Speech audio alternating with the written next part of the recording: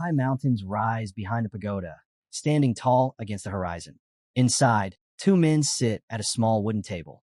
GWI Ryong-ja, holding a bottle in his wrinkled hands, lets out a sigh. I've waited decades for this day, he says. And you only drank one cup? Truly heartless. Across from him sits a long-haired man named Geometrical Muguk, calm and silent. Ryong-ja pours more into his cup, his voice softening. We were just kids when we first met. The man's gaze drifts toward his guest. The deep scar across his cheek catches the lantern light as the liquid pours steadily from the bottle. It's been almost 40 years since I met him, the guest thinks. His mind drifts back to that day long ago, when he walked through the door, stood before a young Ryong-ja, and made a single request. Send me back in time, using the Great Regression technique. The young Ryong-ja looked at him, stunned. The two stood face to face, their fates intertwining from that moment on. The Great Regression technique, one of the GWI family's most guarded secrets, perfected and studied over countless generations. Inside the family library, lanterns glowed softly, casting warm light over rows of scrolls. Ryong-ja smiled as he studied one particular scroll. Such a technique, nearly impossible to complete. I came so close to mastering it, yet in the end, I had to give it up. He crushed the parchment in his hand, frustration written in his movements. To perform the Great Regression technique, 5 rare materials were required, and gathering them all was said to be impossible. Ryong-ja leaned back, lost in thought, before finally speaking with a faint smile.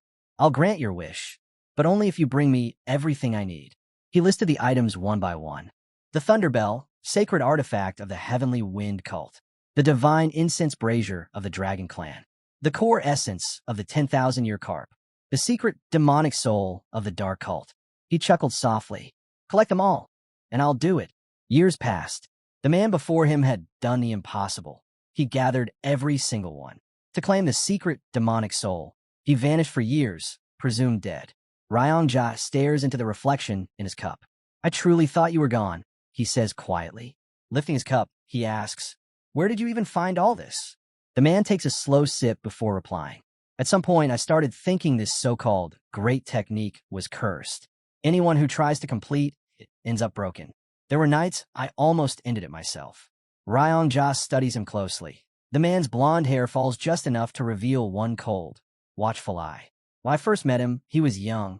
Now he's old, his hair gray, his aura completely changed. He can't help but wonder, are these the inevitable scars left on anyone who dares chase the power of the Great Regression technique? Ryong-ja lifts his cup and takes a slow drink. Then, setting it down, he finally speaks. At last, I can ask, why do you want to go back to the past? The cup slips from the man's hand, striking the saucer with a sharp clink. His eyes blaze with a wild, furious light. Revenge, he says. Ryong-ja freezes, stunned by the sudden shift in his guest's tone.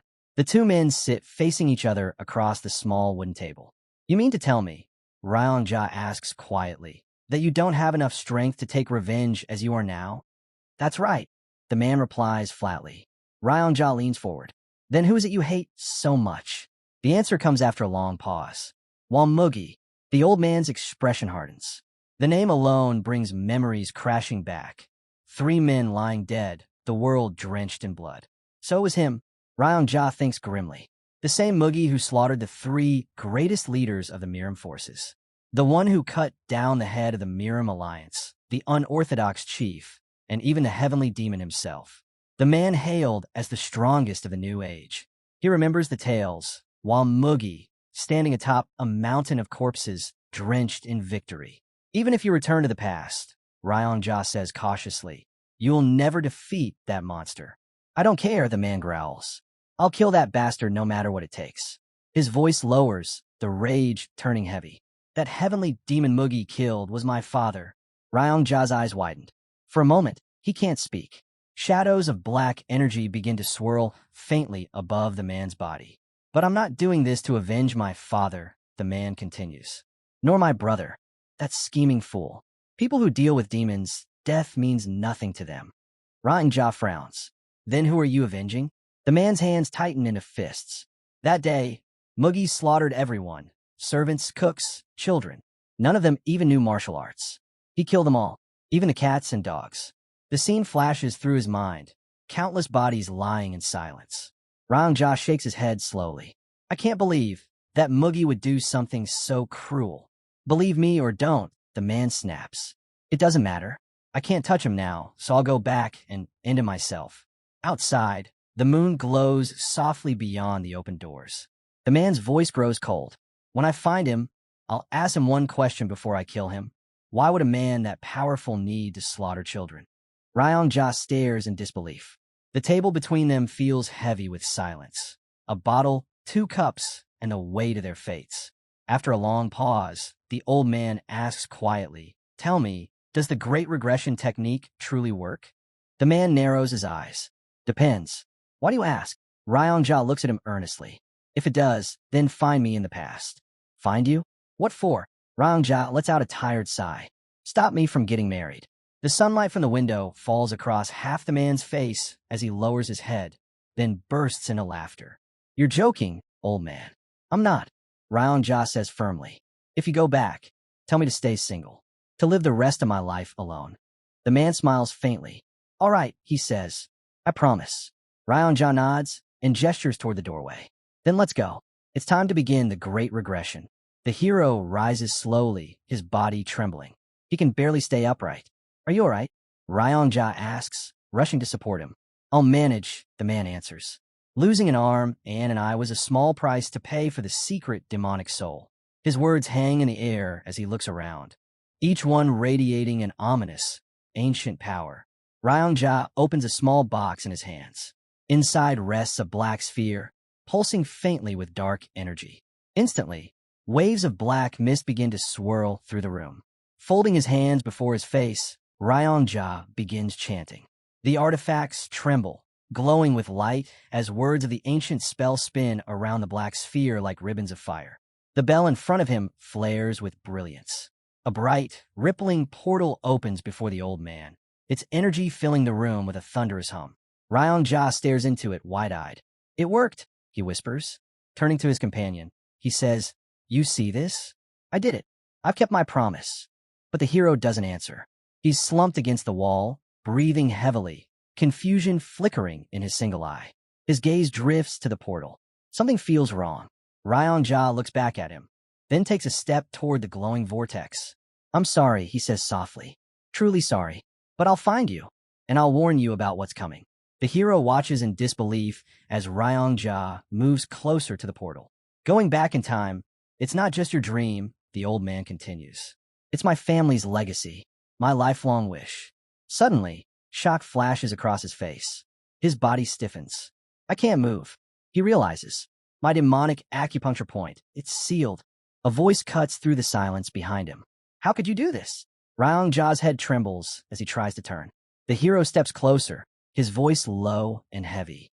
Why, Jia? After everything I've done. The old man's mouth opens as his eyes fill with tears. I lost control, he stammers. I know how hard you worked, what you sacrificed. I was wrong. Terribly wrong. The hero's lone eye gleams with fury. His hand tightens around the old man's neck, then loosens. Jia gasps, clutching his throat. I'm not innocent either, the hero says quietly. I was selfish too. I only cared about my goal, about my revenge. His jaw clenches. If you were anyone else, I'd have killed you on the spot. But you're GWI Jia, so I'll let you live. Jia looks up at him, eyes red and wet. The hero places his remaining hand gently on the old man's shoulder. Thank you, he says, smiling faintly, for waiting all these years. Jia's lips tremble. Then, overwhelmed, he breaks down in tears. I'm sorry, he sobs. I'm so sorry. The man gives a faint nod, then his gaze shifts. Something flickers in the air. Butterflies. They drift through the room, glowing softly in the dark light, fluttering around the two men, a quiet, haunting beauty in the middle of chaos. The hero's gaze follows the glowing butterflies until he realizes something's wrong. They're not moving. The air feels heavy, still unnatural. Time, he mutters, eyes narrowing. It stopped. He turns to look at Jia. The old man is frozen mid-motion, his tears suspended in the air. What the hell is going on? A calm, unfamiliar voice answers. You've passed every trial. The hero whirls around.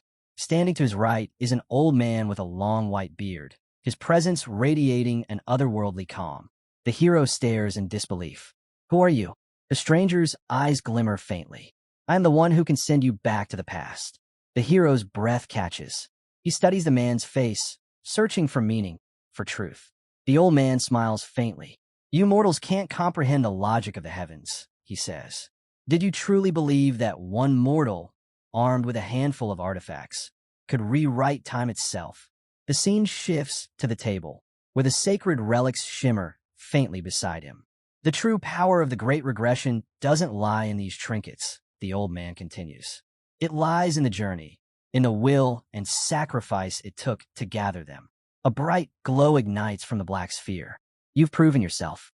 You devoted your life to a single goal and gave up everything for it. In Ryong Ja's forgiveness, that was the final key. The hero stands silently, the light reflecting in his single eye. That test, the old man says softly, was the hardest of all, and you passed it. The hero, breathing deeply, finally speaks. Then if I've met every condition, send me back. The old man's expression hardens. And what will you do there? I'll kill the one who deserves to die, the hero replies. And I'll save those who never should have been killed. The old man tilts his head. Is that all you wish for? The portal beside them erupts with white energy, its light spilling across the floor. The hero's voice deepens. I want to live differently this time, to give my life meaning. Maybe it's regret that drives me, or anger toward Walmugi. Maybe both. The old man nods slowly. Then tell me, what do you regret the most? The hero clenches his fist and presses it against his chest. His voice breaks into a shout. Since the moment I was born, nothing I did was truly my own choice. Every step, every decision, all of it was forced by circumstance, by others. He takes a shaky breath. So many things happened, one after another, and before I knew it, my life was already over. The old man is silent for a long moment, his thick eyebrows lower, almost hiding his eyes. I wonder, he murmurs, what kind of life you'll live this time. Flames suddenly surge around him, powerful and radiant. I truly want to see what becomes of you, he says, his voice echoing through the stillness. Then, the butterflies begin to move again, fluttering softly through the air. Ryong Ja's sobs return, his voice breaking the silence. Forgive me, please forgive me. The hero doesn't answer. The old man raises his hands toward the heavens. His voice rings with quiet amusement. It's shameless of me to ask, I know. The old man's voice cuts through the stillness one last time. But don't forget your promise, he says quietly. You must stop me from getting married. The hero turns his back to him. I remember. Without another word, he steps toward the glowing portal. Wait, Ryong Ja's voice trembles. Do it, no matter what happens. White energy floods the room, wrapping around them like waves of light. The hero's body begins to fade, his figure dissolving into the radiance until only the swirling energy remains. And then he's gone. A bright flash. The next moment, a pair of sharp young eyes open. Geometry Muguk stands in a vast arena surrounded by roaring spectators. His hand tightens around the hilt of a sword. So, I really came back, he thinks. He raises his gaze. Towering above him is a massive stone statue, the symbol of their cult. The crowd's cheers shake the air. Then, out of the corner of his eye, he sees someone seated high above the arena, a man in flowing white robes, watching from his throne. The boy's chest tightens. Father. The heavenly demon himself meets his son's eyes, surprise flickering across his face. Why is the young master making us wait? Someone shouts impatiently from the edge of the ring. The hero looks toward the voice. A fighter stands across from him, blade drawn. The tip of the hero's sword sinks into the ground as he answers coolly. Then let's begin. The air thickens. The crowd leans forward. Across the arena, his opponent smirks. So this is it, the hero thinks. The day of a new demon battle. Muguk's father's expression is grave, watching in silence. He remembers it all. How the heavenly demon had declared that the next leader of the cult would not be chosen by bloodline alone. Anyone with enough power could claim the throne. That single announcement sent shockwaves through the organization. For the first time, even outsiders could challenge for the position of heavenly demon. The arena fills with shouts as fighters clash, blades flashing under the crimson sky. The boy's thoughts are sharp and cold. Father proved his resolve that day by hosting a grand competition among the cult's most gifted youths. It was called the New Demon Battle. Blood spatters across a trembling hand gripping a sword. He remembers the rule clearly. The champion of the tournament would earn the right to fight one of the two sons of the heavenly demon himself. And whoever won that final duel would be granted a single wish by the heavenly demon. Across from him, his opponent smiles tauntingly. You should surrender while you still can, he says. The hero meets his gaze, silent and unflinching. His opponent's hand hovers over the hilt of his blade, ready to strike. In my past life, the hero thinks, I took it as an insult that he chose me as his opponent. I thought he picked me because I was weaker, an easier target than my older brother. He clenches his teeth. But now, I know there might have been another reason. The sound shifts suddenly to a quiet room where a cook stands by a stove, stirring a simmering dish. The hero's gaze drifts, memories flashing through his mind like fragments of an old nightmare. That's right, in my previous life, he bribed the cook. The image is clear. A kitchen filled with smoke, a cook nervously pouring a cloudy liquid from a measuring cup into the simmering rice. A poison that disperses internal energy, the hero recalls bitterly. In his memory, he kneels on the cold arena floor, clutching his trembling hand, his strength draining away. I lost that fight because of that filthy trick. He remembers confronting his father afterward, expecting justice. But the heavenly demon had said nothing. The man's expression comes to mind. Calm, unreadable, his sharp eyes fixed on his son. He looked at me, as if blaming me for being foolish enough to fall for something so simple. The memory stings. The hero thinks back to how, desperate to restore his honor, he'd made rash choices, foolish moves that ultimately cost him everything. My downfall began that day, he realized. That one defeat was the root of it all. His opponent's voice cuts through his thoughts. What are you daydreaming about? The hero doesn't look at him. He's still lost in thought, piecing together what he once couldn't see. Then, finally he speaks. What's your name again? The other fighter grins, shouting proudly, Jang Ho. The hero tilts his head slightly. Ah, I remember now. A brief image flashes in his mind. A stern, bearded old man with sharp eyes. Jang Ho, the fifth disciple of the blood heaven sword demon, Gu Chion Pa. Before him, Jang Ho rests his massive sword on the ground, his smirk widening. If you're joking around like this, you must be very confident in your skills. The hero glances toward his father. The heavenly demon meets his gaze, calm, silent, unflinching. So that's it, the boy realizes. He knew. Father knew I'd been poisoned. And yet, he said nothing. He wanted to see how I'd handle it. Muguk's lips curve into a faint, knowing smile. Then let's see how you judge me this time, father. He scans the roaring crowd, feeling the weight of countless eyes. I've lived through this once before. This time, I can win, even without using a single drop of internal energy. Still, he reminds himself, I can't reveal my true abilities yet.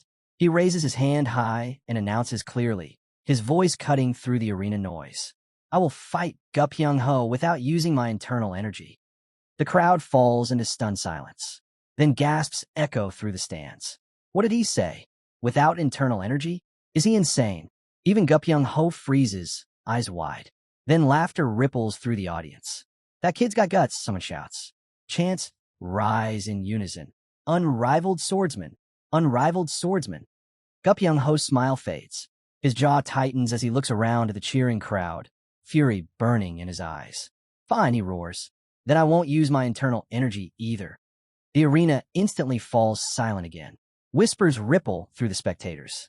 If neither of them uses internal energy, won't this be boring?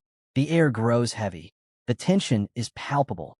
Two fighters, one arena, and an entire crowd holding its breath. The battle that once defined his downfall is about to begin again. A voice from the crowd mutters, what a waste of time. Jang Ho clenches his jaw, his patience snapping. Fine, I won't use internal energy, he spits. But you should know, my sword doesn't miss. Anything it touches, it cuts clean through. He yanks his blade from the cracked arena floor, its edge glinting menacingly under the light. Across from him, the hero stands motionless, his arms slightly raised, testing his movements. This body still feels unfamiliar, he thinks. I need to see if it can move like I want it to. Draw your sword. Jang Ho barks. The hero looks up, calm and steady. I won't use this weapon against you. Laughter erupts from the spectators behind Jang Ho. Did you hear that? The son of the cult leader's mocking you. Jang Ho's teeth grind. His face twists in fury. I won't kill you, he growls, but I'll make sure you regret ever standing here. I'll cut off that arrogant hand of yours. With a roar, he charges. Steel whistles through the air, but the hero's already gone, sliding effortlessly out of reach. This body reacts faster than I expected. Jang Ho swings again, his sword slicing through the air with such force it leaves shimmering traces behind. The hero leaps, flipping cleanly over his opponent's head. He lands lightly, feeling his heartbeat pound strong in his chest. This body is young alive. Bastard, Jang Ho shouts, his voice cracking with rage. How dare you laugh at me? But the hero doesn't flinch. His expression stays calm, almost indifferent. In a blur, he dashes forward. His elbow slams into Jang Ho's chest, driving the air from his lungs. Before Jang Ho can react, the hero's fist smashes into his nose, sending blood spraying across the arena. The crowd gasps. The hero grabs him by the collar and pulls him close, his knuckles ready for another strike. The sound of bone meeting flesh echoes as he pummels Jang Ho again and again. Another blow crashes into his ribs. Blood bursts from his mouth. Jang Ho's head drops forward, dazed. The hero grips his opponent's right arm tightly. His one visible eye burns with fury. Tell me, he growls, was it this hand you used to bribe the cook and poison my food? Jang Ho's eyes go wide. Then crack. The bone snaps. Jang Ho screams in agony, collapsing as his broken arm dangles uselessly.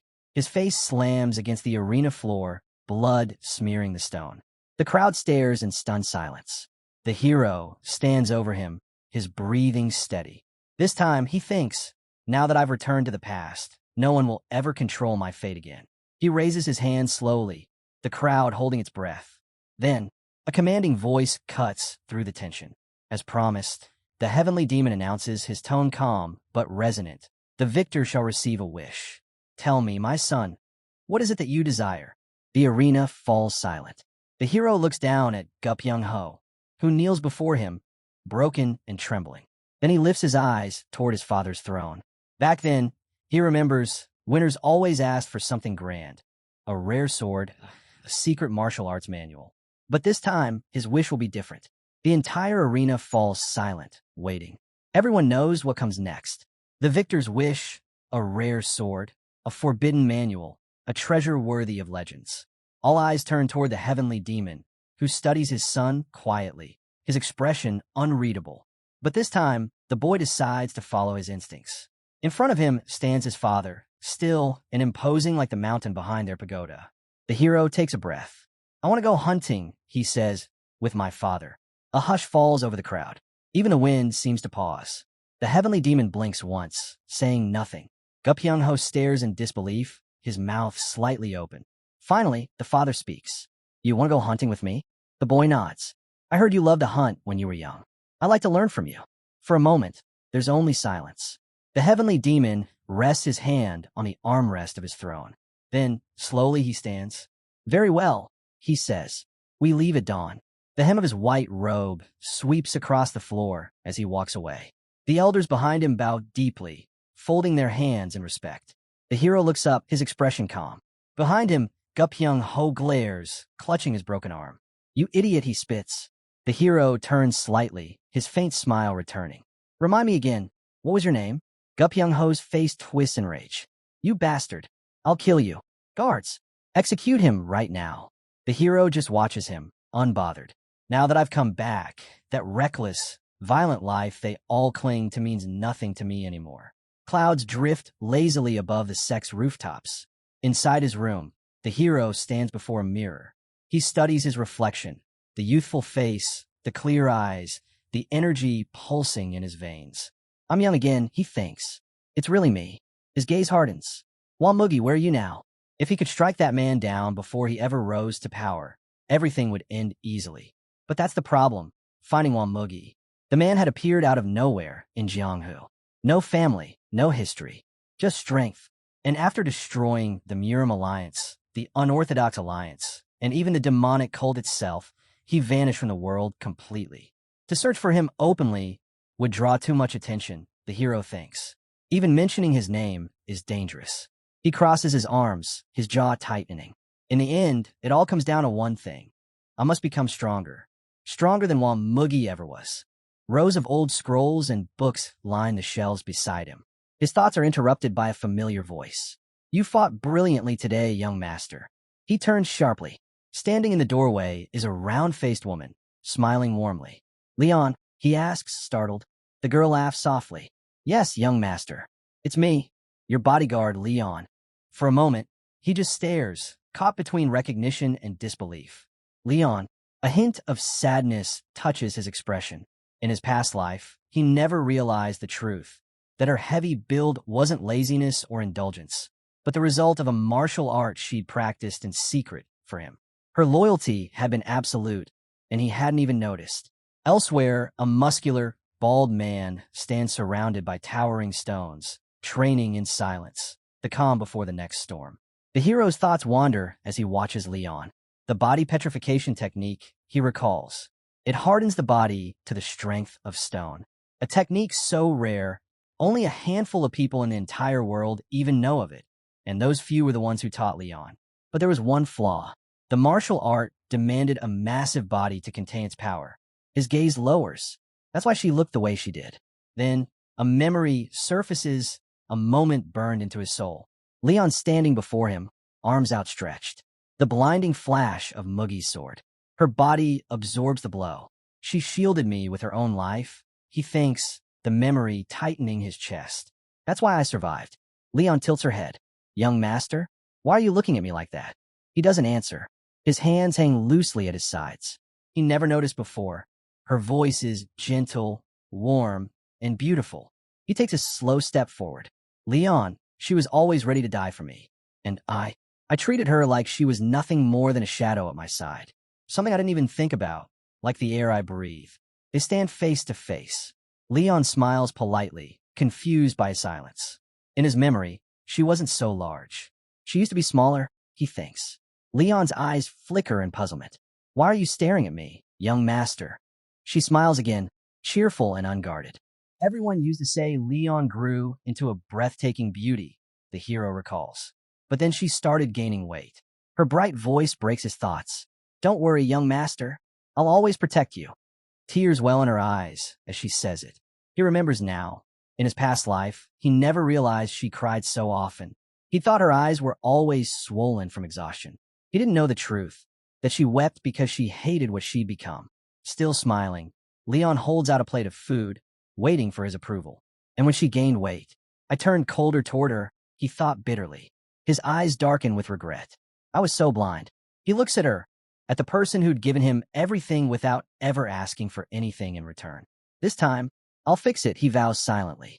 I'll rid you of the side effects of the body petrification technique. You'll live free, the way you were meant to. Leon blinks, surprised by his quiet stare. Young master, is everything all right? He doesn't respond. Then, lifting his gaze, he forces a small smile. I'm fine. Leon frowns slightly. You're acting a little strange today. He closes his eyes for a moment. Of course she noticed. She's my bodyguard. She watches over me every day. She can sense the difference immediately. The hero grips his sword and turns away. Come with me, he says. I'll show you something even stranger. She blinks. Where are we going? He glances back over his shoulder. To restore order in the food sector. Night falls over the sect. The hero stands in front of a line of cooks, his expression cold and sharp. The torchlight flickers across his face as he frowns.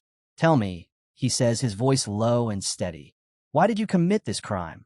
The head cook, an old man with a gray beard, looks up in confusion. I don't understand, young master. What crime do you mean? The hero's expression remains cold, detached. He studies the row of trembling cooks before him, eyes unreadable. Beside him, Leon watches in disbelief. She's never seen her master like this. Tell me, the hero says evenly, why did you poison my food with a toxin that disperses internal energy? The air goes still. One of the younger cooks stumbles forward, panic in his eyes. I didn't do it, young master. I swear. The hero tilts his head slightly. Then where did the 3,000 yang you received go? The cook's face drains of color. His body starts shaking. He knows he's been caught. The hero's thoughts cut through the silence. Gambling debt. He lost everything. His family's money, his friends' trust. And when he had nowhere else to turn, he sold his soul to Jang Ho. The cook collapses to his knees. Please, I made a terrible mistake. I was blinded by greed. Forgive me, young master. The hero's voice sharpens. Did Gupyung Ho give you the money himself? The man's head bows lower. Why, yes, he did. In a single, fluid motion, the hero's sword flashes. A dull thud follows. The cook's body collapses, head severed cleanly. The other kitchen workers freeze, horror twisting their faces. The hero wipes the blade clean and looks down at the fallen man. The last thing I ever expected, he says quietly, was that a cook would dare poison another's food. An older man with gray hair drops to his knees, trembling. Forgive us, young master. This is my fault.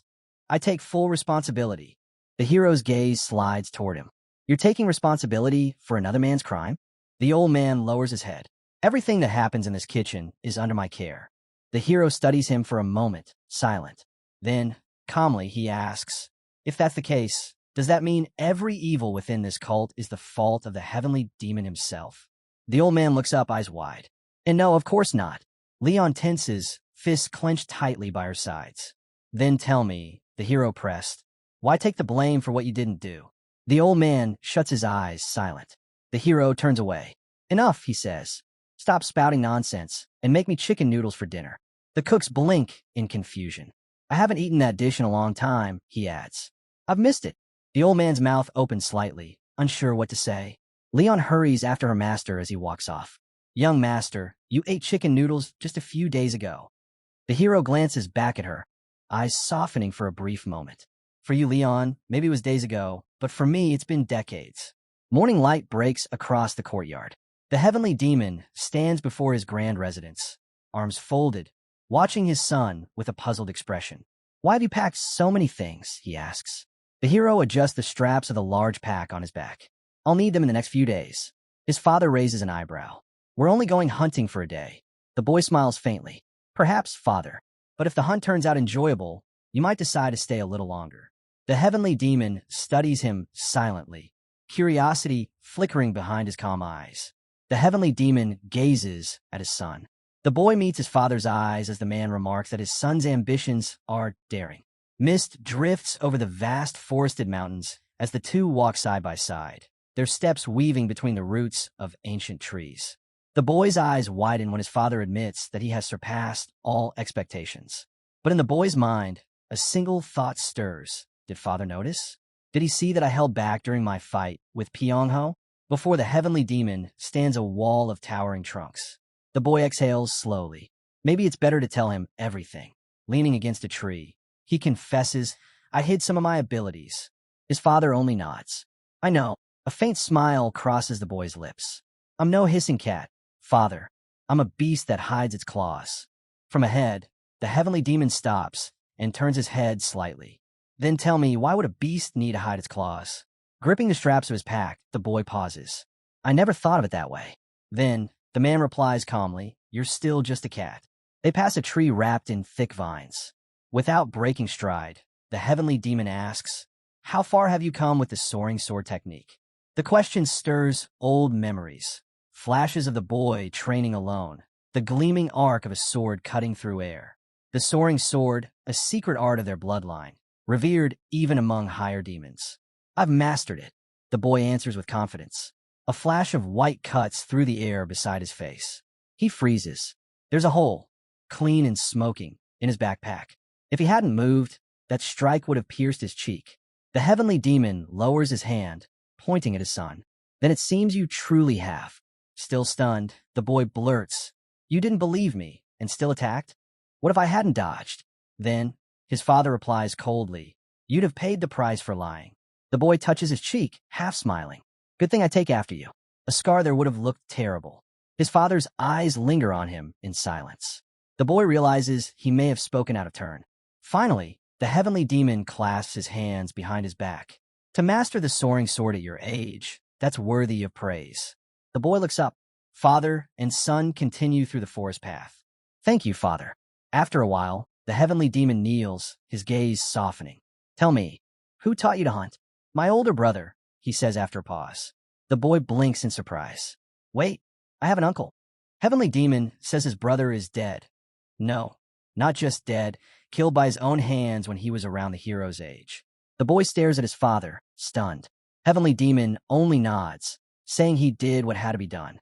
The young man glances at him from the side and declares that his father made the right choice, because if he hadn't, he himself wouldn't even exist.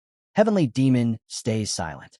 The boy studies him, realizing that even someone like his father isn't free from the weight of family blood. The stronger a man stands, the deeper his unseen scars run. Heavenly Demon finally speaks, saying that back in his youth, he simply couldn't find another way. The hero understands. His father had no path to victory in the struggle for succession, except through his brother's death. He tightens his fist, then asks if his father thinks he would ever do the same. Heavenly Demon turns slightly, meeting his son's gaze. The young man continues, saying that his father should already know he has no reason to even consider such a thing. After all, the eldest brother is cruel and heartless. Heavenly Demon frowns, unimpressed. The two stand before a massive tree, its roots tangled among strange stone formations. Heavenly Demon asks calmly, "Why speak ill of your brother when he isn't here to defend himself?" The hero begins to walk forward. His son watches him move ahead, lost in thought. He recalls that in his past life, he was never married, he never knew what it meant to have a child. He steps off a rock, following behind. Heavenly Demon walks with his hands folded behind his back. The young man wonders, what exactly was he to his father? He quickens his pace and catches up. Ahead, hunters wait at the forest's edge. The boy calls out, asking if someone is there. Heavenly Demon answers, dinner is hiding nearby. The hero unslings his bow. Then let's hunt. The man raises an eyebrow. And how do you plan to kill what you can't even see? He instructs his son to close his eyes, to feel what's around him, not see it. The boy looks confused but obeys. His eyes narrow, then shut completely. Ripples of energy begin to swirl around him. He focuses, recalling that martial artists read the air, sensing the faintest vibrations, the flows of life energy. He searches the space around him and feels only one presence, his father's. Heavenly Demon tells him to gather his energy to align it in a single thread. The boy stands still, head slightly bowed.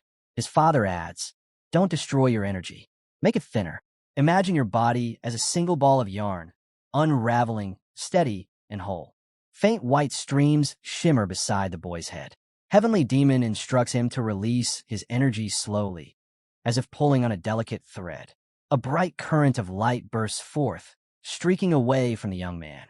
He focuses, listening closely to every sensation within. His father asks if he managed to do as he was told. At the far end of the glowing stream, a flash of light erupts. The boy nods slightly. "I can feel it," he says. Heavenly Demon asks, "And what do you think it is?" With his eyes still closed, the boy answers quietly. He sees the faint shapes of trees. The cult leader tells him to scan the surroundings, but to do it slowly. The white current flickers again, outlining faint contours in the dark. The boy maintains his focus, following the trail of energy. Gradually, an image forms before him, a wild boar. He snaps his eyes open. "There's a boar ahead of us," he declares. Heavenly Demon glances over. "Or perhaps a bear," he replies calmly. The boy shakes his head. "No, its fur is coarse, its body long. Definitely a boar." His father gives a short nod. "Correct." The young man clenches his fist, triumphant. The older man remarks that, at first, even he struggled to recognize such creatures from a distance. The boy casts him a sidelong look and smiles faintly. "I tend to master martial techniques rather quickly, so this was easy enough." Heavenly Demon remains silent, watching his son. Later, a fire crackles between them. The scent of roasted meat fills the air. The boar turns slowly on a spit. Heavenly Demon breaks the silence.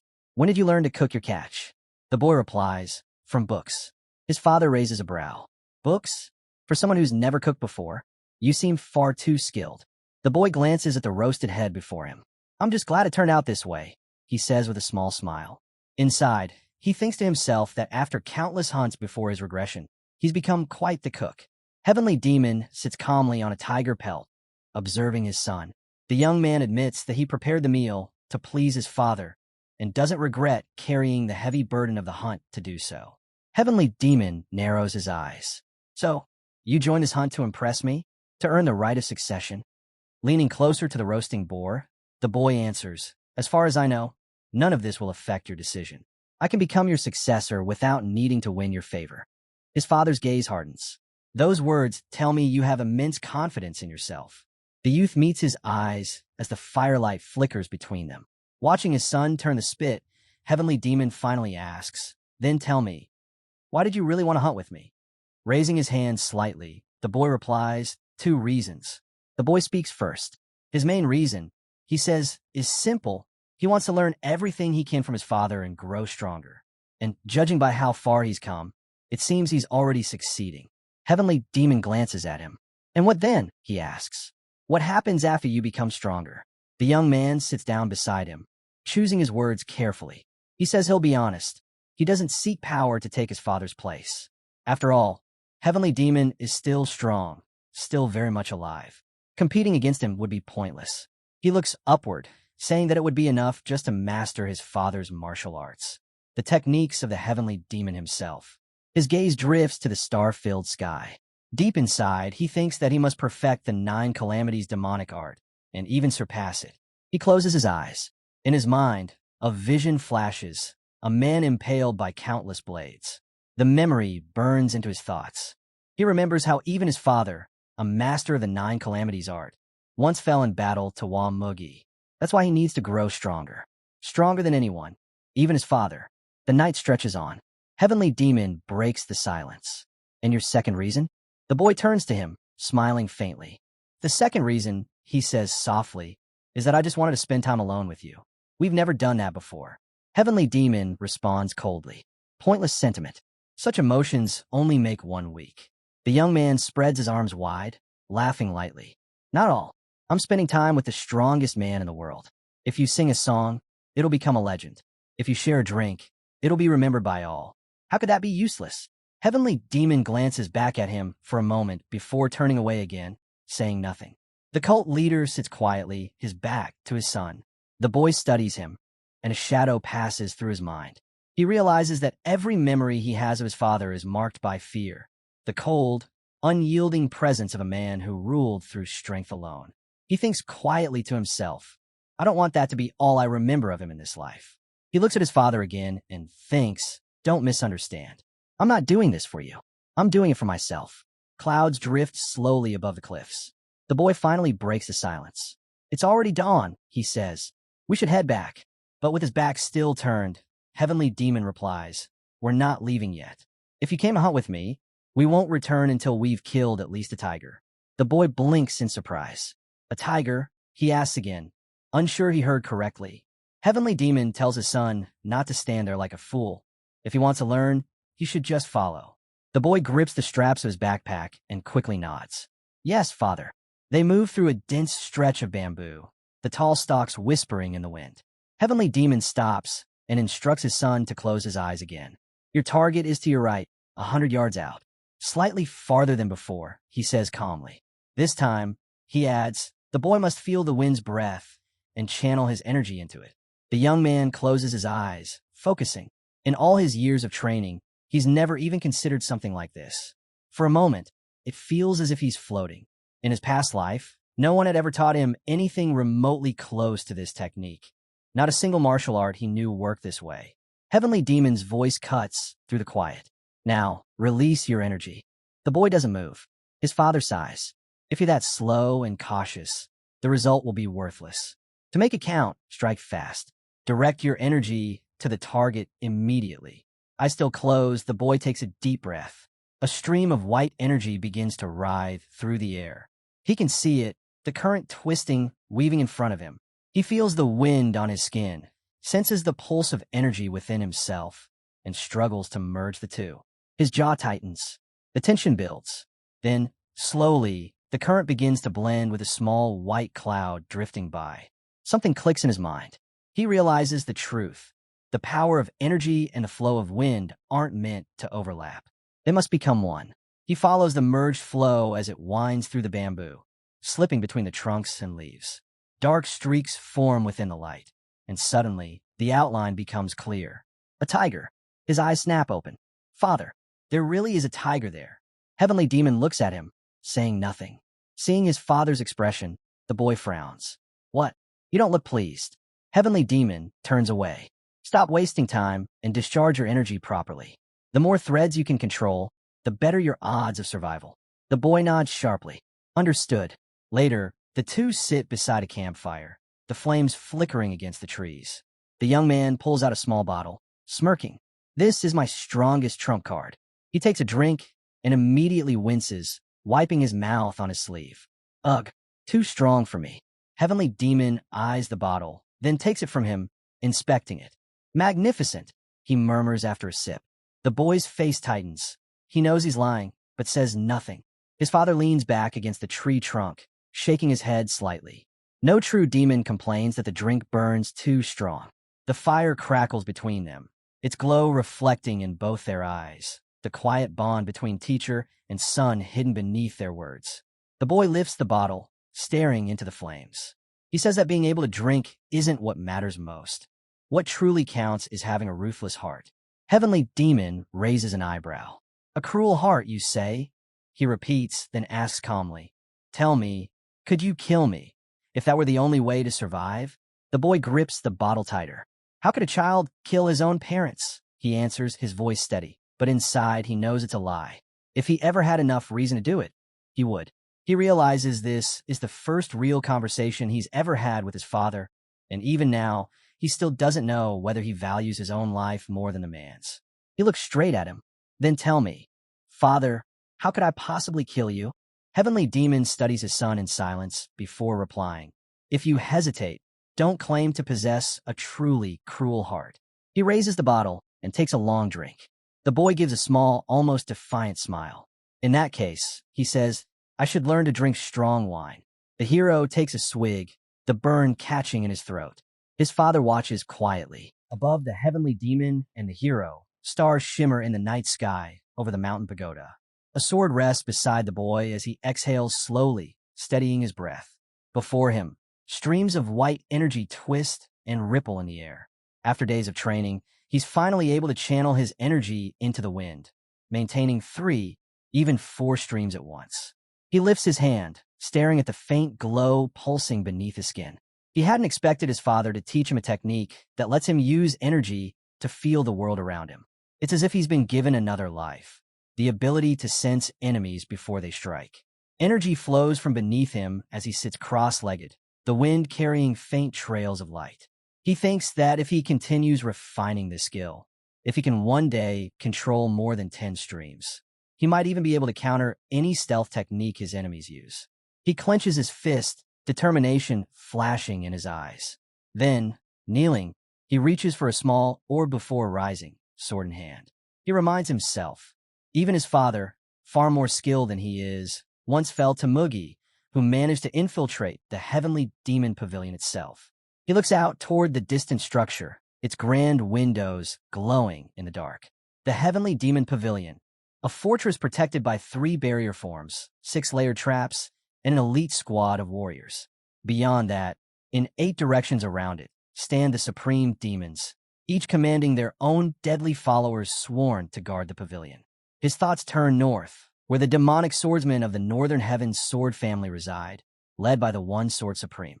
And to the south, where the demonic blades of the Southern Heavens blade family, led by Blood Heaven's blade master, stand ready.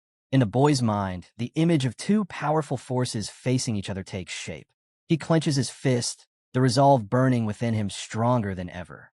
In the east, there are the iron fists of the Eastern Fist faction, led by the undefeated Fist Demon, a man whose blows can crush stone and steel alike.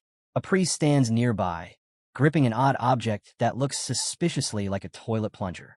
The hero continues his thoughts. In the west dwell the demonic sorcerers of the Western Illusion Formation, led by the soul-stealing demon, master of deception and twisted mirages. Over the gathered fighters, a figure stands with his hand covering his face, his presence heavy and unsettling. In the northeast, the faceless warriors are said to dwell, disciples who strive to become like the evil, smiling demon. The smiling man raises his hand, his eerie grin flickering in the shadows. To the southeast, the drunken swordsmen reside, constantly lost in their cups under the watch of the demonic drunkard, whose blade grows sharper the more he drinks. A serpent slithers across the scene, followed by 2 other strange figures. In the southwest, the poisonous fangs live, cultivators of venom and toxins under the Poison King, forever experimenting with new ways to kill. And finally, in the northwest, There are the mad monks, consumed by their warped devotion to a demonic Buddha who spreads false enlightenment through chaos. The hero closes his eyes. In his past life, he had believed the enemy came from beyond their borders. But he was wrong. The outer defenses were never breached. Now he knows someone inside the pavilion had opened the door. One of the 8 supreme demons had betrayed his father, allowing Mugi to infiltrate the heavenly demon pavilion. Shadows flicker through his thoughts, hazy, indistinct faces of those he once trusted. It's possible he realizes that there wasn't just one traitor. He lowers his gaze, remembering bitterly that the true culprit was never found. His lips curl in quiet contempt. It doesn't matter who it was, he thinks coldly. To me, they're all traitors. Blood stains the steps in his memory, a scene forever burned into his mind. After his father's death, not one of those 8 dared to take revenge. Instead, they simply disbanded the demonic cult, scattering like cowards. He exhales slowly, eyes sharp. That was in the distant future, he reminds himself. But I already know everything about them. Their crimes, their betrayals, even the way each of them died. He takes a single step forward, sword in hand, his expression hard as iron. This time, he vows, I'll use every one of them to their fullest. He approaches the heavy doors of the hall, but freezes when he hears a voice from outside. Hey, Fat Leon, is the cult leader's heir still training there? A bald man stands before his bodyguard, his tone impatient. It's been days already. I'm done waiting. Leon's eyes flash with anger. Say that again, she snaps. The doors open. The hero steps out of the training hall, his presence immediately silencing them. What's going on here? He asks, his voice calm but firm. Leon turns, startled. The boy looks at her and sighs. I told you to take some time for yourself while I trained. And yet, you've been standing guard here this whole time. Before she can answer, the bald man, the same one who had been searching for him, steps forward, smirking. Yampa crosses his arms, glaring at the young heir. Why do you suddenly start training like a madman? You've been at it for days without rest. The boy recognizes him immediately. Yampa, one of Blood Heaven's Blade Master's disciples. Bald, loud, and arrogant. He stands there with his hands on his hips, wearing that same smug expression as always. The young man thinks to himself that this kind of insolence only exists because of his father's declaration. He remembers that day, his father standing before the crowd, his voice echoing across the cult grounds. The day the heavenly demon announced that anyone within the cult could compete to become his successor. From that moment, the title of Heavenly Demon's son stopped meaning privilege and instead became a target. Now, every ambitious fighter in the cult dreams of defeating the demon's own blood to climb higher in rank. The young man narrows his eyes. What do you want, Yampa? Yampa scoffs. You should stop playing around. You know full well that Jang Ho can't even train anymore after what you did to him. The hero raises an eyebrow. So what? You want me to play nurse for him? Yampa scowls. This isn't a joke. You crippled him. You should take responsibility and apologize. The boy's faint smile fades. Apologize? Yampa's expression hardens. Yes, you went too far. The young man studies him for a moment and realizes what's really happening. Of course, the best disciple of Blood Heaven's Blade Master hasn't been chosen yet, and Yampa is desperate to stand out. He's here to make a show of defending honor. He imagines Yampa bragging later, telling his master he forced the cult leader's son to apologize, earning praise for his righteousness. The boy smirks. You really think Blood Heaven's Blade Master will pick you as his best disciple after seeing you act like a fool? Yampa's face twists with anger. You talk nonsense. I'm only here for Jang Ho. From behind him, Jang Ho finally speaks, frowning. Yampa, enough. Just shut up. Yampa whirls around. What? The wounded man looks at him coldly. If anyone needs to apologize, it's you. Yampa blinks, stunned. What should I apologize for? Leon, standing beside them, looks startled. The young heir answers calmly. For being rude to my subordinate. Yampa's jaw drops. What? Leon quickly shakes her head. It's fine, my lord. Really, I don't mind. But her master doesn't look away. You heard me, he says quietly, stepping closer. You were disrespectful to her. Kneel and apologize. Yampa lets out a short laugh. You're kidding, right? The boy smiles faintly, one hand resting on his sword's hilt. I'll ask one last time. Will you apologize? He draws the blade slightly, the steel glinting under the light. Or will you die before you even get the chance? The air thickens. Yampa freezes. The young man's voice stays calm, almost casual. Very well. I understand. Let's grant the villain's final wish. Leon stands frozen beside them, her lips parted in disbelief. The bald fighter stammers, "You've gone mad." But the boy only raises his sword, his expression calm, controlled. "Kneel and apologize," he says evenly, "or fight me." He adds coldly, "And if you run, your master won't be pleased." Yampa frowns, his voice trembling. "Why go this far?" Between the buildings, the wind rustles through the trees, but the air between them is heavy, suffocating. "I don't care why you and your friends came here," the hero replies. "You insulted my subordinate, and for that, you'll apologize." Leon's eyes widened. She can hardly believe what she's hearing. The two face each other in silence, the tension sharp as steel. Yampa suddenly smirks. "You'd kill me over that fat pig?" The boy doesn't hesitate. "She matters to me," he says. "That's reason enough." Yampa lifts his sword, his comrades shouting for him to stop. "Don't do it, Yampa." The hero calmly hands his scabbard to Leon. She grabs it, panicking in her voice. "You're being reckless." The two opponents lock eyes, then move.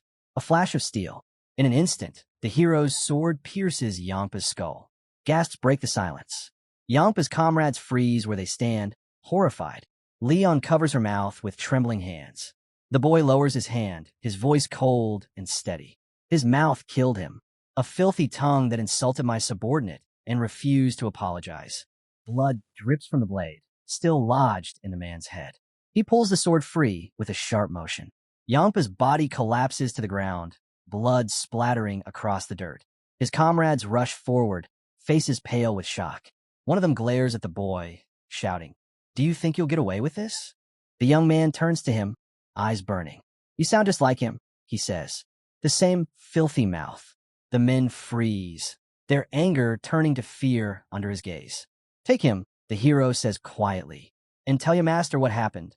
Exactly as it did. He steps closer, his tone turning razor sharp. "If you twist even a single word, I'll find you." The men grab Yampa's corpse and hurry away, their faces pale as ash. Leon finally speaks, her voice shaking. Why did you do that?" He looks at her, confused. "Do what?" "For me," she says softly. "Why did you have to do it for me?" He studies her, noticing how her fear isn't for herself, it's for him. Even after what happened, she still worries about him. He exhales slowly. "I didn't do it for you," he says. "I killed someone who deserved to die." Leon looks down, whispering, "Bloodheaven's blade master won't let this go." The hero's eyes dim. His expression hardens, yet there's a trace of sadness behind it. He remembers his father, standing proud, surrounded by loyal followers. It's no wonder Leon is afraid. Bloodheaven's blade master isn't just any warrior. He's one of the demonic cult's most powerful combat masters, a man whose influence runs deep. Even the heavenly demon himself cannot afford to ignore him. A shadow flashes across the courtyard. An old man with a sword charges forward, his killing intent sharp enough to pierce the night air. The boy realizes it instantly. He's crippled one of the old man's students and killed another. He and Leon exchange a quick glance. Bloodheaven's blade master won't act, the hero says calmly. It's not in his interest to interfere. If he does, it'll only prove he failed to train his disciples properly. Leon looks at him doubtfully. But won't that hurt his pride? The boy shakes his head. He doesn't have any pride left. Leon still seems uncertain. He lifts a hand and rests it gently on her shoulder. "Don't worry about me," he says quietly. She turns away, uncertain, as he steps past her. His thoughts are cold and focused. If anything, this might work in my favor, he thinks. Killing Yampa could earn me quite a lot. The night stretches over the rooftops, stars glimmering faintly above. "I've already defeated Jang Ho," he reminds himself. "And now Yampa's dead. That should make waves." He imagines the whispers spreading through the cult, the rising tension, the shifting power. If the inheritance were measured in points, I'd probably just earn one. He stops suddenly. Behind him, Leon's voice breaks the silence. "Thank you for today." He turns slightly. She smiles, her face glowing in the moonlight. "I'm really happy you stood up for me," she says. "And I mean that from the bottom of my heart." He looks at her in silence, then turns away. "Remember this favor," he says softly. "For the rest of your life." Leon bows her head. "I will." His hair, tied back with a red ribbon, moves gently in the breeze. A faint smile crosses his face as he thinks. Keep smiling. Leon stayed cheerful. Always. The moon shines high above, pale and distant. Later that night, he sits alone on a massive boulder outside his house, dressed in loose pajamas. He stares up at the stars, lost in thought. After the fall of the demonic cult, he recalls, I barely escaped alive. The weight of that defeat crushed me. I only survived because I set a new goal. He lowers his gaze, the memory of despair flickering behind his eyes. If I hadn't discovered the regression technique, my story would have ended there. Then, a shift in the air. Something makes him tense.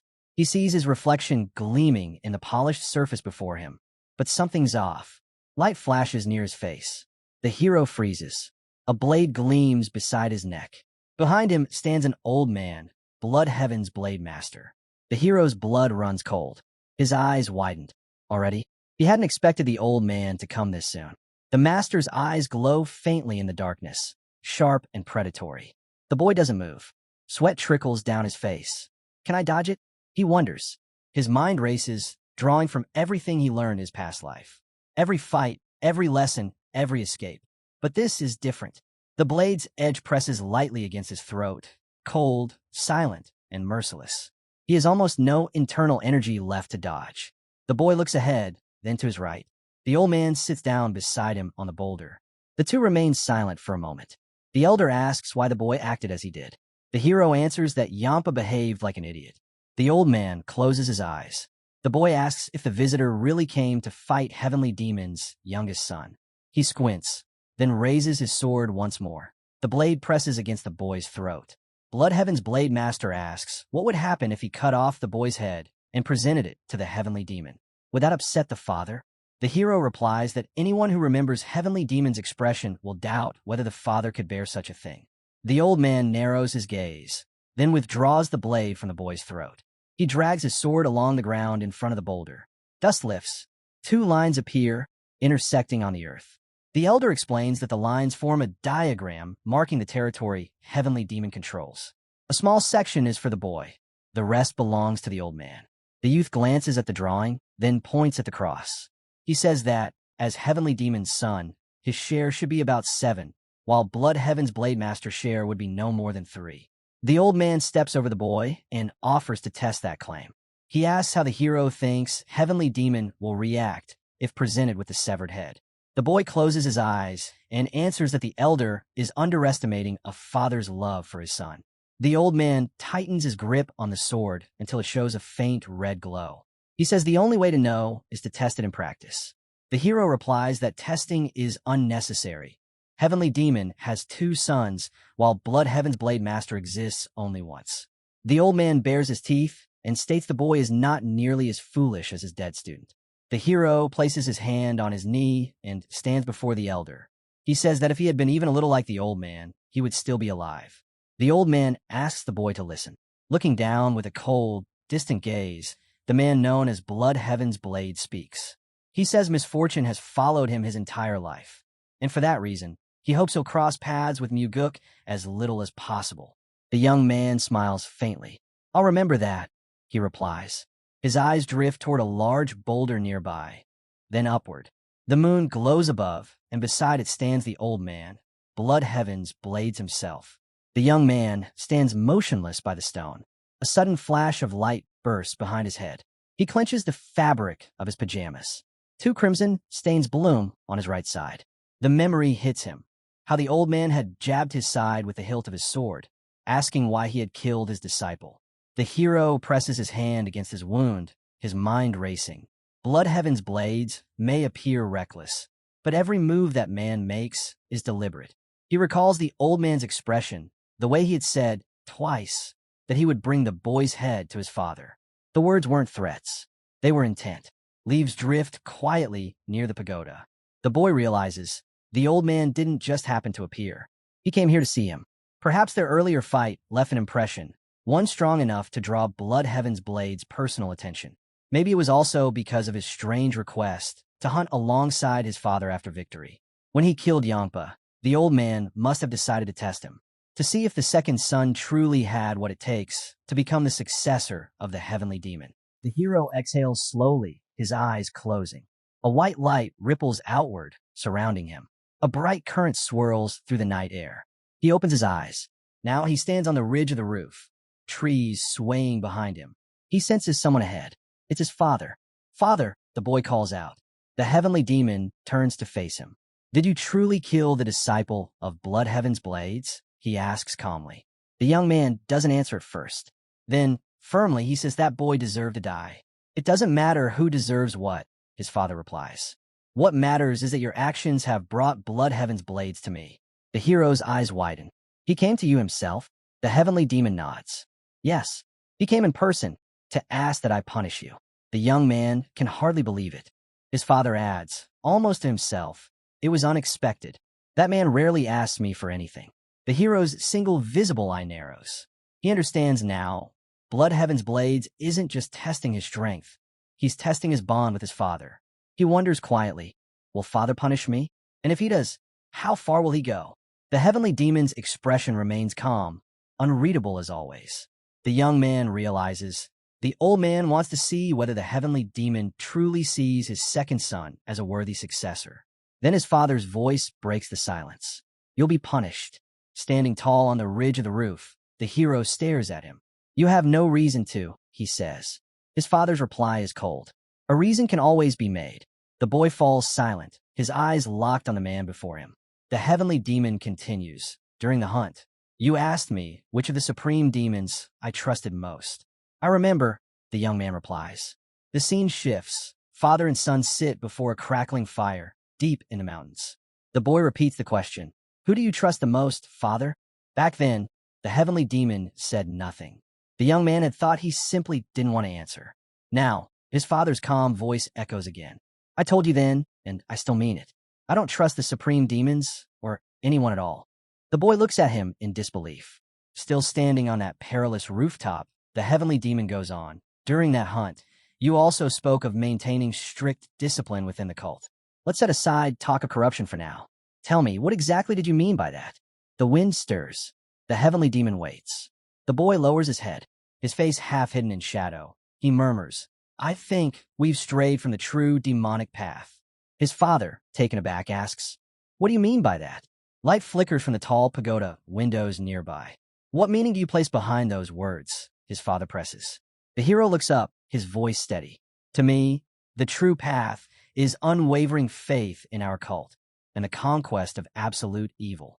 The heavenly demon stares, stunned. They stand facing each other on the rooftop, the night air sharp between them. We shouldn't waste our strength fighting the orthodox factions, the boy continues. Then who do you consider our true enemies? His father asks. Absolute evil. The hero answers without hesitation. The heavenly demon is silent. Images flash behind the young man. Warriors, blades, chaos. He says, I'm talking about a force so wicked, so vile, that even demons themselves would recoil from it. He pauses, eyes unwavering. Perhaps the orthodox sects, guided by justice and their sacred codes, can handle the lesser evils of this world. But they'll never overcome absolute evil. Their creed is built on forgiveness. The heavenly demon remains wordless. The boy takes a slow breath and speaks with quiet conviction.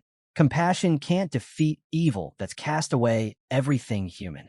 Closing his eyes, the young man speaks with quiet certainty. We are the only ones in all of Nurium capable of defeating true evil, because we can become something even more vile, even more ruthless than it. He opens his eyes wide, voice rising. When the great evil, the one no orthodox faction can stand against, finally falls to its knees before us, that will be the moment everyone understands the true meaning of the demonic path. He lifts his hand as if to strike the sky. The heavenly demon watches, eyes widening in disbelief. The boy continues firmly. If we can't walk the real path of demons, our existence will crumble. So, we must punish ourselves to have even a chance at survival. The heavenly demon's brow furrows as he looks down at his son. The boy meets his gaze. His father's expression is unreadable, lost somewhere in deep thought. The young man realizes his father has probably never even considered such an idea before. Perhaps no one has ever dared say something like this to him. He steps forward slowly, leaving footprints in the snow behind him. In my previous life, he thinks, I could never grasp this truth while inside the cult. I only understood it after wandering the world alone. The heavenly demon's voice cuts through the wind. Do you have any more bold thoughts to share? The boy looks up at him. then turns his eyes away. That's all I wanted to say today, he replies quietly. His father nods slightly. I see now why Blood Heaven's blades asked that you be punished. The young man blinks in confusion. It seems, his father continues, that the old man saw something special in you and wanted me to test it myself. The boy nods slowly. Then, you must have wanted to see whether your second son could truly become your successor. Standing on the edge of the roof, dangerously high above the ground, the heavenly demon adds, perhaps he thought you might become a threat to the cult itself. The young man allows himself a faint smile. He's wise and sharp. He probably saw further than I imagined. For a long moment, the heavenly demon simply watches him in silence. Then, without warning, he turns. Follow me. The boy blinks. At this hour? Where are we going? They move through the night. A large stone marker comes into view, carved with 3 words, Minor Heaven Cave. Father and son stop at its gates. The young man studies the heavy stone doors, thinking to himself, this is where the heavenly demon's disciples and his children are tested to see if they can become his successors. The gates are sealed shut. He knows entering is simple enough, but surviving inside, that's another story. The cave is filled with trials, and anyone who fails them is trapped forever. He does a quick calculation in his mind. Only half survive. The rest never return. He remembers his older brother, and how even that proud man had never once spoken about challenging the cave. Minor Heaven Cave, he thinks. Even he was afraid of it. The boy stands before the towering gate, studying it in silence. He knows this is it. To become the next heavenly demon, he must conquer this trial. He raises his hand slightly. Father, do you really want me to go there? His father nods. When I was your age, I entered Minor Heaven Cave myself. The boy hesitates. How long did it take you to come out? 2 months, his father answers simply. The hero's eyes widened. 2 months.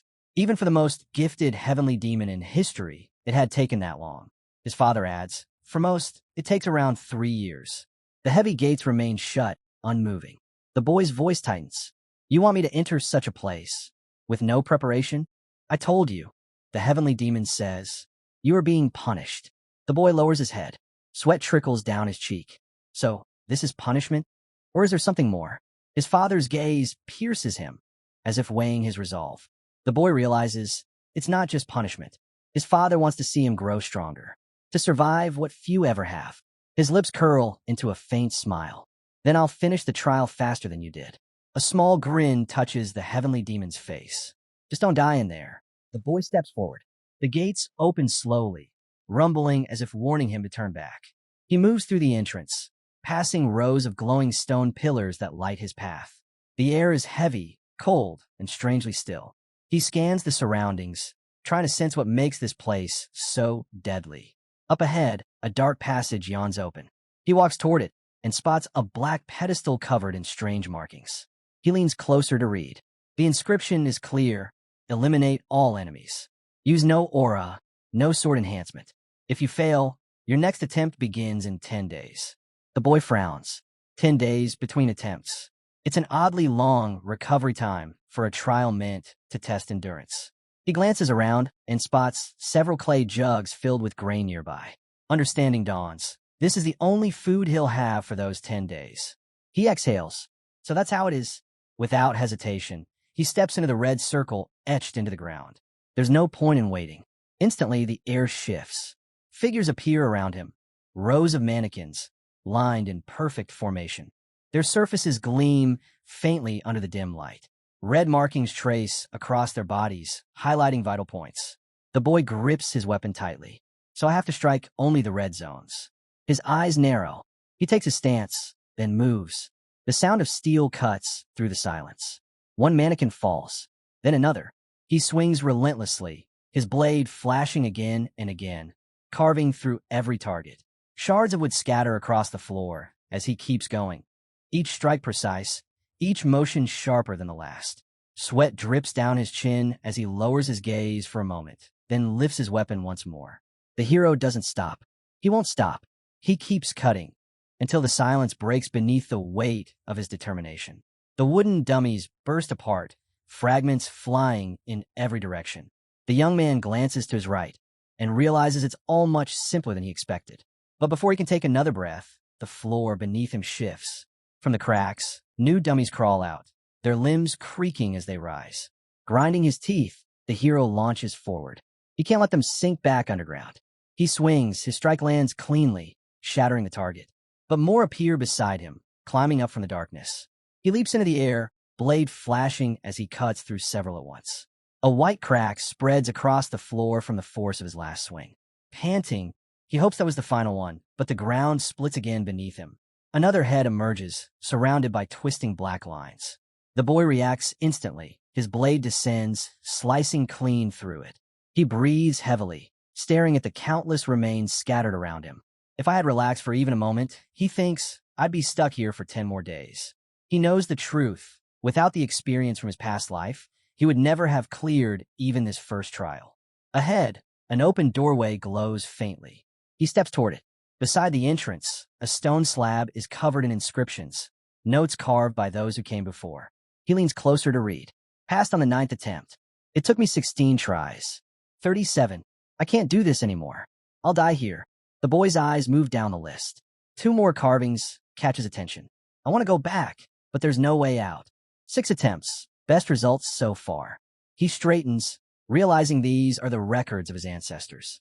Then, one inscription makes him pause. The handwriting is bold, confident, familiar. Idiots. All of them. A faint smile crosses his face. So this one's father. He touches his ear lightly, amused. Typical of him, to insult his own ancestors. Stepping through the door, he freezes. The walls around him gleam with countless weapons, swords, spears, blades of every imaginable design. He takes a moment to absorb the sight. So many types. Does that mean I'll need to use each of them? Before him stands another stone slab, etched with instructions. Cut the stone with a single strike using any weapon on the wall. Aura and sword enhancement are permitted. If the applicant fails, the next attempt may be made in 20 days. At the bottom, to begin, stand in the red circle. The boy exhales slowly. So the next test begins here. He steps into the glowing circle. A small pedestal rises before him. Resting on top, an unremarkable sphere, silent and still. The young man stares at it without a word, waiting for what comes next. The stone sphere begins to shimmer faintly, light rippling across its surface. The boy narrows his eyes. Strange, he thinks.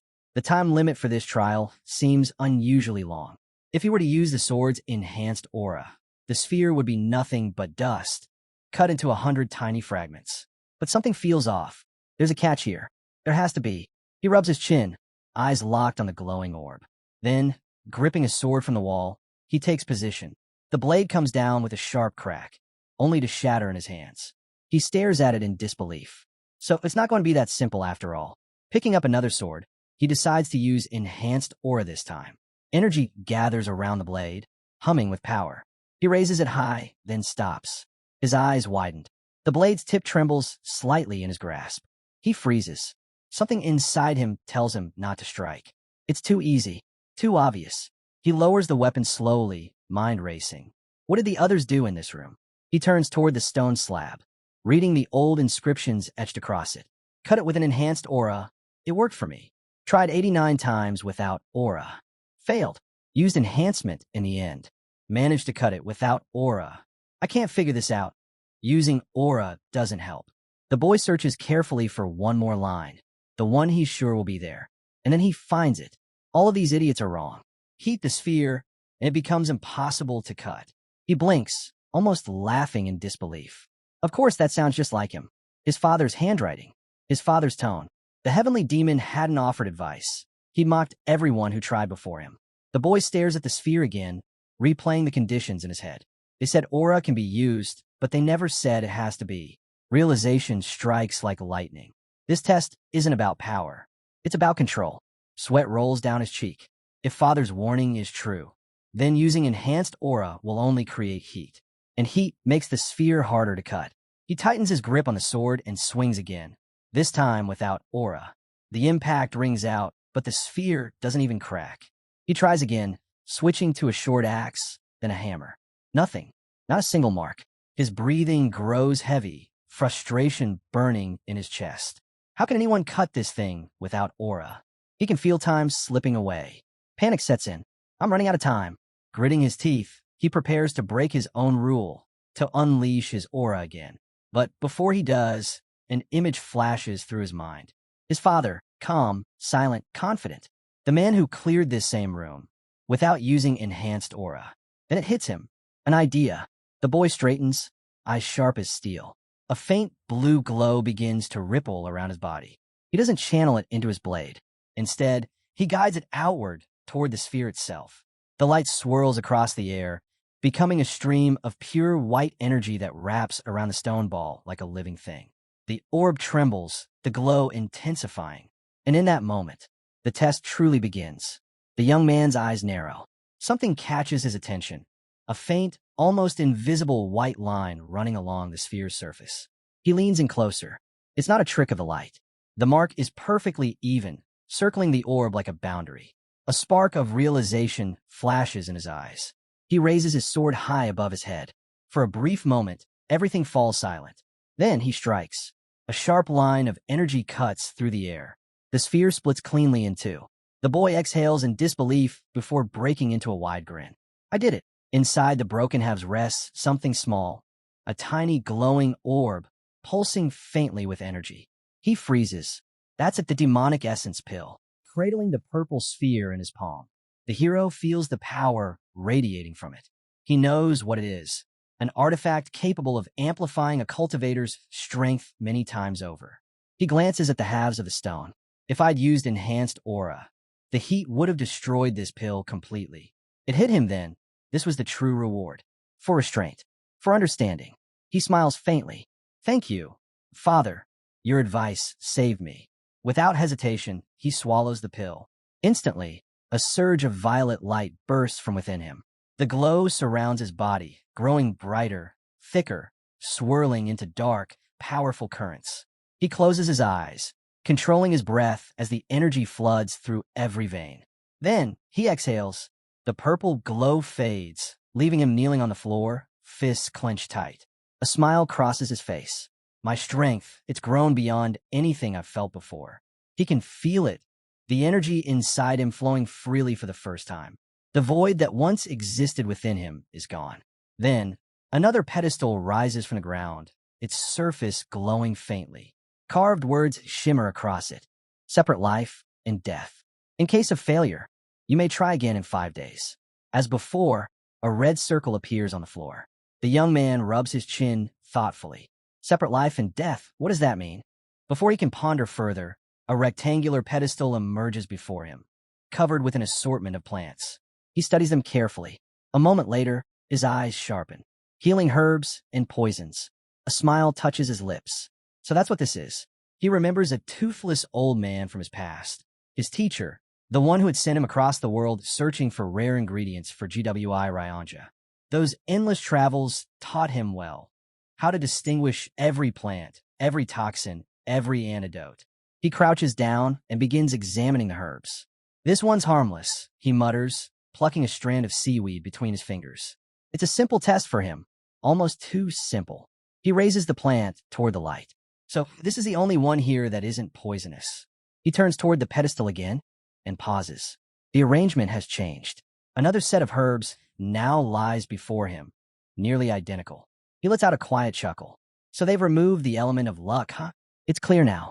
This isn't just a test of skill. It's a test of patience. For anyone unfamiliar with medicinal herbs, there's only one way forward. Trial and error, one deadly plant at a time. The hero studies the final root carefully before setting it down. With a deep rumble, the pedestal sinks into the floor and disappears. He waits for a moment, then nods to himself. It's not coming back up. That means the test is over. Turning to his left, he spots another stone slab covered in etchings.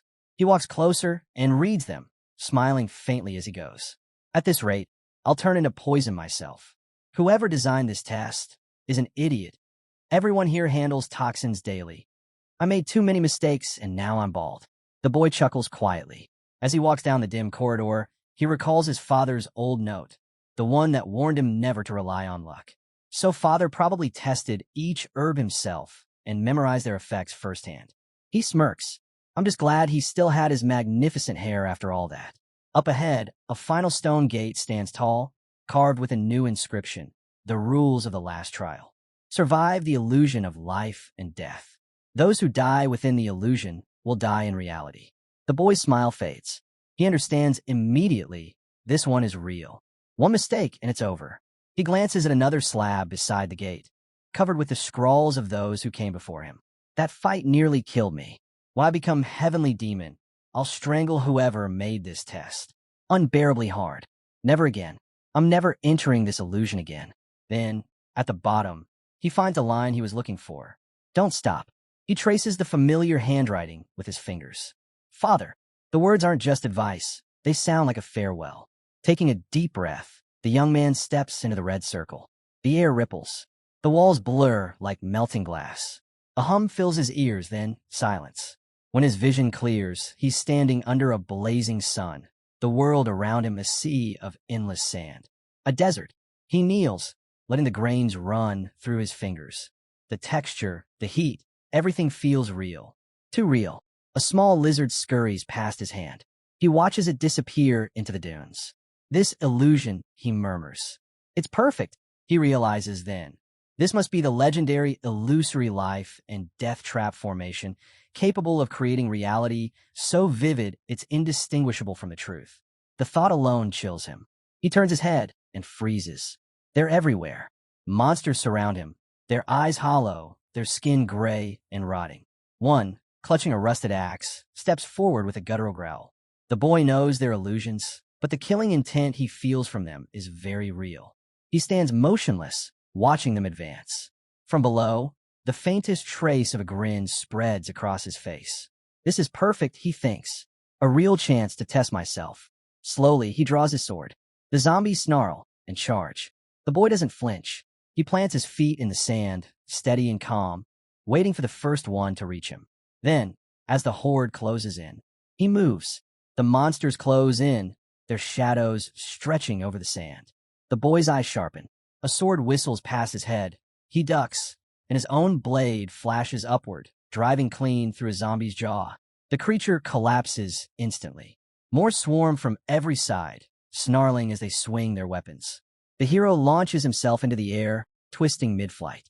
He lands far back, heels digging into the sand, leaving behind a glowing white streak. Streams of energy spiral around him. With one swift motion, he slashes through several at once, his strikes splitting the air like thunder. They're not human, he thinks. There's no need to hold back. The light around him grows brighter, pulsing with raw force. The demonic essence pill burns inside him, flooding his veins with spiritual power. From the left and right, blades thrust toward him. He turns, face calm but focused, eyes locked on every movement. Zombies dive from above, howling. He exhales, steady and cold. A blinding arc flashes across the battlefield. A white trail hangs in the air, followed by the crack of electricity. Sparks dance around the monsters as their twisted forms freeze in place, eyes wide with madness. The boy charges forward, cutting through them in a blur. Blood sprays across the sand. Bodies hit the ground around him, torn apart by clean, merciless strikes. He stands still for a moment, sword dripping, the air heavy with silence. A dust cloud rolls past his feet. He almost laughs. So that's it? Then he senses it, something else. He turns, a grin spreading across his face. A new horde emerges from the haze. Hundreds more, their presence darker, their killing intent far heavier. So that was just the warm-up. The pressure radiating from them makes the ground tremble. The first one rushes the hero. He cuts its head clean off. An arrow hisses through the air, grazing past his ear. He tilts his head slightly, letting it fly by, smiling to himself. They're faster now. More arrows rain down. He moves between them effortlessly, blade flashing with every motion. Gritting his teeth, he remembers his father's words. Don't stop. Now he understands what they meant. He cuts down two more, whispering to himself. This is my first real battle. Since his regression, he's faced countless foes, but never like this. He fights without pause, because hesitation here means death. The world narrows, his mind, body, and blade moving as one. Dozens of projectiles streak toward him. He spins his weapon in a blur, deflecting every single one. A deep frown crosses his face as he lunges forward, driving his sword into a zombie's side. Faster. I need to be faster. He cuts through several more, his movements relentless, precise. Each strike cleaner than the last. Then a roar. A massive zombie towers before him, muscles bulging, eyes blazing red. The boy doesn't hesitate. In one swift motion, he brings his sword down. The blade cleaves through the creature's skull, splitting its head clean in half. The giant falls, and for a brief moment, the desert is silent again. The last enemy collapses to his knees. The boy stands over him, sword still in hand. Slowly, he drives the blade into the ground, letting out a long breath. Sweat drips down his face as he scans the battlefield. Is it over? Ahead, a faint glow catches his attention. A stone slab rises from the sand, etched with words. He steps closer and reads, "Congratulations. You have successfully passed the trial. May the strength you've gained serve to rebuild and empower the heavenly demon cult." The boy exhales slowly. So it's really done. Still, a thought lingers in his mind. Father took 2 months to complete Minor Heaven Cave. I did it in 1 day. He stares into the distance, lost in thought. If anyone finds out, the cult won't celebrate. They'll doubt me, suspect me. A faint shadow crosses the lower part of his face. No, better to keep this to myself. He looks toward the sealed gate and decides quietly, I'll stay here. Train more. Refine everything I've learned. Time passes. White clouds drift above the towering pagoda. Inside the grand hall, the heavenly demon sits upon his throne. You took 100 days, he says. The hero stands on the red carpet before him, head bowed. I tried my best, but I couldn't surpass your record. The man doesn't rise. And the sphere, did you cut it properly? The boy smiles faintly. With the hint you left me, Father, failure wasn't an option. But the final test, he pauses. That one was brutal. For a moment, the heavenly demon simply studies his son. Then, just barely, a smile flickers across his face. The boy blinks, uncertain if he really saw it. When he looks again, the expression is gone, replaced by the usual cold calm. Maybe I imagined it, he thinks. His father exhales softly, eyes closing. If you pass Minor Heaven Cave in such a short time, it means you're not a fool. The boy straightens slightly, answering with a grin. Of course not. I am your son, after all. The man sighs quietly. The hero watches him in silence, thoughts stirring. I used to think he enjoyed watching his children fight over succession, watching us tear each other apart for the title of heir. He looks at the man standing before him, hands clasped behind his back. But I was wrong. He's not entertained by it. He's simply willing to accept it, even if it means his children die, as long as the cult benefits. Still, there's no cruelty in his father's eyes, only resolve. The boy blinks in surprise when his father finally speaks again. Conquering Minor Heaven Cave in just 100 days is extraordinary. Another voice joins the room. Calm, composed. A man in wide, flowing robes steps forward, his sleeves sweeping across the floor. His gaze is steady, his presence dignified. The hero turns to face him. So he's here too. Inwardly, the young man notes, the only person my father truly trusts, the only one who can advise him. The man's name echoes in his mind. Seema, senior advisor of the heavenly demon cult. Folding his hands before his face, the boy nods respectfully. It's been a long time, Advisor Seema. Seema watches the young man in silence. As he walks down the stairs, his voice breaks the stillness. He's glad the hero has returned, because there's something important to discuss, something about the cult. The hero raises an eyebrow, clearly surprised. Why discuss that with me? He asks. Father and son exchange glances. The young man instantly understands. If the advisor wants to speak with him, it's because his father ordered it. With his hands calmly folded, Seema begins. We recently received an anonymous letter. It claims corruption is spreading through the demon army. The hero's eyes widened. He lowers his gaze, lost in thought. Sunlight spills across the grand buildings outside as his mind turns over the possibilities. The demon army, one of the cult's elite forces, commanded by his brother, the Blade of Bloodheaven. Does this mean he'll have to face that man again? Seema continues. A similar message reached us last year. We investigated but found nothing. The investigator was later killed. Who was the killer? The hero asks quietly. The black columns in the room seem to loom higher as Seema answers. A demon warrior. He took his own life right after. Silence hangs in the air. Then Seema looks straight at him. I hope you'll take on this investigation. The hero doesn't respond immediately. He knows corruption in the cult means death. Whoever is guilty will do anything to hide it. And the investigator won't be seen as the heavenly demon's son, only as a threat. This is dangerous, the hero says at last. It is, Seema agrees. Whoever accepts it must be ready to stake their life. The young man's eyes shift to his father, seated upon the throne, his face unreadable. Another test. That's what this is, another trial arranged by his father. You once said you wanted to restore order in the cult. The heavenly demon reminds him. I did, the hero replies, but I meant when I become heavenly demon. His father's gaze sharpens. Are you afraid? The young man rubs the back of his neck. If you're calling me a coward, I can't refuse, can I? He touches his temple, exhaling slowly. Fine, I'll take the case. Father and son lock eyes, neither blinking, neither yielding. The hero closes his eyes briefly. He still doesn't know what his parents are planning, but if this is the path before him, then he'll walk it. He raises his right hand. Then let's drink together, he says quietly. It might be the last time we see each other. But the heavenly demon turns away without a word.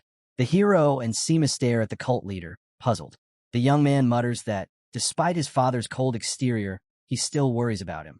Seema lets out a dry chuckle. Worries? It doesn't look that way to me. Outside, a modest one-story building comes into view. A young man holding a few books greets them with a polite smile. Special Investigator Code, Daryong from the Nirvana Pavilion. Pleased to meet you. The hero studies him, arms crossed. I told Seema to send me the prettiest assistant, he says flatly. Daryong grins. Then I guess the advisor must have thought I was the prettiest one around. The hero's brow twitches. He exhales sharply, closing his eyes in irritation. Enough. Get to work. As the hero turns to leave, Daryong calls after him. You're leaving already? The hero doesn't answer right away. The sunlight slips under the pavilion roof, tracing golden lines across the floor. What do you think about the leader of the demon army? He finally asks. Daryong replies. His name's Gu Qianyang, younger brother of Gu Qionpa. He's held his post for 8 years now. Dangerous missions, countless victories. Thanks to him, the demon army's known across the entire empire. The hero nods slightly, eyes distant. So he's done his job well. Exactly, Daryong agrees. The hero climbs a few steps, then glances back. You don't seem very eager about this case. I want to investigate, Daryong says, but even if we catch the culprit, nothing will really change. The hero pauses, frowning. What do you mean? Daryong's expression darkens. The hero realizes he's talking about the corruption rooted deep within the cult's leadership itself. The hero closes his eyes, resuming his steps. So are you afraid? Daryong shakes his head. No. The hero lowers his gaze.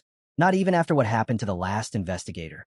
He was my superior, Daryong says quietly. The hero stops in his tracks, stunned. He turns toward Daryong, who looks down, his voice heavy with grief. He taught me everything I know. The hero watches him in silence, the weight of loss clear in every word. Later, in front of the Demonic Dragon Council building, 2 guards stand at attention. One of them asks, Where are you 2 headed? Daryong steps forward confidently, extending a hand. Special Investigator, Nirvana Pavilion. We're here on official business. We need to see the head of the demon army. The hero glances at his companion, hiding a faint smile. This guy's got patience, he thinks. The bearded guard narrows his eyes, his tone full of contempt. I don't see anything special about this guy. Beside him, the bald fighter folds his arms. No one gets in without permission from above. Daryong calmly pulls a folded paper from his book and holds it up. This is an official order, he says. The guards glance at it, unimpressed. Then wait here, the bald one growls. We'll report your arrival. Daryong's expression hardens. That won't be necessary. We'll go by ourselves. The bearded guard's lips curl into a grin. I already told you. No one enters without approval. Didn't you hear me? Daryong raises a brow. So you're saying you'll block a special investigator holding an official warrant? The bald one scowls. Don't spout nonsense. Around here, we follow our rules. Daryong's voice tightens. Is that so? The bearded fighter laughs. You're just a weakling hiding behind your title. You'll wait here like everyone else. Daryong looks between the 2 towering men, at a loss for words. The hero finally steps forward. Just one question, he says quietly. Do you 2 even know who's standing in front of you? The guards exchange glances. We can guess. The hero's eyes narrow. Then you'll understand why I doubt that. He takes a single step forward. Then in an instant, both guards are struck down by powerful blows. The air crackles with silence. The hero looks down at them coldly. If you knew who you were dealing with, you wouldn't act like fools. Foam drips from the bearded man's mouth as he crumples. Daryong stares, speechless. at the two fighters bent in half on the ground. The hero glances back at him. Why are you standing there? Move ahead. Daryong stammers. All right, I'll go first. They move deeper into the council hall, where more rough-looking men stand waiting, eyes full of hostility. Daryong holds up the paper again and shouts, Your interference is obstructing an official investigation. Keep this up, and I'll have every one of you locked away. The crowd erupts in mocking laughter. From the back, a bald man steps forward, his voice sharp. Who are these scumbags barging into the council building, throwing their weight around? The hero straightens. Special investigator for high-rank cases, he says coolly. Identify yourself. The man smirks. Captain of the First Corps of the God's Demon Army. Does that answer satisfy you, boy? Daryong's gaze drops to the floor. He knows this man, the highest-ranking officer here, infamous for his foul temper. The captain steps closer. What's wrong? Cat got you tongue. Daryong clenches his fists. Watch your words, he warns. We're here under official orders from the Nirvana Pavilion. Godang leans in close to Daryong, his towering frame casting a shadow over the smaller man. And what if I don't watch my words? He sneers. Daryong doesn't flinch. Then everyone here will be arrested for disrespecting an official investigator and obstructing a lawful investigation. Godang smirks, lips curling into a mock smile. Oh, you'll arrest everyone. He chuckles, shaking his head. That's cute. The hero's brow tightens. Godang spreads his arms dramatically. I'm terrified, investigator. What now? Are you going to slap cuffs on us all? Daryong stays silent, but the hero steps forward. Captain Go, he says calmly. It's been a long time. Godang blinks, thrown off for a moment. The young man extends his hand. Last time we met was at Heavenly Demon's reception, wasn't it? Still uncertain, Godang hesitates, then reaches out and shakes his hand. A sharp crack echoes through the room. Godang grits his teeth in pain, his expression twisting. The hero's voice turns cold. We need to meet with the head of the demon army immediately. You'll let us through, or you won't be using that hand ever again. Godang's eyes widen, sweat beading on his brow. Some people, he mutters through clenched teeth, think noble blood protects them from steel. But a sword can still find a prince's gut. The hero steps closer, his tone like ice. Then let's test it. See what falls first. Your sword or your guts. Silence fills the hall. The tension is suffocating. Then the hero releases his grip and turns away. Thanks for letting us through, he says casually. Next time, I'll buy everyone a drink. He strides past the stunned guards, Daryong trailing behind. As they climb the stairs, Daryong asks quietly, You know that, Captain? The hero doesn't look back. Never seen him before in my life. Daryong frowns.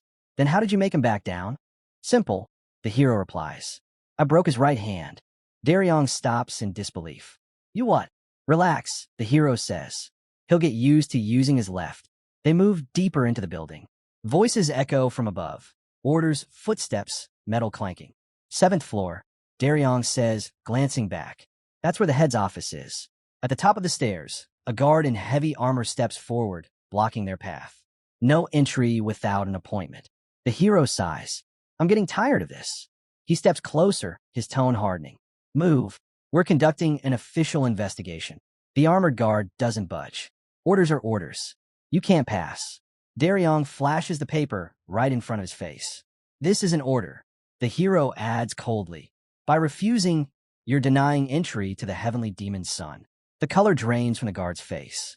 The hero fixes his gaze firmly on the guard and asks if he truly dares to ignore the paper in his hand, or is he challenging the authority of the person who signed it? Sweat trickles down the guard's face. After a tense pause, a voice orders him to let them through. The guards exchange bewildered looks as the tension fades just slightly. An elderly man with gray hair steps forward, greeting the second son of the heavenly demon with a calm smile. He chuckles softly, saying it seems his men have been rather rude. Then, with a wave of his hand, he asks for their behavior to be forgiven. The hero studies him carefully. He instantly understands. This man before him is none other than Gu Qianyang, the commander of the demon army. Power radiates from the old man, an overwhelming force that presses down like an invisible weight. The hero feels it. His companion, Daryong, can barely withstand it, trembling uncontrollably beside him. Myuguk remains silent, standing tall before the seated old man. When he finally speaks, his tone is steady. He says he simply observed, watching as those men stumbled into trouble of their own making. Gu Qianying lets out a quiet laugh and remarks that courage often comes in inverse proportion to education. The hero shakes his head. That idea, he says, is outdated. In this era, knowledge doesn't weaken courage, it strengthens it. A man who understands strategy doesn't hesitate. He acts with purpose. Gu Qianying smiles faintly and admits that perhaps he's fallen behind the times. Without rising from his seat, he then asks why the young master has chosen to personally take charge of this investigation. The hero answers calmly. It's likely a punishment handed down directly from the heavenly demon himself. Gu Qianying arches a brow. A punishment? The hero nods. He confesses that he made a mistake during the recent hunt. For a brief moment, the old man's jaw hangs open. Muguk watches him closely, thinking how impossible it must be to understand why the son of the cult leader has been sent to lead such a case. Gu Qianying rubs his chin in thought. Then he asks why the Nirvana Pavilion has taken an interest in this investigation at all. His tone sharpens. Perhaps they received another anonymous letter? Daryong begins to stammer that this information is confidential, but the hero cuts him off, confirming the old man's guess. Yes, it came from an anonymous letter. Daryong freezes, terror flashing in his eyes. Behind Gu Qianying, faint hieroglyphs shimmer in the air as he leans back and mutters that it's hardly surprising. Surrounded by fools, he says his unit is always the target of slander and false accusations. The weariness in his voice deepens. The hero closes his eyes for a brief moment, then speaks with quiet resolve. He promises to finish the investigation swiftly. Offering a polite bow, he apologizes for the inconvenience and asks for understanding. Qianying leans forward slightly, his tone calm yet firm. He assures the hero that there's no inconvenience at all. Their bond is strong enough that such formalities aren't even worth mentioning. The hero meets his gaze and replies that everyone already knows how openly the Blood Heaven's blades support the first son of the cult leader. With a hand pressed to his chest, Qianying swears solemnly that his loyalty belongs to the hero. The young man smiles faintly. You've given me hope, he says. Please, take care of yourself and Daryong for the next few days. Qianying nods, raising a hand. You'll be escorted to your quarters. Get some rest. The hero bows slightly. Then we'll take our leave. But before he can step away, the old man stops him. Wait a moment. The hero tenses, glancing back. Qianying's voice softens. Gangyang is quite worried about you. The young man turns to him.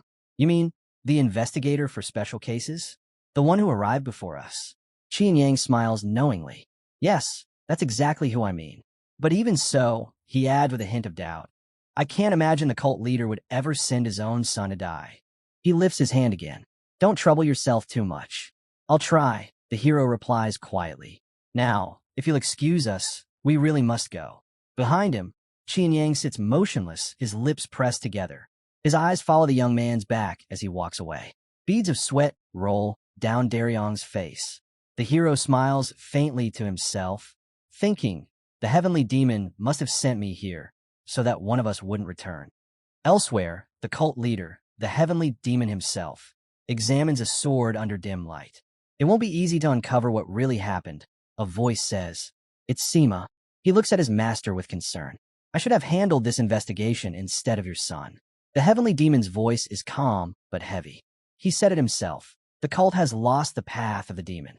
Sima's eyes widened. Master, did you truly send your son into danger over mere words? He lowers his gaze, thinking that the boy must be either fearless or foolish to speak that way to his own father. The dull edge of his sword catches a faint glint of light. The heavenly demon runs his hand along the blade. Words mean nothing, he says coldly. Only actions prove worth. Beside him, Sima stares in shock, unsure what to say. Outside, a crow hangs upside down from a branch. Below, demon warriors gather in large numbers, murmuring among themselves. What's that bird doing here? One asks. Why a crow? The air grows tense. Someone spits. Damn those Nirvana Pavilion rats. Another scoffs. Their investigators think they can do whatever they want. The hero watches them silently, his brow furrowing. Funny, he thinks, the ones who stopped us at the gate are now the loudest complainers. One of the soldiers raises his hand, declaring loudly that everyone's blowing things way out of proportion. Before the commotion settles, Muguk, standing beside Daryong, notices someone else step forward. A massive fighter with a deep scar running across his face glares at him. His expression full of irritation. The hero looks at him and asks calmly, "And who might you be?" The man's voice booms across the courtyard. "I'm Jang Ho, commander of the 3rd Corps of the Demon Army." Daryong's voice echoes in the hero's mind. He's the strongest among the commanders, but his temper is dangerous. The hero's tone sharpens. "Then tell me, Commander Jang Ho, what exactly are you so unhappy about?" Jang Ho points toward a dead crow hanging nearby. "Why in the world is that filthy thing hanging where people walk?" The hero doesn't flinch. "Someone from your army threw that bird onto my bed," he replies coolly. "So I assumed this was considered normal around here." A murmur spreads among the soldiers. Jang Ho folds his arms, voice steady but cold. "If that really happened, you should have punished the one responsible, not made a spectacle of it." The hero takes a step closer, his tone turning sharp. "Then I'll start with you, Commander." Jang Ho frowns, caught off guard. "What are you talking about?" "The investigation," the hero says firmly. Jang Ho stares in disbelief. "Why me?" The hero turns to Daryong beside him. "Bring me all the records related to Commander Jang Ho, especially his finances and mission reports." Daryong nods quickly and starts searching through the files. Jang Ho's fists tighten, his voice rising in anger. "You have no right to do this." The hero meets his glare without hesitation.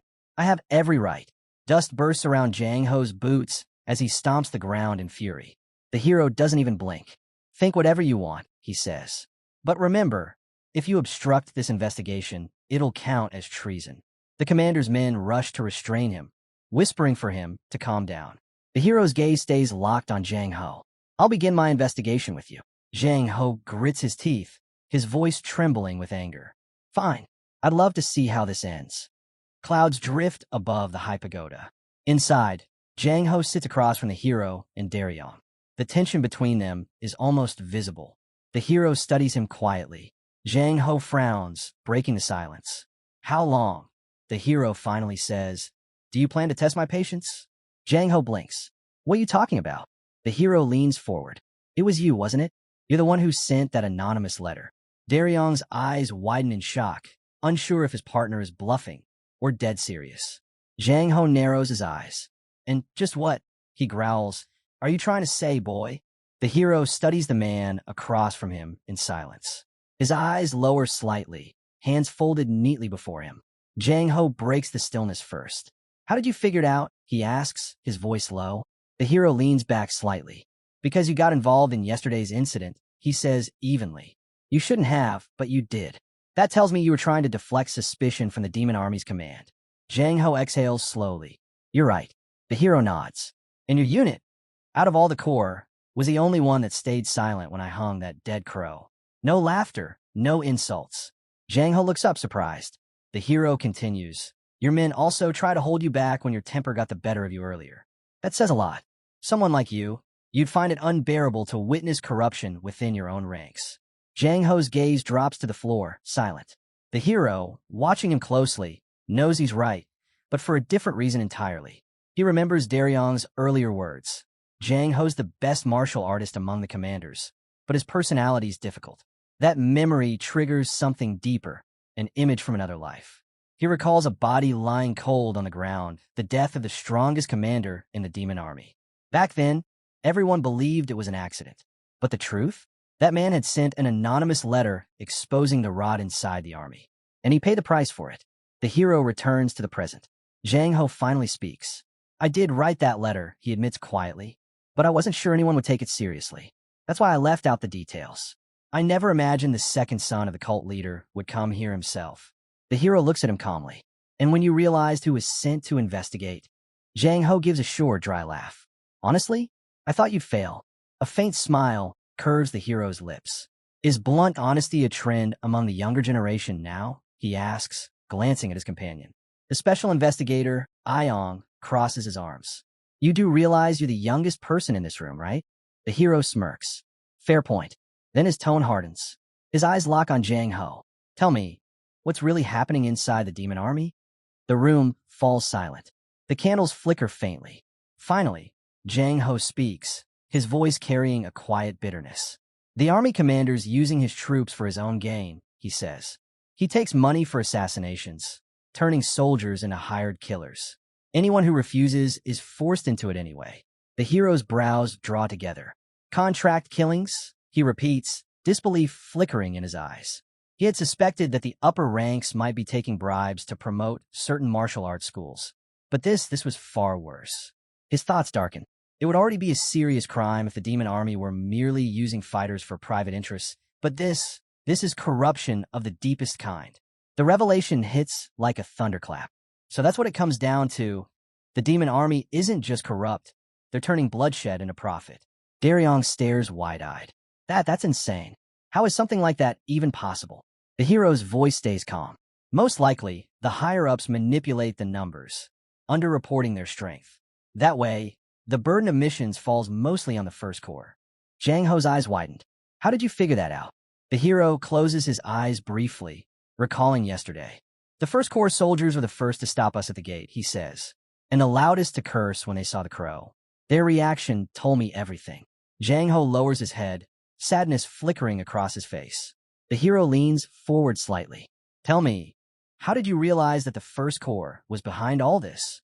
Jang Ho folds his hands before him, voice heavy. The man who killed the previous investigator and then took his own life was my friend. He's the one who sent the first anonymous letter. The room falls silent. The hero's tone softens. How close were you?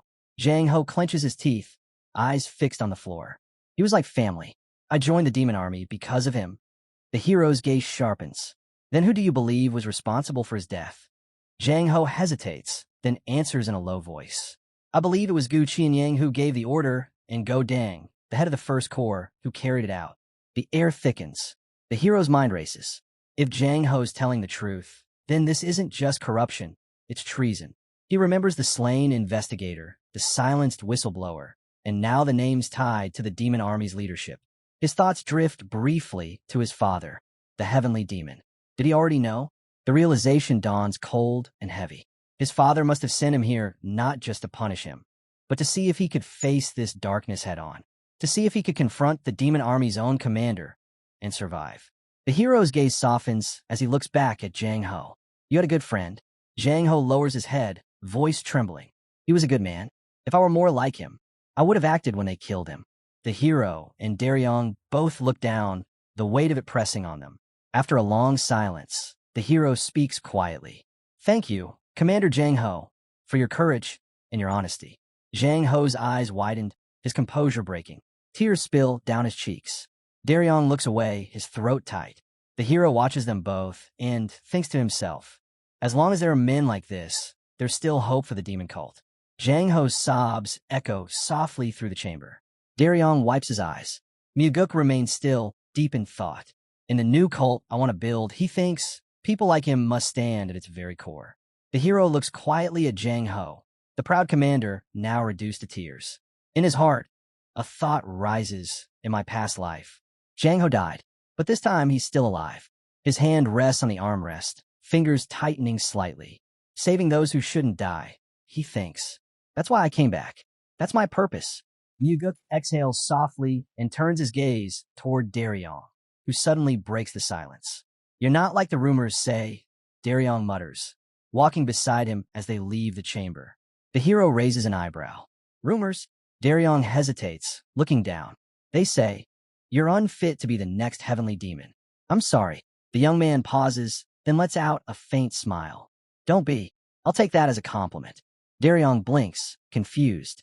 A compliment? Leaves drift through the air, scattering across the courtyard as the hero walks beneath the trees. I wouldn't feel proud, he says quietly, if people said I was worthy of being the heavenly demon. Not as things stand now. The trees around them sway, their green leaves shimmering under the light.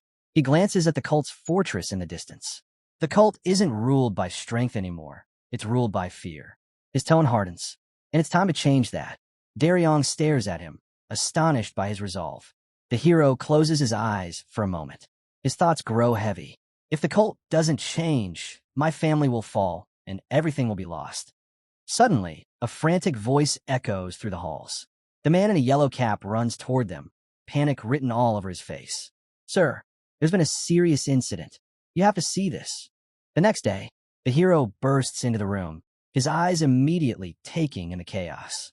Members of the Nirvana Pavilion, clad in yellow coats, stand on one side, facing off against armed demon army soldiers on the other. Blood streaks down Daryong's face. Another investigator lies unconscious on the floor. "Stop this," someone shouts. The hero rushes to Daryong. "Are you badly hurt?" Daryong wipes the blood from his cheek, shaking his head. "Not as bad as him," he says, glancing at his fallen colleague. "He took the worst of it." The hero kneels beside the unconscious investigator, eyes narrowing. "Broken ribs, internal bleeding. Get him to a healer." "Now," he orders. Two men from a yellow coat unit lift their comrade and hurry out. As they leave, the hero straightens, his gaze cold and focused. "This was the work of the First Corps commander, wasn't it?" A voice answers from the opposite side of the room, calm but dripping with arrogance. "You're quick," says Go Dang, smiling faintly as he steps forward. His soldiers stand behind him like shadows. The hero's eyes narrow.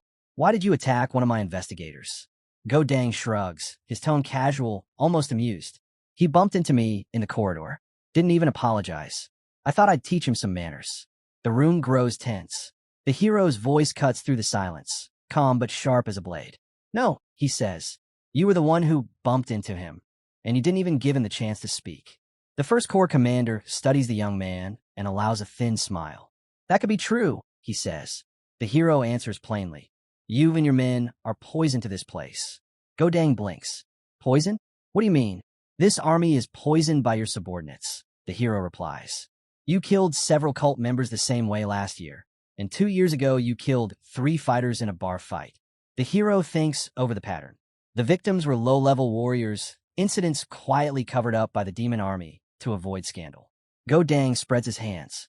"There are too many fools who don't respect the demon army," he says. The hero asks a direct question. Does Go Dang know the hero holds the authority to hand down death sentences? Silence fills the room. Go Dang answers with a biting grin and asks what the hero will do, whether he has the courage to carry out that sentence. The hero recognizes the trap he warned about. The commander's ranks act as a shield, the men around him doing exactly what keeps him safe. The commander looks to his soldiers for backing. The hero steps forward. The First Corps men close ranks, creating a barrier. Go Dang declares that striking the First Corps would be a challenge to the entire demon army. He wants to see if the hero will do it. The hero replies that he will not hide behind his subordinates. Go Dang raises his hand and claims he was injured by a coward, insisting the hero is lucky he hasn't answered for that insult. He taunts the hero to act. Matching the gesture, the hero lifts his hand and says he will not use that limb, then asks if Go Dang will fight him one-on-one under those conditions. Go Dang asks whether the hero will complain to his father if he's injured. The hero swears that Go Dang will not be able to blame Heavenly Demon if he injures or even kills the leader's son. Daryong, watching, asks himself what the hero is trying to do. Go Dang draws his sword and says they will fight. Daryong thinks to himself that the commander is ambidextrous. The hero watches his opponent closely, reading the confidence behind that arrogant smile. Now he understands why Go Dang seems so sure of himself. The young man raises his sword, holding it steady in front of him. Around them, Daryong and the First Corps soldiers stand frozen, tension thick in the air. The tip of Go Dang's blade gleams. In the next instant, he lunges. Steel flashes, but the hero twists aside, his movement clean and fluid. Go Dang's strike shatters the floor, splinters exploding across the room. The hero flips backward, landing firmly, his sword spinning in his grip. A blur of motion, then a sharp, merciless cut. The blade flashes. Go Dang screams as his arm is severed, blood splattering across the floor. Before the commander can react, the hero drives the hilt of his sword into his nose, sending him crashing backward. Blood sprays upward. Go Dang hits the ground hard. "Protect the commander," someone shouts. The soldiers rush forward. Daryong calls out, but the hero's eyes are cold. His sword moves faster than they can react. 3 swift strikes. 3 throats pierced. The bodies drop to the ground one after another. The onlookers can only stare, stunned to their core. The hero lowers his blade slightly. "Those who raise a weapon against the investigation," he says evenly, "commit treason. And treason has only one price." Go Dang whimpers, clutching his severed arm. "Please have mercy." The hero steps closer, frowning down at him. "Do you even remember the families of the men you murdered in that tavern?" Go Dang, face swollen and bloodied, doesn't respond. The hero continues coldly. "You never once thought about the sons, husbands, and fathers you left to rot." Tears mix with the blood on Go Dang's face. I'm guilty, he stammers. Enough, the hero says sharply. He raises his leg. A final sound. Blood splashes again across the floor. The soldiers of the First Corps stand frozen, their faces pale with horror. Daryong covers his face, unable to watch. The hero's voice cuts through the silence, low and dangerous. Who gave you the right to kill the followers of the demonic cult? The scene shifts. Music drifts through the air. A woman plays a stringed instrument, her expression serene. Two dancers move gracefully beside her as cups are filled with wine. Qian Yang, gray-haired and smiling, pours a drink for the hero. I heard there was an incident, he says lightly. The hero keeps his tone neutral. It wasn't intentional. But yes, there was a conflict. Gu Qianyang, holding a bottle, adds, Go Dang was made commander of the First Corps because of a shortage of officers. But even then, there was always something off about him. The hero stays silent, though his thoughts are bitter. Qianyang, you snake. That man served you loyally, and instead of defending him, you've turned him into a scapegoat. Qianyang drinks from his cup, the faintest smile playing on his lips. Qianyang sets his glass down, his smile faint but deliberate. Go Dang died during the investigation, he says slowly. One of the demon army's commanders, gone, with all his sins still unjudged. If word of this spreads, you'll be the one held responsible. Qianyang glances toward Muguk. And what do you make of that? Qianyang leans back, eyes narrowing slightly. Perhaps it's best if we end the matter here, he suggests, his tone casual but edgy. Before the hero can respond, Qianyang continues. The death of a corps commander and 3 of his men should be more than enough to close the case, don't you think? The hero inclines his head. I appreciate your foresight, he says politely.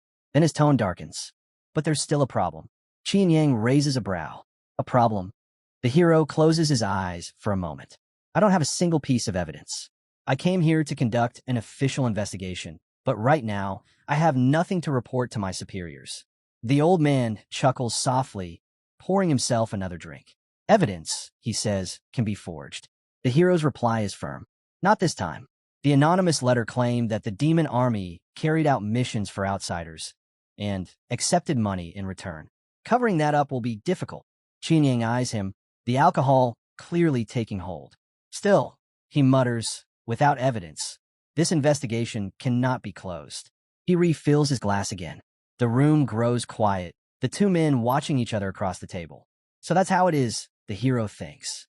If I want this investigation sealed, I'll have to make him give me the proof himself. Later that night, Daryong spots the hero entering the infirmary. He blinks in surprise. What are you doing here? The hero clasps his hands behind his back, checking on a man who is wounded. Why do you sound so shocked? Daryong explains. A demonic doctor is tending to him now. The hero nods. Good. Then I suppose I came at the right time. Daryong looks at him curiously. You sent it to that doctor, didn't you? The hero waves off the thanks. There's no need for gratitude. I'm temporarily acting as an investigator, so it's only natural that I look after my colleagues. Just then, a voice breaks the quiet. Am I really hearing the voice of the second son of the heavenly demon? The 2 men turn. The hero's gaze sharpens.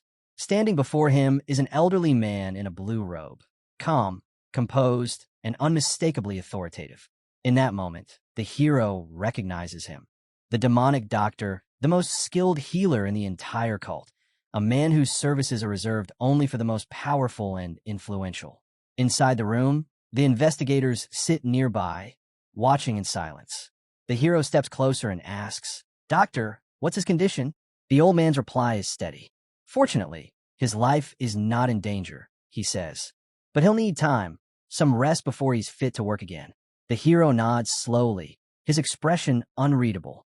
But something catches the hero's eye. He glances toward the investigators gathered nearby, each one wearing the same uneasy expression. Their faces seem to carry both gratitude and fear. Finally, one of them, standing at the far end of the room, bows deeply. We thank the second son of the heavenly demon for his kindness. The hero coughs lightly into his fist, acknowledging the gesture without a word. As he and Daryong step outside, the investigator following him finally asks, what did the commander of the demon army say? The hero's voice is quiet. He told me to end the investigation. Claimed that the only one responsible was the commander of the First Corps. Daryong frowns. Qianyang said that? Even though Go Dang was his most trusted man, the hero lowers his gaze. Go Dang wasn't what he appeared to be. Qin Yang used him, a fool thrown into the fire. And now that he's gone, someone else will just take his place. Clouds drift lazily above the pagodas. Daryong asks, "Then what will you do now?" The hero watches the sky. "I've cast the bait," he says. "Now we wait to see which fish bites." Daryong looks puzzled. "Bait?" The hero only smiles faintly. "You'll know when the time comes." Daryong hesitates, then asks quietly, "And what about me? What should I do in the meantime?" The hero glances at him, his tone lightening. "For now, let's drink." Daryong blinks, confused. "Drink? Now?" The hero chuckles. "My treat this time." Daryong stares at him for a moment before smiling faintly. The next day, scrolls and documents cover the table. Daryong stands beside it, hand behind his back. "These came from the demon army," he says. "Records of contracts, assassination orders, payments worth thousands of niang. All of it was found in the house of the first corps commander." The hero's eyes narrow. The fish has taken the bait. He turns to Daryong. "Find the smartest man in the first corps. Someone sharp enough to stand out among the scum that remains." Daryong nods. "Understood." Leaning over the table, the hero adds, "I'll meet with the commander of the demon army myself. I just need to buy you some time to find him." A short while later, the hero stands on a rich crimson carpet, facing Qin Yang once again. "I've received the evidence," he says. "Everything found in the house of the first corps commander." Qin Yang beams, sitting comfortably in his chair. "Excellent.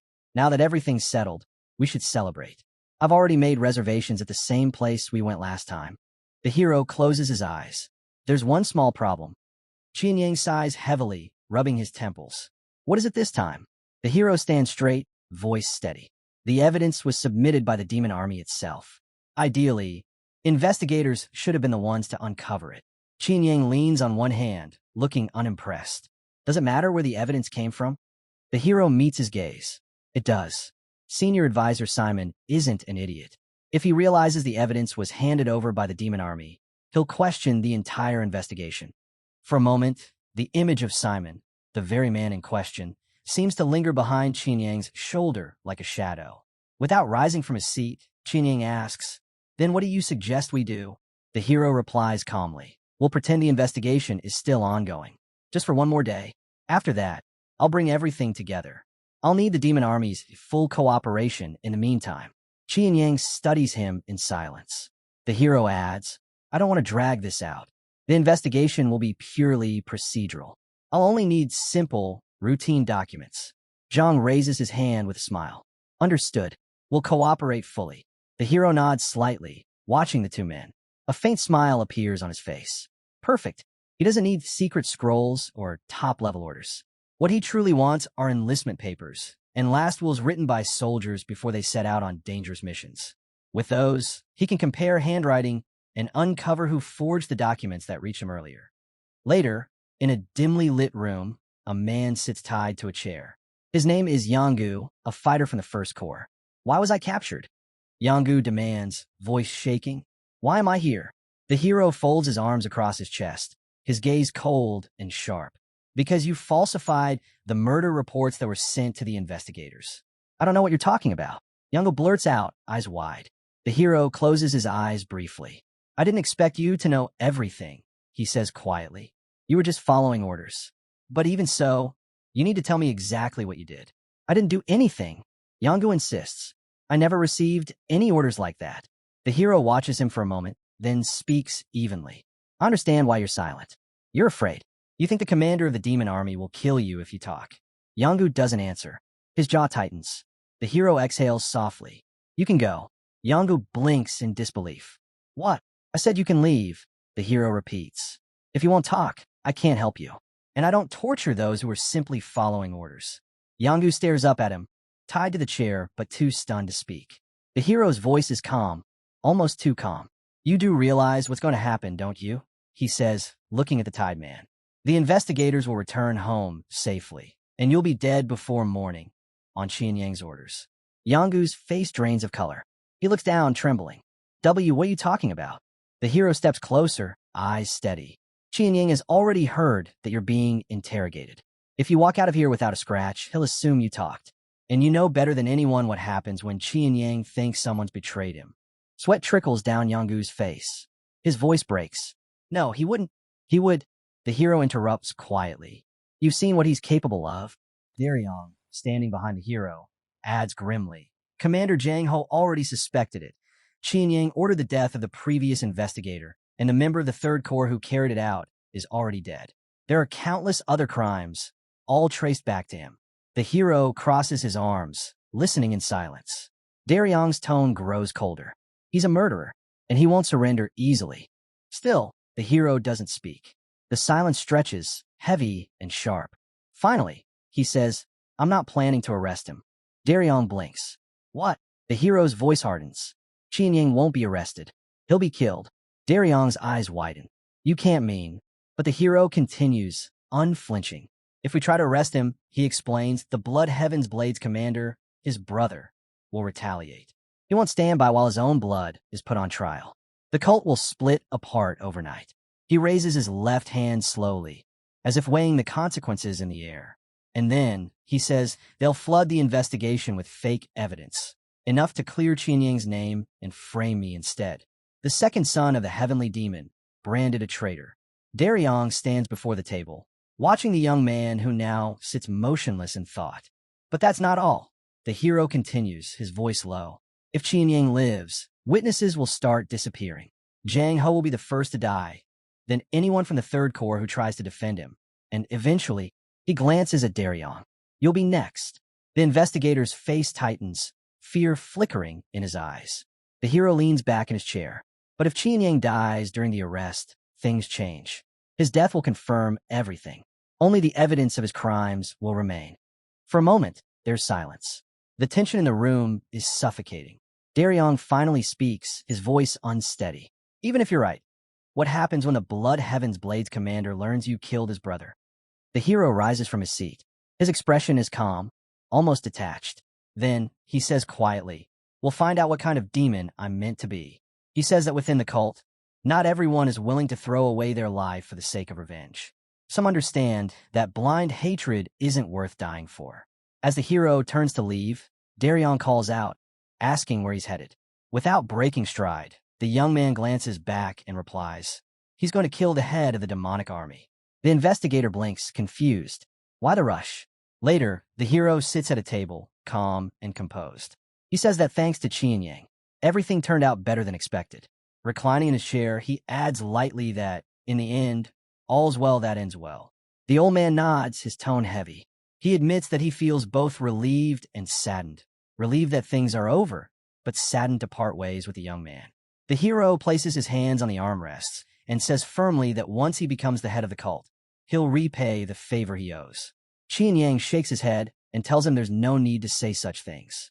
Still, he won't forget that the hero handled the investigation in the best possible way for everyone involved. The young man smiles faintly, thinking to himself that Qin Yang won't have the chance to forget. Not before his greed comes back to haunt him.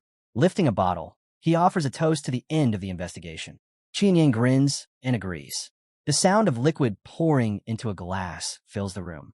As they drink, the hero studies the old man and wonders why he did what he did.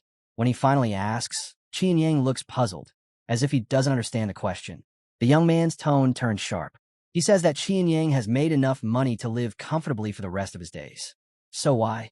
Why keep killing others? Qin Yang looks over the rim of his glass, then sets it down slowly. With eyes closed, he says the hero should ask the late commander of the First Corps about that. The hero refills his glass and mutters that a puppet wouldn't know much anyway. Qin Yang's eyes flare with rage. He demands to know what the young man is implying. They lock eyes across the table. The hero's voice is calm but cutting. He says he wants to hear what the true mastermind behind this chaos really thinks. Then, with an edge of finality, he declares that there's nothing inside Qin Yang but darkness. A greed so deep it will never let him stop. The glass in Qin Yang's hand shatters into pieces. He glares at the young man, eyes wide and wild. Have you lost your mind? He roars. The hero takes a slow drink, unbothered. He answers coldly. The only madman here is the one who kills for money. With a crash, the table splinters under Qin Yang's furious strike. I won't listen to this nonsense, he screams. Food and debris scatter through the air, but the hero doesn't flinch. He drains his glass to the last drop, then looks up at the old man. The old man glares back at him, fury burning in his eyes. A sword protrudes from his chest. The strike was swift and deadly. Muguk calmly pours himself another drink and downs it in one motion. It said that he used both the soaring sword and heavenly strike techniques in a single move. The glass slips from his hand and shatters against the floor. Rising from his chair, he looks down at the still-breathing old man. His voice is steady as he announces that the leader of the demonic army, Gu Qianyang, has been arrested, charged with abusing his power and orchestrating the murders of over 20 cult members. The old man stares at him in disbelief. The sword pinning him to the chair makes escape impossible. With a bitter laugh, he mutters that this hardly feels like an arrest. The hero answers coldly. Whether it looks like one or not, Qianyang's fate is sealed. His life ends here, so that others may still live. He grips his weapon and delivers the final blow. Blood bursts through the air, splattering across the walls. Qianyang watches in stunned silence, unable to believe what he's just seen. He never imagined Muguk possessed such lethal precision. His head falls forward, crimson spreading above his crown. Everyone, investigators, soldiers, even the hardened members of the demonic army, stare in shock. The once feared Qianyang lies dead before them. The hero stands beside the corpse, his tone calm and authoritative. He declares that the leader of the demonic army was executed after resisting arrest. Behind the others, Jang Ho steps into view. The hero turns toward Daryong and orders him to uncover every accomplice tied to Qianyang's crimes and arrest them all. Daryong bows, hands pressed together in acknowledgement. The order has been received. Jang Ho's eyes widen as he watches the young man continue, his voice unwavering. The commander of the Third Corps is now to take control of the demonic army and assist in bringing every guilty party to justice. The hero then raises his voice, commanding the room's full attention. From this moment, he declares, his word carries the same authority as the head of the cult, and anyone who defies his order will face immediate execution. His gaze sweeps across the hall. Carry out my command. Now, Jang Ho bows deeply, hands folded once again. Yes, sir. Their eyes meet, Daryong, Jang Ho, and the hero. The weight of his authority settles over them all. Then, slowly, a faint smile touches the young man's lips. He turns and begins climbing the grand staircase. At the top stands Sima and Cheon Pa beside his father. All three watch as he approaches. The hero walks the length of the red carpet, his steps deliberate and firm. Those who meet his eyes lower their gaze under his frown. Cheon Pa studies him closely, silent and still. Muguk stops before them, standing tall upon the carpet. He folds his arms respectfully in greeting. Sima watches him intently. The boy's eyes are sharp, unwavering, filled with quiet resolve. The boy turns his gaze toward Cheon Pa and greets him, saying he's glad to meet the man of Blood Heaven's blades once again. The old man nods slowly, asking if the cult leader's second son is safe. Then his tone shifts. He says there's something he'd like to ask about, something that happened not long ago. The hero answers calmly, eyes steady. Everything that occurred is already written in the report, he says. The old man can read it for himself. But Cheon Pa isn't satisfied. The massive sword strapped to his back glints as he takes a step forward. He insists that he wants to hear it directly from the boy's mouth. Silence fills the hall. The hero's eyes shift slightly to the left. He can feel Sima and the heavenly demon watching him, weighing his every word, testing his composure. Finally, he speaks. During his investigation, he discovered that Qianyang had committed severe crimes, and when confronted, he tried to kill the cult leader's second son. The boy pauses, then adds quietly that he regrets having to take a life. Cheon Pa studies him, his expression unreadable. Behind the boy, tall marble columns rise toward the ceiling. The man of Blood Heaven's blades finally says he's satisfied. If Qianyang was punished for his own sins, then justice was done. Yet, he admits, there are things he still doesn't understand. Cheon Pa continues. His brother might have been pathetic in many ways, but he wasn't foolish enough to attack someone right after his crimes were exposed. The boy's hair brushes his shoulders as he lowers his head slightly, thinking.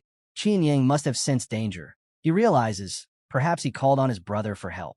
And Cheon Pa, he's no fool either. He must have already guessed that the leader of the demonic army wasn't arrested, but killed. And now, he's trying to end the matter before it spreads further. Closing his eyes, the boy says softly that he too doesn't know why Qianyang resisted arrest. Maybe it was pride, Or perhaps the old man simply couldn't bear being captured by someone so young. The man of Blood Heaven's blades narrows his eyes. He says he saw his brother's corpse before coming here. A single wound through the chest. A clean strike. He admits that this alone proves the boy's remarkable skill.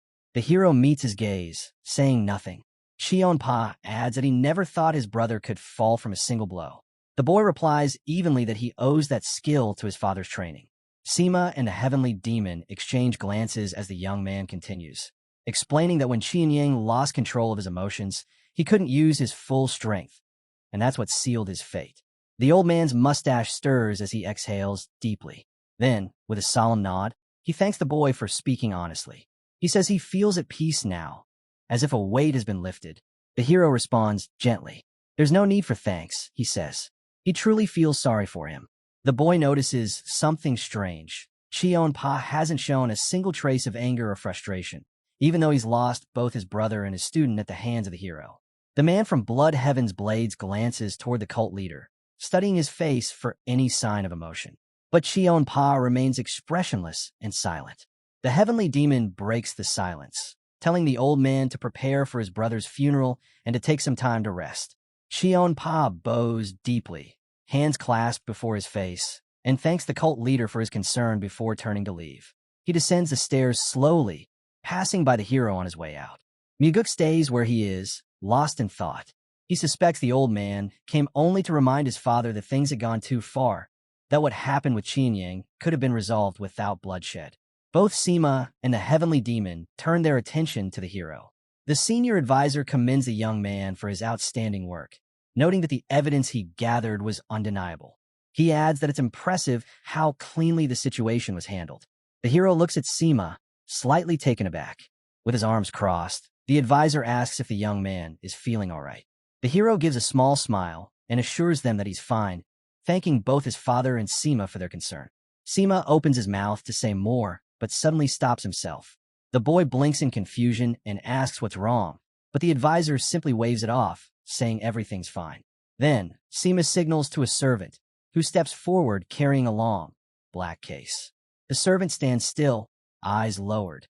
With a formal tone, Sima announces that the cult leader is rewarding his son for his service.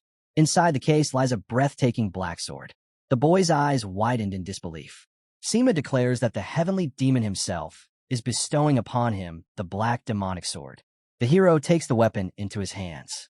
He knows immediately. It's one of the cult's rarest treasures, a counterpart to the legendary white demonic sword. Looking down, the young man says quietly that if his father truly wanted to reward him, he should have given him the white sword instead. It suits his nature far better. The heavenly demon closes his eyes for a moment before replying that, in his judgment, his son is more deserving of the black one. The hero studies the weapon again. Then you don't know your son very well, he says softly. A chilling aura begins to spread from the blade, surrounding him in a faint glow. Even without channeling any of his own energy, he can feel its icy power radiating through the air. Light glints across the right side of his face.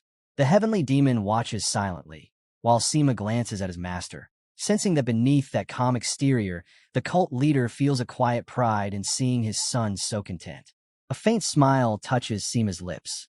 The young man raises his hand slightly, touching his face, and admits, honestly, this reward feels far too generous. Sima insists it wasn't a simple matter. The commander of the demonic army posed a grave threat to the entire cult. He admits he didn't expect the young man to handle the mission so cleanly. Turning to Heavenly Demon, Sima asks if the cult leader anticipated such a result. Heavenly Demon closes his eyes and replies that he would have considered it a success if his son had only survived the task. The hero hears that and thinks the words aren't entirely sincere. His father must have believed in him enough to send him anyway. Memories flash. The blade that whizzed past his head, trees felled in the forest. He remembers mastering the soaring sword and the tiny sphere inside the shattered orb. He remembers swallowing the demonic essence pill. He knows his father must have been aware. Killing him would not be easy. He remembers the slain Exyong and realizes his father likely did not expect the demonic commander to die. Holding the black sword at his side, the boy glances left and understands why his father gave it to him. A message to Blood Heaven's bladesman. A red light shows behind the cult leader. The boy thinks Cheon-pa should now know that whatever his service is to the cult, he must not harm the hero over what happened. He folds his arms and bows his head in thanks. "Thank you for the sword," he says, and then, smiling, adds, "and thank you for what it represents." Heavenly Demon tells him he may leave. The hero offers a small smile and departs. Someone calls after him that the sun is unusually pleasant today and asks him to sit a while before he goes. The boy looks left. Cheon-pa sits on a low parapet. The hero had guessed he wouldn't simply walk away after everything that happened. He walks over and sits beside the old man. The old man notices the sword at the boy's hip. "Summer's warmer than usual," the hero says. Cheon-pa spits a curse and snarls at him. How dare he frame his brother and then kill him? The words cut through the air. The old man vows to tear every limb from the boy's body. Flowers nearby wither. He screams that he will take the boy's legs and arms to his brother's grave. Flames flare behind him. The hero grits his teeth. Cheon-pa grinds his own teeth, and then, abruptly, the old man smiles. The hero glances down at the hilt of his sword, the very same one that had struck his side before. The old man gives a faint, mocking smile. "Is this what you expected to hear from me?" he asks. Without hesitation, the hero catches the old man's blade with his bare hand. His voice cuts sharp through the air as he calls the Blood Heaven's Blades man a degenerate, one who's aged but learned nothing. "How dare you," he snaps, "disrupt the order of our cult just to serve your own twisted ambitions?" Cheon-pa stares at him, stunned. The hero's tone turns darker. "And how dare you act for your corrupt brother's sake? I should chop you into pieces and scatter what's left of you through the city's filth." A faint smile crosses the young man's face. Calm, almost too calm. "That," he says softly, "is exactly what I would have said if you'd given me the chance." Cheon-pa's expression twists. Then he throws back his head and bursts into wild laughter. The sound is deafening. The hero feels his eardrums ache as soldiers nearby stop and stare, unsure what to make of the scene. When the laughter fades, the old man raises his head. "No matter how much of a scoundrel my brother was," he says, "you should have at least pitied him for my sake." The hero lowers his gaze, his voice quiet but steady. "I tried," he says. "I really did everything I could to end it peacefully." They sit side by side in silence. "But Qianyang," the hero continues, "he went too far." "No, that's not even right. The truth is, he never had any limits to begin with." Cheon-pa looks up at the sky, then bows his head. "Now I understand," he murmurs. The hero turns to him. "If you knew how rotten the demonic army had become," he asks, "why did you do nothing?" The old man doesn't answer. Clouds drift slowly over the pagoda roof. After a long pause, Cheon-pa finally speaks. "My brother never listened to me, and I wasn't the best one to lecture him. My own hands aren't exactly clean." His voice lowers further. "To be honest, when I heard he was dead, I felt relieved. I knew he'd never stand in my way again." The hero looks at him in disbelief. The old man's honesty catches him off guard. The hero and Cheon-pa sit quietly on the parapet. Finally, the hero says, "I get it. I really do." Cheon-pa looks up, surprised. Miguk's eyes are calm. "If I learned that my older brother had died," he admits, "I'd probably feel the same way, because it would mean I wouldn't have to kill that bastard myself." Cheon-pa stares at him, speechless. The two lock eyes, neither speaking, neither moving. The air between them feels heavy. The hero remains silent, trying to grasp what it is the old man sees when he looks at him. The old man keeps his gaze fixed on Miguk, unblinking, unreadable. For a long moment, neither moves. Then, at last, Cheon-pa turns away. Above them, clouds drift lazily across the sky. "It seems this year will be a hot one," the old man says quietly, slinging his sword over his shoulder. He begins to walk off, his back still turned. "Fortunately," he adds, "I've long grown used to the heat." The hero watches him go, thoughtful. He realizes he may never truly understand what lies inside Blood Heaven's Bladesman's heart. Cheon-pa passes beneath the elegant archway and disappears beyond it. The boy thinks that although the old man spoke of relief, he still lost a brother. And maybe, just maybe, he still plots against the one who took that brother's life. Tilting his head slightly, the hero wonders if those heavy feelings might one day fade away, like the clouds drifting overhead. He lifts his gaze to the sky and tells himself that, whatever happens next, he doesn't regret what he's done. Drawing the black sword from its sheath, he studies the hilt. The first moments with a new weapon, he thinks, are crucial. Faint currents of white energy ripple across the dark blade. He feels it. The sword is alive in its own way, reaching out to connect. The black demonic sword, one of the cult's most treasured relics, communicates with its wielder more deeply than any other weapon. Raising it before him, the hero reflects that if the sword does not reject its master and their energies align, it can reveal its true power. A small smile touches his lips. In his mind, he greets the blade. From now on, he declares silently, "I'll be your master." He exhales slowly and pushes the weapon forward, trying to channel his energy into it. The glow around the blade flares, brighter and steadier. A surge of joy fills him. This sword is unlike anything he's ever touched, and he loves it. The tip of the blade flashes with light. Holding the sword in one hand and the scabbard in the other, he launches himself off the ground. His movements cut through the air, swift and fluid. He decides not to attempt the black sword's ultimate technique yet. That will come later. Night fades into evening. In a quiet, one-story training hall, the hero continues to practice. The sound of steel slices through the air as Leon enters, carrying a tray. Outside the window, a warm light glows. The hero brushes a finger along the blade's edge. Dawn breaks. Morning light spills into the room. Exhausted but satisfied, he finally steps outside. Then he stops. A crowd stands before him. Warriors, silent and grim, their brows furrowed as they stare at the young man. The hero immediately recognizes them, the sword demons of Bloodheaven. Their presence makes the air feel heavier. He narrows his eyes, scanning the crowd. He can't tell whether Chionpa sent them or if they came of their own accord. Either way, the hostility radiating from them is unmistakable. Orange streams of energy pulse around the warriors, sharp and violent. The hero clenches his jaw, feeling the pressure of their demonic aura pressing against him. If he mishandles this, if he absorbs it carelessly, it could tear through his body from within. They glare at him, their hatred plain. The young man meets their gaze without flinching. In his eyes, a cold fire burns. He knows exactly what this is. They want to intimidate him, to corner him, to make him look weak, to show the cult that the so-called hero can't even step outside without trembling. But then a thought sparks. He remembers something. If he can channel and absorb enough demonic energy from this many warriors at once, the gain could be enormous. A faint white light flickers in his lower abdomen as he activates the meridian strengthening technique, a secret art that reinforces his body's energy channels. Facing dozens of opponents, the hero steadies his breath. The more fighters there are, the greater the benefit. This, he realizes, is the perfect chance to strengthen himself. The warriors tense, teeth gritted, their energy flaring like wildfire. The hero mirrors them, his own teeth clenched, but instead of resisting, he draws in their power. More, he demands silently. Give me more. The pressure builds. The sword demon's faces twist with strain, but the young man steps forward. A sphere of light forms around him, pulsing brighter with each breath. Confusion flickers across their eyes. What is he doing?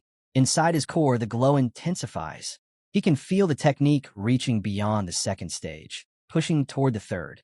Veins of brilliant light trace across his face. More, he commands again. Behind the sword demons, the air crackles orange and hot. Sweat drips down their faces. The hero keeps walking, every step pulling in their power. The atmosphere trembles under the weight of it. Almost there, he thinks. The meridian strengthening technique is nearing its fifth and final stage. He closes his eyes, and when he opens them again, everything changes. The energy is gone. The warriors stand frozen, their auras completely drained. Around him, silence falls. The sword demons stare at him in disbelief. The mustached one's jaw drops. The fighter with the red headband looks pale with shock. The hero remains still, calm amid the stunned crowd. Their fear is obvious now, written across every face. He steps forward once more, fists clenched. As he passes them, a faint smile crosses his lips. He understands they've acknowledged his strength. Before him, a grand throne rises above crimson steps. The hero's eyes widen slightly as he gazes up at it. Then, a deep voice speaks from behind him. Do you wish to sit on that throne? He turns. His father, the heavenly demon, stands there.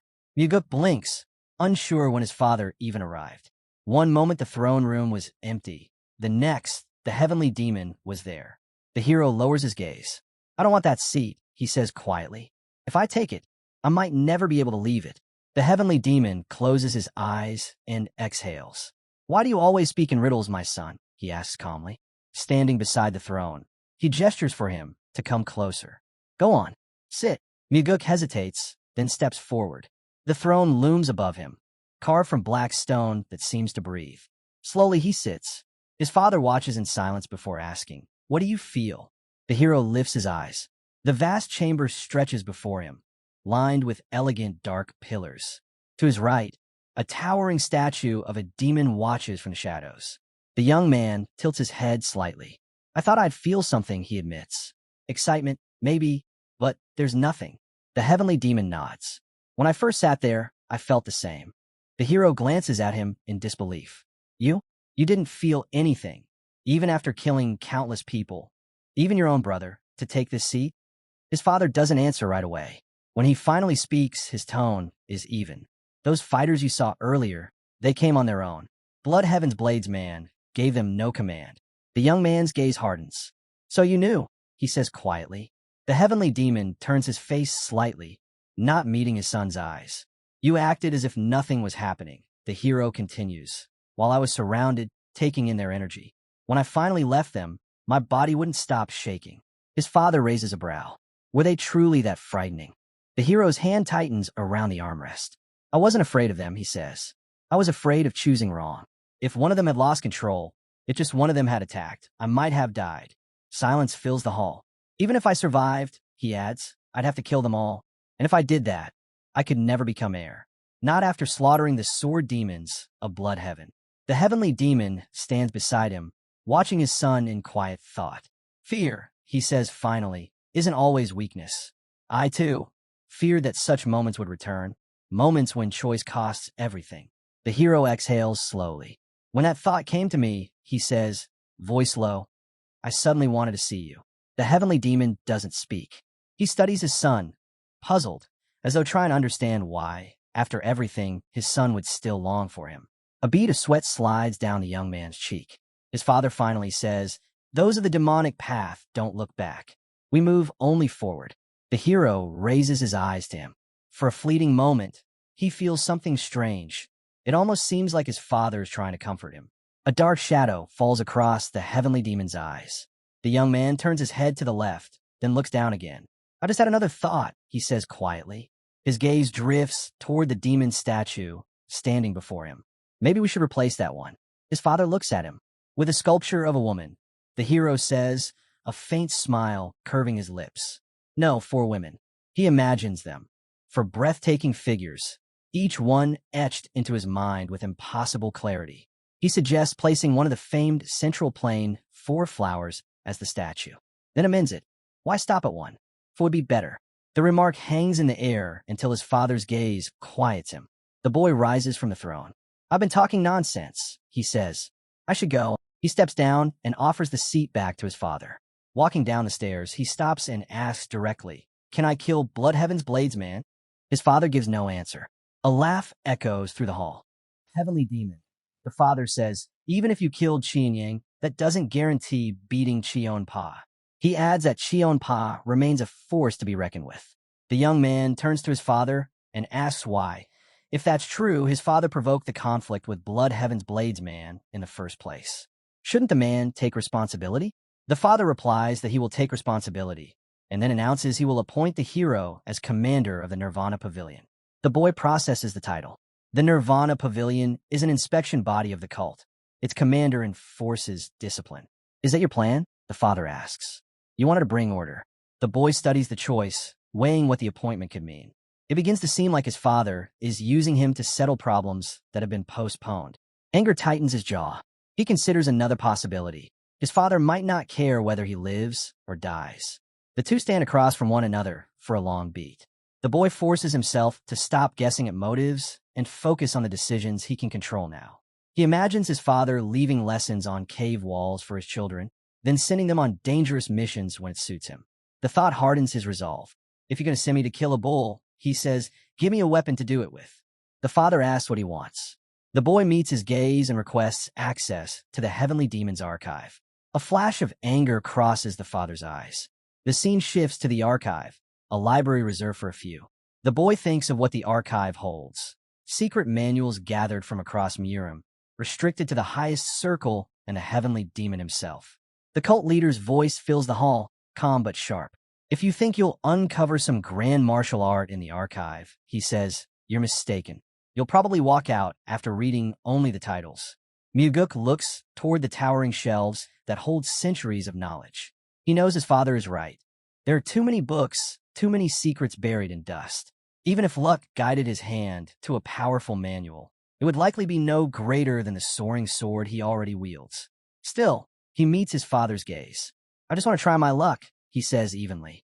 The heavenly demon studies his son in silence. A bead of sweat rolls down the boy's cheek. Then the man speaks. I don't know what schemes you're hiding, he says, but I'll allow you entry.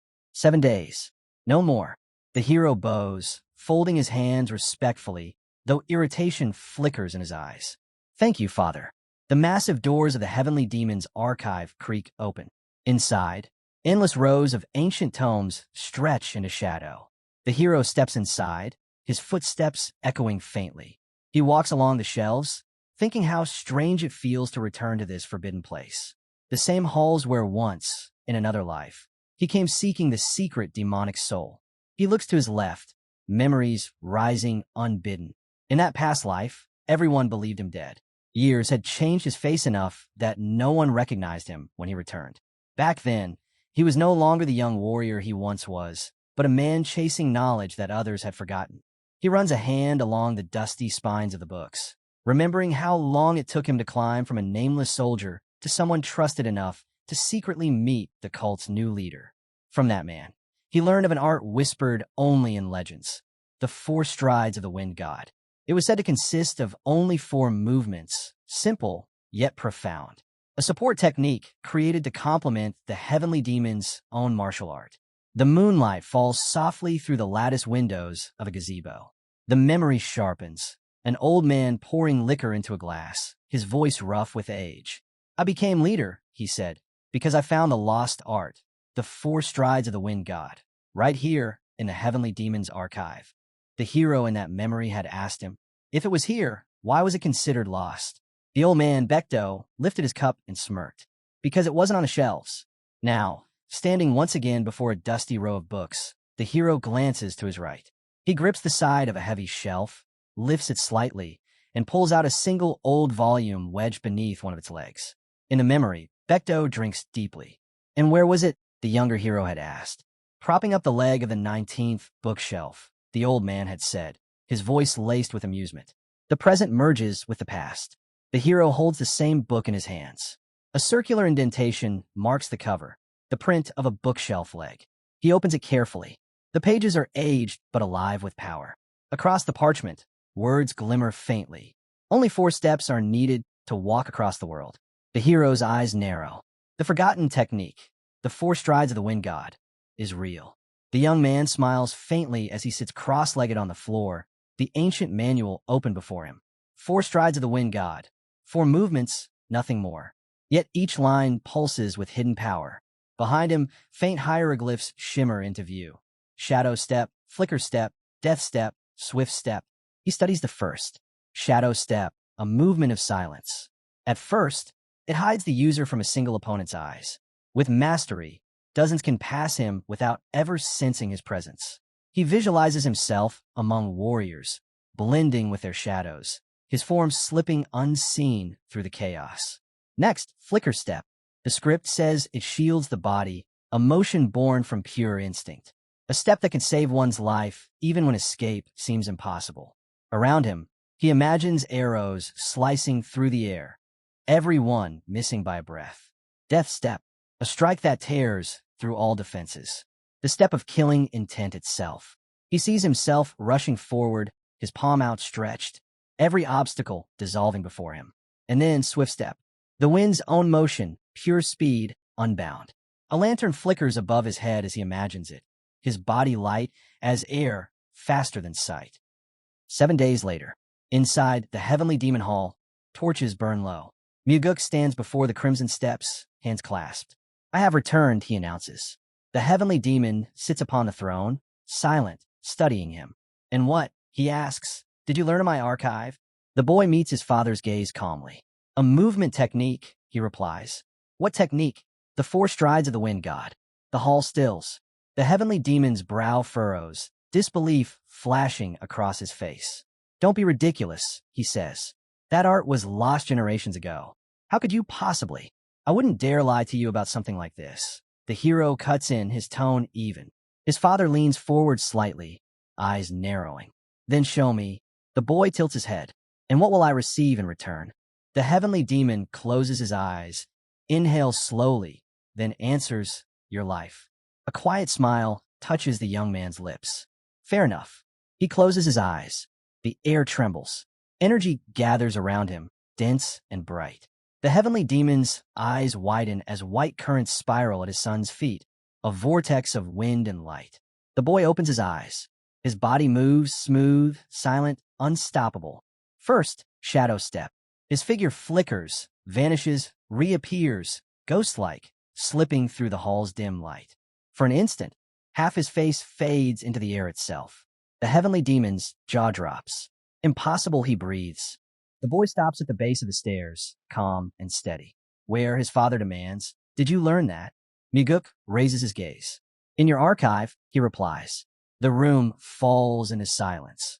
Only the faint hum of lingering energy remains. The heavenly demon stares into his son's eyes, his voice low and sharp. How dare you lie to me? The young man stands silently, meeting his father's burning gaze without flinching. That art, the father continues, his eyes glowing with restrained fury, does not exist in the heavenly demon's archive. It does, the hero answers evenly. That's where I learned it. The room tightens with tension. His father takes a step forward. So you're going to keep insisting on this lie? The boy shakes his head. Just because you couldn't find it doesn't mean it wasn't there. Maybe it wasn't where it was supposed to be. For a long moment, neither moves. Then the heavenly demon glances past him, to the towering shelves that reach into the shadows above. If you found the manual, he says slowly, then you must have known it was there all along. That's not true, the hero replies. I was searching for something else. I only stumbled across 4 strides of the wind god by accident. The two lock eyes again. Father on the steps, son below, both unyielding. Where was the book? The heavenly demon demands. Under a shelf, the boy answers. It was propping up one of the legs. I only found it when I tried to level the cabinet. The man closes his eyes, exhaling through his nose. Then I assume the most important part of the manual isn't there anymore. The hero blinks in surprise. How do you know that? Because the heavenly demon says, turning away. That's exactly what I would have done. He climbs the steps, his long braid swaying behind him. Without looking back, he commands, tell me the steps of the technique. The boy lowers his head. He'd known this was coming. His eyes drift toward the throne, that cold symbol of power he never desired. He doesn't want to surpass his father or take his place as the heavenly demon.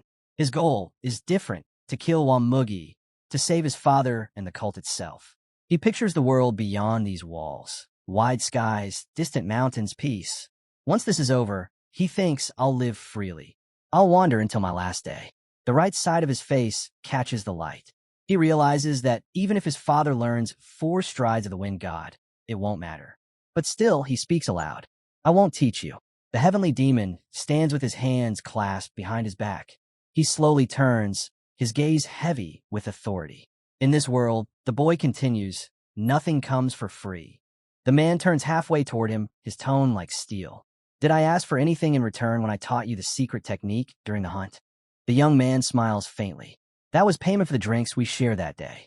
The heavenly demon's eyes narrow. You dare bring it to this point? He shakes his head, almost incredulous. You truly are made of iron. The hero's smile widens slightly, calm, unshaken. He says he never revealed his full strength until the time was right. The heavenly demon looks at his son and asks what he desires. The boy lowers his head, then raises his gaze with firm resolve. He declares that he wants to learn the heavenly demon defense art. A fierce image flashes, a warrior lifting a blazing fist. The hero recalls that this art shields the body completely, a skill only the heavenly demon can master. Learning it is like gaining another life. The heavenly demon extends his hand and states coldly that his son cannot even hope for it. Only the successor of the clan leader has the right to learn the heavenly demon defense art. But the young man doesn't back down. He suggests his father teach him in secret, hidden from everyone. The heavenly demon raises an eyebrow in surprise. The scene shifts. A grand statue of a demon looms tall. The hero explains that the heavenly demon defense art requires no external energy to activate. If taught in secret, no one would ever notice. The heavenly demon falls silent, lost in thought. The hero folds his hands and says calmly that his father can think about it. For now, he'll take his leave. Before he can go, the clan leader stops him. He commands his son to first explain the 4 strides of the wind god. The boy freezes, turning back in disbelief. Did his father just agree? A faint smile crosses his lips. He asks if his father wants to learn the technique right now. The heavenly demon replies that his son seems too trusting. Does he really think his father won't deceive him and give nothing in return? The boy answers without hesitation. He believes in his father. He says the heavenly demon isn't the kind of man to betray his own son. Silence. Then, the heavenly demon tells him to begin. The boy nods. They face each other across the grand hall, surrounded by ornate relics and towering pillars. The heavenly demon closes his eyes as his son begins explaining what he learned from the library. White energy lines shimmer before the black columns. His words echo against the towering pagoda outside. Majestic mountains rise behind the vast settlement. A radiant aura flares around the heavenly demon. He opens his eyes. The boy asks if he should repeat it again. His father shakes his head. That's enough. Then his body starts to fade, merging with the air. The boy glances to the side. The heavenly demon's presence flickers across the hall like a phantom. Astonished, the hero realizes that his father's version of the 4 strides of the wind god is unlike his own. He wonders if his father has already adapted it. The man moves effortlessly, then appears behind his son. Lifting his left hand, the heavenly demon speaks. This is an extraordinary technique. The hero stares at his father in silence. He realizes he has just altered reality more than ever since his return. Now, he wonders, can Mugi really stand against his father? The heavenly demon speaks solemnly. He declares that he will now pass down the heavenly demon defense art to his son. But he warns he will not repeat it. The boy must remember every word. The young man nods, his tone steady. He understands. An imprint appears on his forehead. Leon clenches her fists in anger, demanding to know who dared to do this to him. The boy answers calmly. It was his father. Her voice falls silent. A bright light surrounds the hero as he sits deep in focus. He exhales slowly, looking down. He has succeeded. He has mastered the heavenly demon defense art.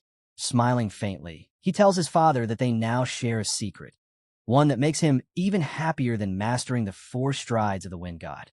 The heavenly demon flicks his son's forehead with a sharp tap. He warns him not to get too full of himself. The boy turns toward Leon, asking why she doesn't take revenge for him. She answers simply, her duty is to protect, not attack. He smiles. In his past life, he never once exchanged jokes with her. Touching his forehead, the hero calls out her name. Then, turning slightly away, he says he's not ready yet. Leon looks at him, puzzled. The young man meets her gaze and says that someday he will cure the side effect that has disfigured her body. They face each other across the room. He tells her to wait just a little longer. Leon's eyes widen in surprise. The hero looks back at her and says he told his father something, that the cult must change. It should become a place where no one needs to learn body-destroying techniques just to protect others. He adds that he wants to rebuild the cult so no one is ever forced into anything they don't wish to do. The boy smiles faintly at Leon. She stands frozen, eyes wide, her mouth slightly open. Taking a step closer, the hero commands her to listen carefully to what he's about to say. Leon straightens, folds her hands, and shouts that she's listening to her commander.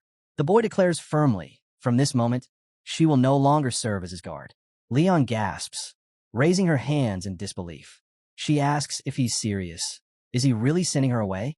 The hero shakes his head. He tells her that he's appointing her as the captain of the Phantom Shadow Corps. Leon stands speechless, staring at him in astonishment. Leon spreads her arms wide, declaring that she's never even heard of the Phantom Shadow Corps. The hero smiles, closing his eyes. He admits she's right, because the organization doesn't exist yet. He says he's creating it now, one that will answer only to him. Leon blinks in disbelief. She asks how she's supposed to join a unit that hasn't even been formed. The hero looks straight at her and asks firmly, will she become the head of the Phantom Shadow Corps for him? They hold each other's gaze for a long moment. Then Leon folds her hands before her face, closes her eyes, and declares that Warrior Leon will carry out the order. The scene shifts. People walk through the busy streets of the settlement. In the background, the hero leans against a wall, arms crossed. He thinks to himself, saying he'll create an organization is easy. Actually building it is something else entirely. He'll need money. A lot of it. Tilting his head slightly, he recalls an incident from his past life. That memory might be his chance to earn what he needs.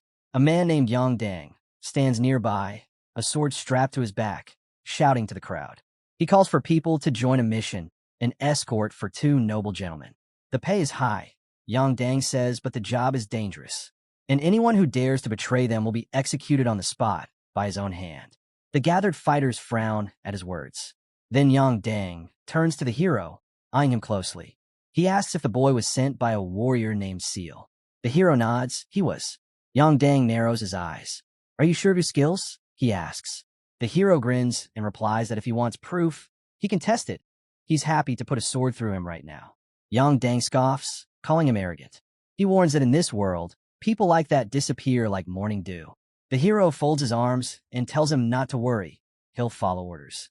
He's only here for the money. The man studies him for a moment, then says he'd better be careful. From now on, he's under special watch. The hero glances to the side and spots a mother with a small child. He recognizes them instantly. In his past life, they died during this very mission. But not this time. He's going to save them. The little girl looks up at him nervously. He raises his hand in greeting, and her expression softens into a small smile. Her mother glances back, sadness lingering in her eyes. The carriage rolls forward through the forest, guarded on all sides. The sun dips low behind the trees. The commander calls for a halt. He distributes food among the fighters, reminding them that no one knows when they'll eat again, so they'd better eat their fill now. Campfires flicker to life. One soldier grumbles, complaining that all they've been given is dried beef. One of the fighters says the meat was enough to satisfy his hunger.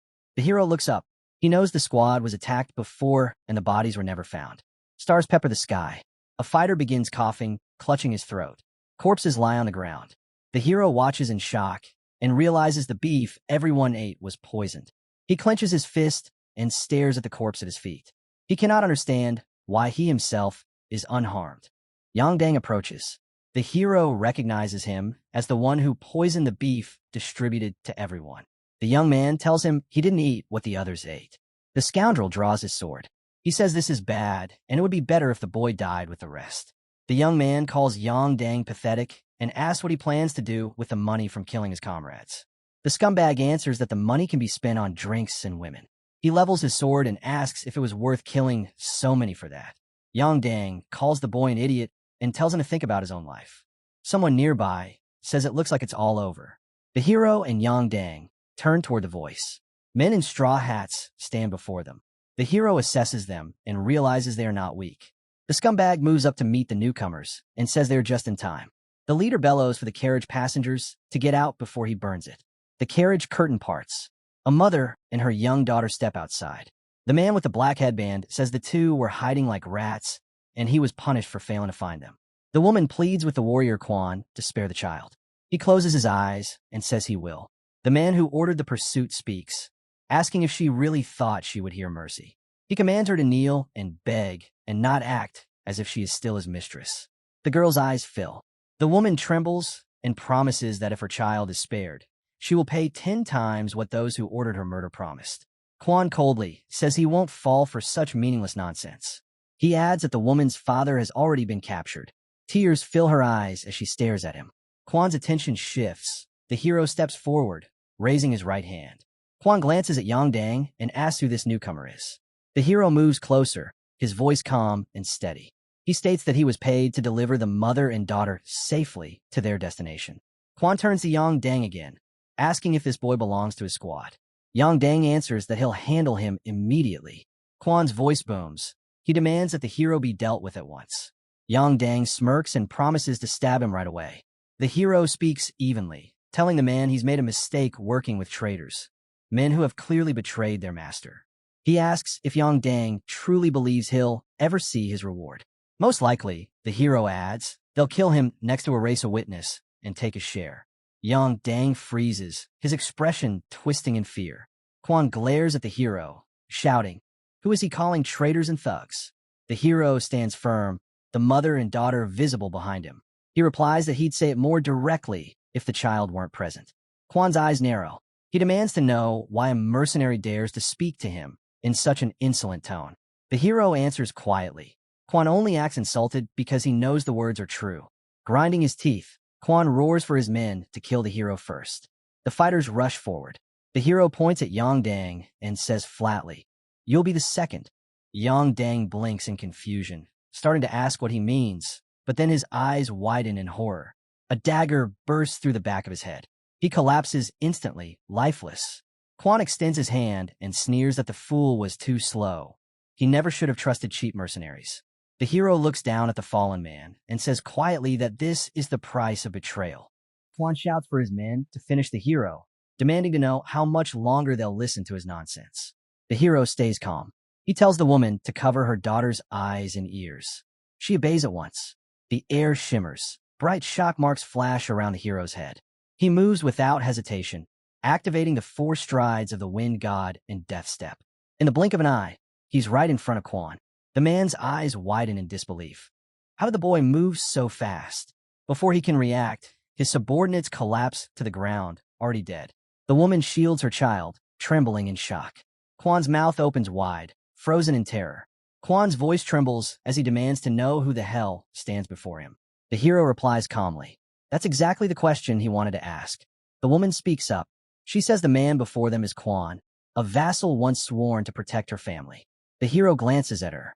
Still shielding her child's face, she introduces herself. Her name is Jiam Seyon, daughter of the owner of Golden Manor. The hero studies her silently. He thinks to himself that this is why he chose to hide his identity and pose as a simple mercenary. Her father, Jiam Asu, is one of the 10 wealthiest merchants in the Central Plains, the richest man in Fujian, Lord of Golden Manor.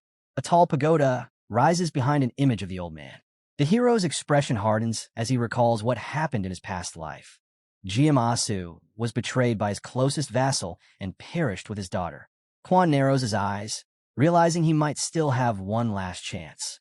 He lunges forward, sword drawn, aiming for the hero's back. But before he can even get close, the hero strikes without turning. Quan's body hits the ground.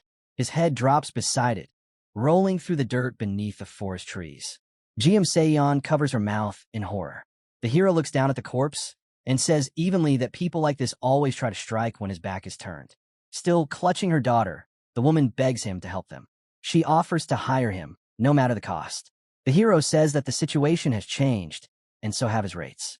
She nods quickly, saying she'll pay whatever it takes. Then, through her tears, she pleads with him to save her father. The hero exhales slowly and says they should move.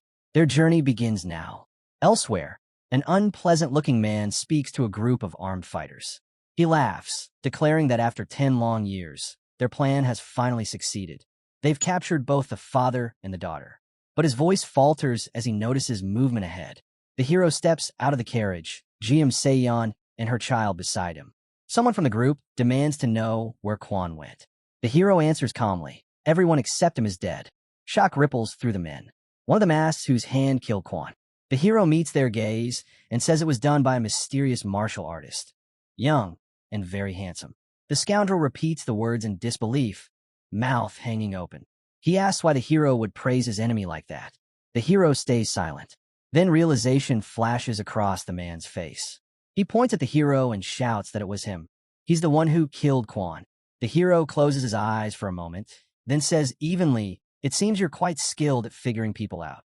The fighters surrounding the hero draw their swords, circling him tightly. Their commander stares in disbelief, saying that if the hero truly meant to save the woman and child, he should have fled far away. Instead, he walks straight into the tiger's den.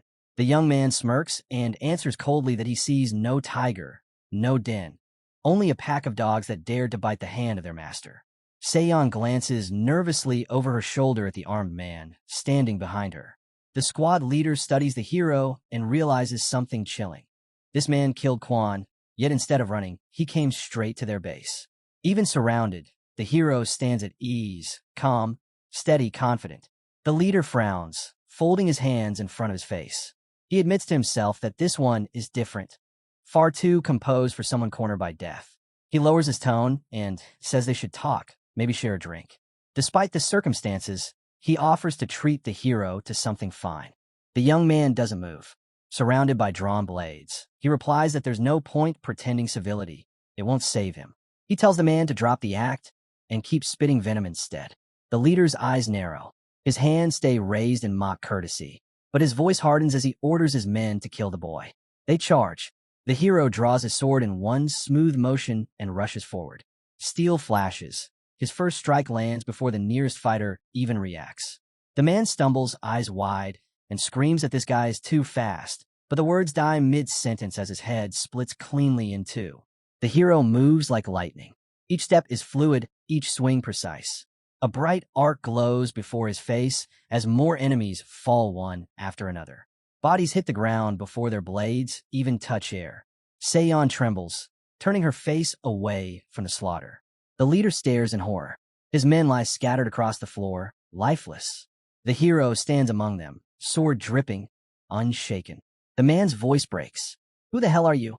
The hero places his left hand on his hip and answers evenly. "No one special. Just a mercenary who saw a chance to make some money." The leader gulps, desperation creeping into his voice. He asks how much the hero wants, how much it'll take for him to walk away. The young man smirks faintly and says that he must be a very rich man to speak like that. The pagoda's windows glow brightly behind them, light spilling into the dark hall. The man nods quickly, insisting that he has enough money to change any man's life. All the hero needs to do is name his price. But the hero tilts his head slightly and asks, "If you're already so rich, why keep doing evil?" He scoffs that if the scoundrel wanted to change his miserable life, he would use his own money, not steal from his master. The man falls silent, staring at the youth. Someone nearby yells for the boy to drop his sword. A blade presses against Jang Ho's throat. A vile-looking fighter stands over the old man. Seon screams for her father. The thug smiles and warns the youth, "Drop the sword, or the owner of Golden Manor dies." Without hesitation, the hero snaps his weapon upward. A bright red streak slices the air and flashes between the criminal's legs. In a single sweep, he severs both the thug's sword and his own blade. Blood arcs into the air, proof he used the soaring sword in flaming heaven. The thug reels, horrified. The hero asks him to repeat his threat, his face grave. He steps forward. The thug stammers, holding his hands out and begging for time. The hero says he doesn't care what the man asks for. If he doesn't want to die, he must come out now. The thug stares, remembering the previous strike and the vast aura behind it. He realizes he likely spent all his inner energy. Gripped tight on his sword, the thug lifts it high. The hero parries the strike without turning. He strains to deflect the next swing as the thug resolves to gather whatever energy remains and end this instantly. Steel meets steel. The thug's blade slams into the ground. His eyes burn red. White shock marks flicker around them. The earth cracks beneath their feet. They stand locked in combat. The thug swings again, convinced the boy's arms must have gone numb.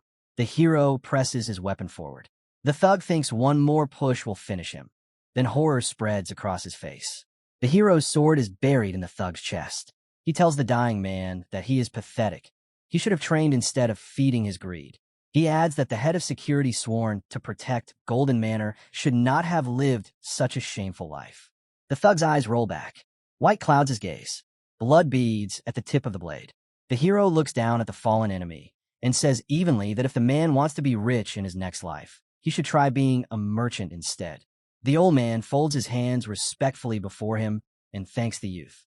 He says he will never forget that this boy saved his entire family from death. Jang Ho asks if the young man would share his real name. The hero stays silent for a moment, then closes his eyes and replies that he's just a mercenary passing by. Jang Ho spreads his arms, saying that not even the king of mercenaries could have defeated those scoundrels so easily. The hero smiles faintly and says the old man is giving him too much credit. Seon turns to her father, reminding him that she promised the boy a reward. Jang Ho nods approvingly. She did well, and their family can certainly keep that promise. Standing before him, the hero listens as Jang Ho says that if he needs money, he's come to the right place. The young man smiles inwardly, thinking this is exactly why he took the role of a mercenary in the first place. At the end of the corridor, a massive door looms. With a gesture, GM Asu says that since the hero saved his family, he deserves everything they have, though giving it all away wouldn't be practical. The hero replies that he would never ask for something so excessive.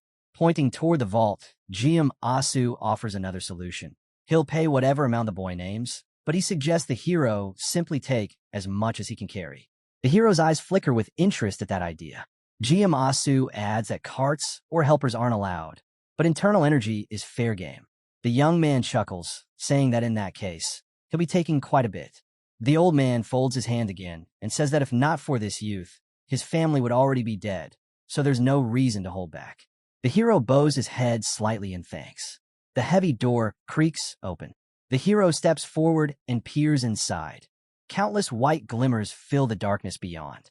He walks in, his figure swallowed by shadow. Father and daughter watch silently as he disappears. Seon murmurs that with skills like his, he'll take more than her father could ever imagine. She asks if he's truly fine with that. GM Asu smiles gently. He says that there's nothing in that vault more valuable than what they gained today. Seon looks at him, startled. The old man rests his hands on her shoulders and says that all he wants is her and her child safe beside him. Seon's eyes soften, touched by his words. GM Asu adds quietly that the young man is a very unusual person. Seon agrees. He hides it well, but for someone so young, his skills are extraordinary. The old man shakes his head slightly. I wasn't talking about his martial arts, he says. The vault door stands wide open. The old man gazes into the darkness beyond and says there's something about that boy, something that words alone can't capture. GM Asu imagines the young man, recalling the countless people he has met in his life, yet none so young, so composed, and carrying such a powerful presence. He tells his daughter that wealth can always be rebuilt, but meeting someone like him again may never happen. Seon looks at her father in surprise as he continues, saying that's why he doesn't regret a single coin spent. The greater the reward, he explains, the stronger the bond they'll form with someone like that. Seon says nothing, only watching her father quietly as the vault door closes behind them. The hero walks through the streets with the weight of a giant bag slung over his shoulder.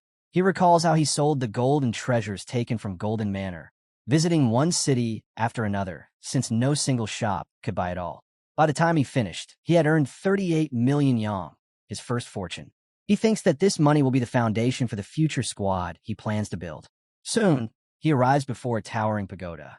Climbing the steps, he finds his father seated upon the throne, with Sima standing at his side. He realizes that his father is deep in council, receiving reports and making decisions that decide life or death for others. The boy watches quietly, wondering if the heavenly demon is content with the life he leads or if it weighs upon him. He walks forward along the red carpet. The heavenly demon studies his son closely, then says that he has heard the boy left the city. The hero looks surprised, then closes his eyes and admits that he went out to earn money. His father asks why he needs it. Standing before the steps of the throne, the young man replies that he can't keep living off his father's wealth, and besides, he'll soon have major expenses. The heavenly demon narrows his eyes, asking what those serious expenses mean. The hero answers directly. He wants to form his own squad. Heavenly demon and Sima both turn toward him, stunned. His father's voice hardens. What did you just say? The boy stands firm on the red carpet and explains that every supreme demon commands their own forces, and to stand against them, he'll need his own organization. The clan leader's tone turns sharp. He declares that such a thing cannot be allowed. If his youngest son creates an army, the eldest will follow, and the cult itself will fracture. Heavenly demon forbids him outright. The hall falls silent. The boy meets his father's gaze, his eyes steady, saying nothing, but the fire behind them refuses to fade. He had expected pushback. After all, the man before him would never agree to such a thing right away. Without a word, Muguk reached beneath his robe and pulled out a scroll. Holding out, he declared that it was something he had brought for his father. Both the heavenly demon and Sima turned to him, surprised. The man raised his hand, and the scroll floated gently into his grasp. Unrolling it, the heavenly demon frowned. What is this money for? He asked. The boy replied calmly. Father can use it however he wishes. Anger flickered in the man's eyes. He looked at his son in disbelief, asking again, as if he couldn't quite understand. The boy didn't flinch, his gaze steady. Sima, standing nearby, glanced between the two silently. From the lower shadow of the cult leader's face came a low, firm voice. Do you not realize how wealthy I am? I do, the boy answered softly. You're the richest man in the world. But the first money a child gives to their parents, that's something special. For the first time, the heavenly demon seemed at a loss. His expression hardened, but beneath it, something else stirred. I wanted to thank you, the hero continued, for giving me life and for raising me. The room fell silent. Neither the cult leader nor his advisor spoke a word. With his hands folded before him, the young man bowed his head slightly. At least once in my life, I wanted to do this properly, he said. Please rest well, father. Then, turning away, he walked out. The heavenly demon stared at the scroll in his hands. A faint smile tugged at his lips. Seema, beside him, remained silent, his eyes following his master's reaction. The scene shifted to the Nirvana Pavilion. Leon stood beside the hero, watching him quietly. It's time, a voice said. The hero looked up. Standing before him was Daryong. Everyone's waiting for you, Daryong said. A faint smile crossed the hero's face. Good to see you, Daryong. I volunteered for this, Daryong replied with a grin. Standing beside Leon, the hero chuckled. Didn't expect we'd meet again under these circumstances, did you? To be honest, Daryong said, I was pretty surprised. They locked eyes for a moment. Then the hero said simply, let's go. Leon blinked, caught off guard, but then smiled as well. Daryong returned the look, his expression softening. Together, they followed the hero out through the doors. Outside, rows of disciples in yellow robes stood in perfect formation. The hero stopped, looking over them, arms relaxed at his sides.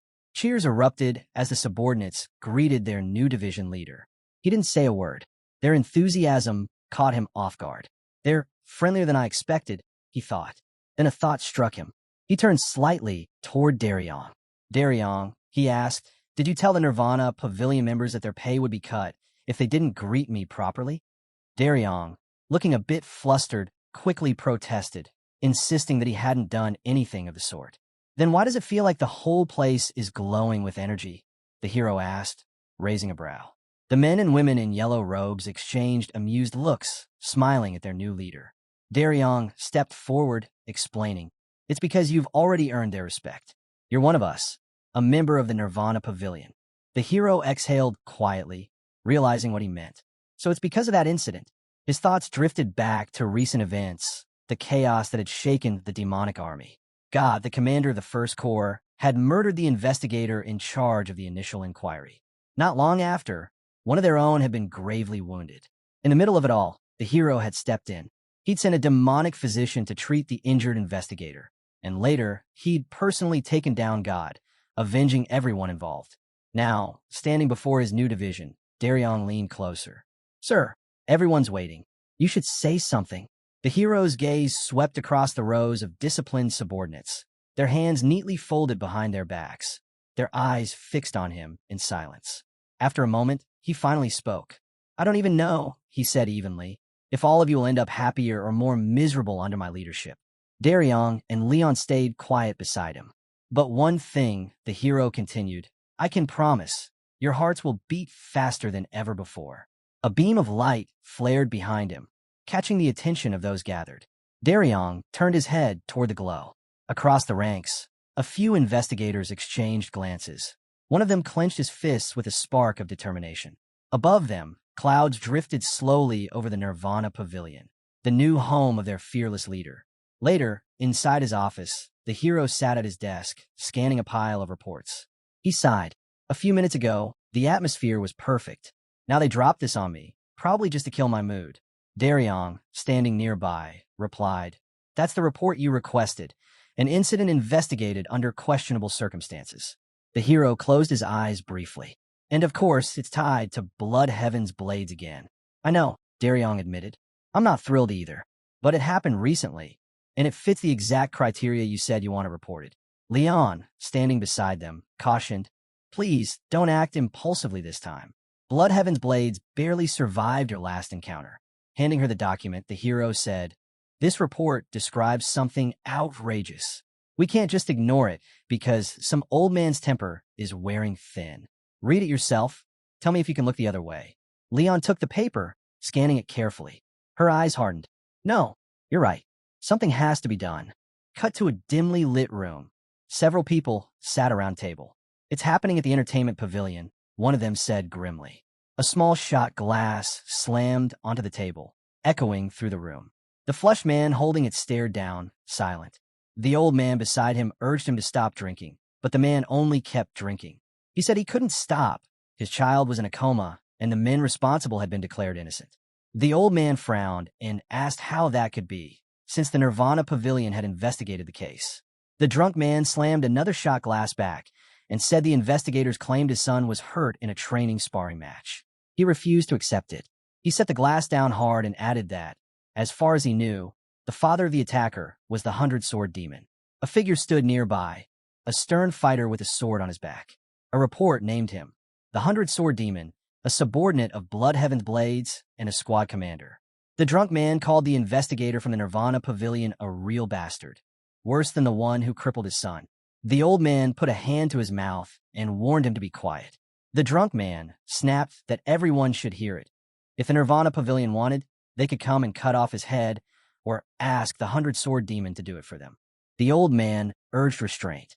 At the next table, another man spoke of his son in a coma and of a wife who could not be resurrected. He said he had no choice but to kill the man responsible. He was in a miserable state. Someone challenged him. Did he really think he could kill the attacker? The desperate father turned and saw armed men approaching. A young man stepped up to the father and asked who he was to claim he could kill someone. The father stood and shouted, calling the young man a bastard, demanding his son back.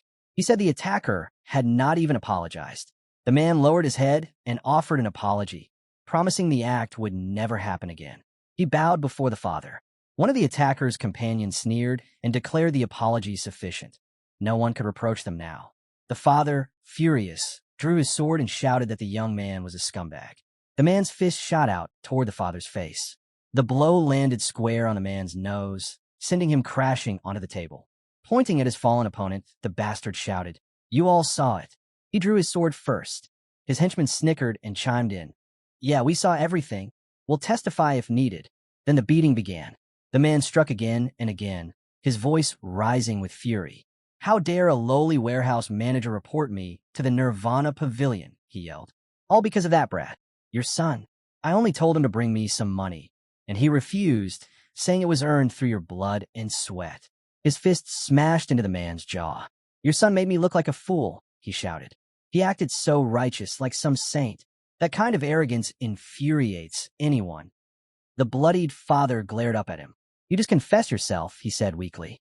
The bastard froze for a second, his fist hovering midair. "Confessed?" he repeated mockingly, straddling the man. "And what exactly did I confess to?" The wounded father coughed, his voice trembling. "Everyone here heard you. Your reason for attacking my son. You said it yourself.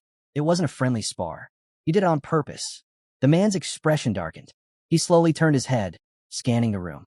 "Did any of you hear me say that?" The people at nearby tables looked away in silence. The old man who tried to help earlier lowered his gaze. The bastard smirked. "Seems no one heard a thing." His laughter filled the room, loud and cruel. Tears streamed down the beaten man's face. He shut his eyes as the mocking laughter echoed above him. The bastard sneered. "Look at this. An old man crying like a woman on her wedding night. No wonder your son turned out just like you." His henchman burst into laughter. But then, a voice cut through the noise. "I heard everything." The laughter stopped. The thugs turned sharply, their faces stiffening. Standing at the entrance were the hero, Leon, and Darion. The bastard spun around. "Who the hell said that?" The hero frowned. "You really have the nerve to talk like that, without even knowing who you're speaking to?"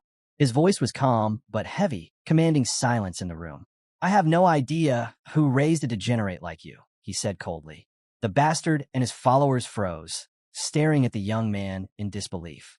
After a moment, the bastard lowered his head slightly. "My apologies," he said, his voice suddenly meek. "I got a little emotional.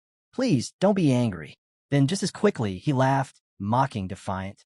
"Did you really think I meant that?" he sneered. "I don't care who you are, but since you've stuck your nose where it doesn't belong, you'd better make a last wish."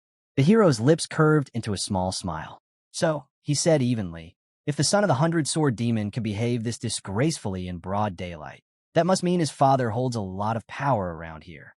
The bastard smirked. "And who exactly did you just call someone's child?" he asked, his tone mocking.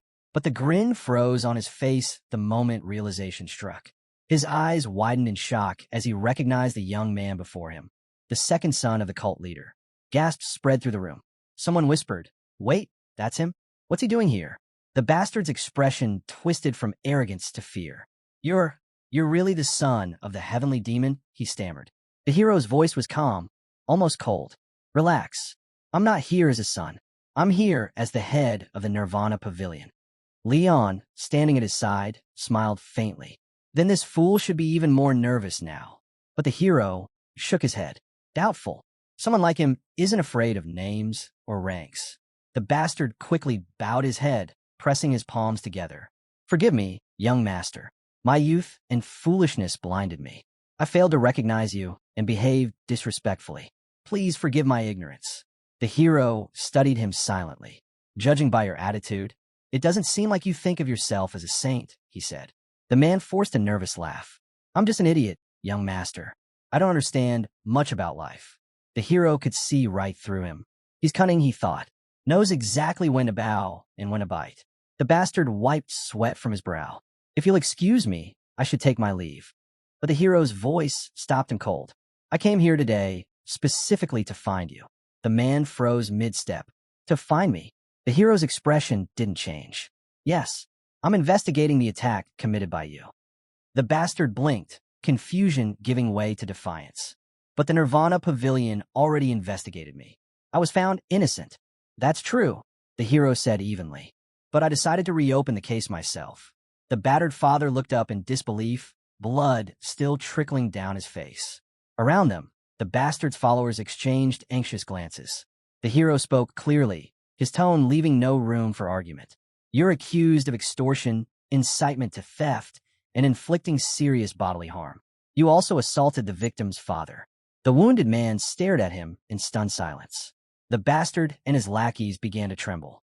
"The crimes you've committed are vile," the hero continued. "I'll personally make sure you spend no less than 20 years behind bars." The bastard flinched. 20 what? He threw his arms wide in protest. "It wasn't an attack. It was just sparring." The hero tilted his head slightly. "Funny, you seem to have forgotten your little confession just minutes ago. The one heard by the head of the Nirvana Pavilion." The bastard froze. The memory of his own words echoed in his mind, and panic flashed in his eyes. "My father," he stuttered. "My father won't let this happen. He'll never allow his son to become a defendant." The hero's gaze hardened. "You don't need to worry about that," he said quietly. "The 100-sword demon will be far too busy to defend his son." The bastard blinked, confused. "What do you mean?" The hero took a step forward, his voice cutting through the air. "Because I'm arresting your father as well, for bribing a Nirvana Pavilion investigator." The scumbag gasped, incredulous. "You really think my father will let this stand?" he spat. "When he's out, he'll make you pay, maybe kill you even while you rot in prison." His shout cut off when the hero's fist slammed into his stomach. Tears, and maybe drool, streaked down the man's face as he collapsed forward, choking. "Do you know what you just did?" the hero asked coldly. "Threatened the head of the Nirvana Pavilion, and you just added 30 years to your sentence." The scumbag begged for mercy, voice breaking. The hero didn't look away. He leaned down and demanded a single reason why the man deserved forgiveness, or for them to stop invoking the 100-sword demon. The thug mumbled incoherently through his tears. Daryong and Leon watched, expression hard. The hero pressed. Had this ghoul ever spared or helped anyone? Give one example. The henchmen shifted, fear playing in their faces. The hero said he would hear any excuse, however implausible. The villain's eyes dropped. He couldn't come up with a thing. "I'll be different from now on," he pleaded. A stinging slap answered him. Blood spilled from the scumbag's mouth. The room fell into stunned silence. The beaten father stared, shocked to his core. Standing over the slumped man, the hero said simply that an exemplary life could begin only after the man served his time. His tone left no doubt. The henchmen cried that they'd only followed orders and begged to be spared. The hero folded his hands behind his back and gave them one choice. Tell everything you know or face court too. They caved and agreed to talk. "Take them to the Nirvana Pavilion," he ordered. Daryong acknowledged, and the men in yellow robes moved in to escort the prisoners. The beaten father and the tavern keeper watched as they were led away. Then the hero, facing everyone present, spoke up. "If anyone senses injustice, report it to the Nirvana Pavilion. As long as he led the organization, its decisions would not bow to outside pressure. The entire tavern stared at the young man, jaws hanging open. Then he said calmly, "And if anyone dares threaten their father like that fool just did, I'll go straight to my father for help." For a moment, silence hung in the air. Then a ripple of laughter spread through the room. Even the young men near the railing couldn't hold back their giggles. Leon smiled. "By the way," she told the battered man, "the demonic physician already examined your son, under direct orders from the cult leader's second son himself." The man blinked, stunned. "You mean that doctor treated my boy?" The hero nodded. "Your son is far more important than you realize. I saw him regain consciousness. Go see him right away." The man's eyes widened, his lip trembling. Then tears broke free. He stumbled forward and bowed deeply. "Thank you, young master. I'll never forget your kindness." The hero gently placed both hands on the man's shoulders, smiling faintly. "You've devoted your life to serving the cult. It's only right that the cult protects you in return." The man wept openly, clutching the hero's hand. Thank you," he repeated over and over, voice shaking. Leon and Daryong exchanged small smiles as they watched. Even the tavern worker wiped tears from their eyes. The hero's eyes gleamed as he said softly, "No, it's the cult that should thank you for everything you've done." Outside, the city's dim lights flickered to life one by one. The scene shifted. The Nirvana Pavilion loomed under the evening sky. The hero stood before it, his expression dark and thoughtful. He had expected resistance from Blood Heaven's blades and the sword demons, but instead, opposition had emerged within the Nirvana Pavilion itself. Chief Investigator Gok Myung stepped forward, greeting his superior with a bow. "Sir," he began, hands clasped before him, "I was on my way to your office, but nearly all our investigators insisted on coming along. I apologize if this seems improper." The hero's gaze swept across the crowd. "Why did you all come?" Gok Myung straightened. "I heard you plan to reopen an investigation that's already been completed, where the suspect was cleared of guilt." "That's right," the hero replied simply. Gok Myung hesitated, then spoke carefully. "With respect, sir, doing this might crush the morale of our investigators." The hero regarded him in silence for a long moment, then turned his attention to the assembled crowd. "Do the rest of you agree with him?" Murmurs of assent rippled through the ranks. One by one, the investigators voiced their support for Gok Myung. The hero's expression hardened. "I couldn't disagree more," he said firmly. "The case of Jang Ho has shattered the very credibility of the Nirvana Pavilion, completely and utterly." Gok Myung's brows knit in surprise. "Sir, what do you mean by that?" The hero's voice rang clear across the courtyard. "As most of you already know," he began, "Jang Ho confessed to his crimes before multiple witnesses. After that, he was arrested." Gok Myung folded his hands neatly in front of him. "Yes, I'm aware of that, sir."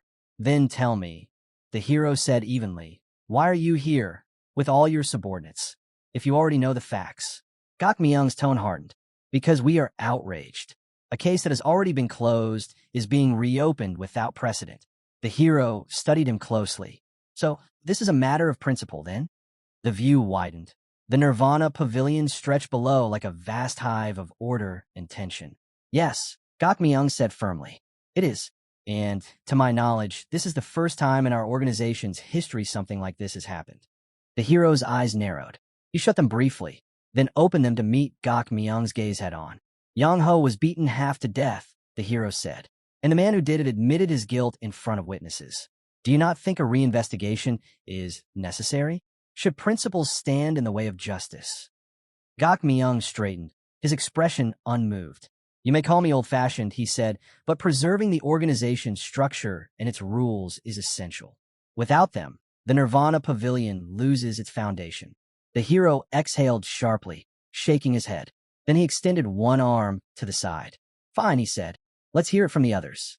Anyone who believes a reinvestigation is the right thing to do, stand to my left." The men in yellow robes glanced at one another uncertainly. A heavy silence lingered, until one man finally stepped forward.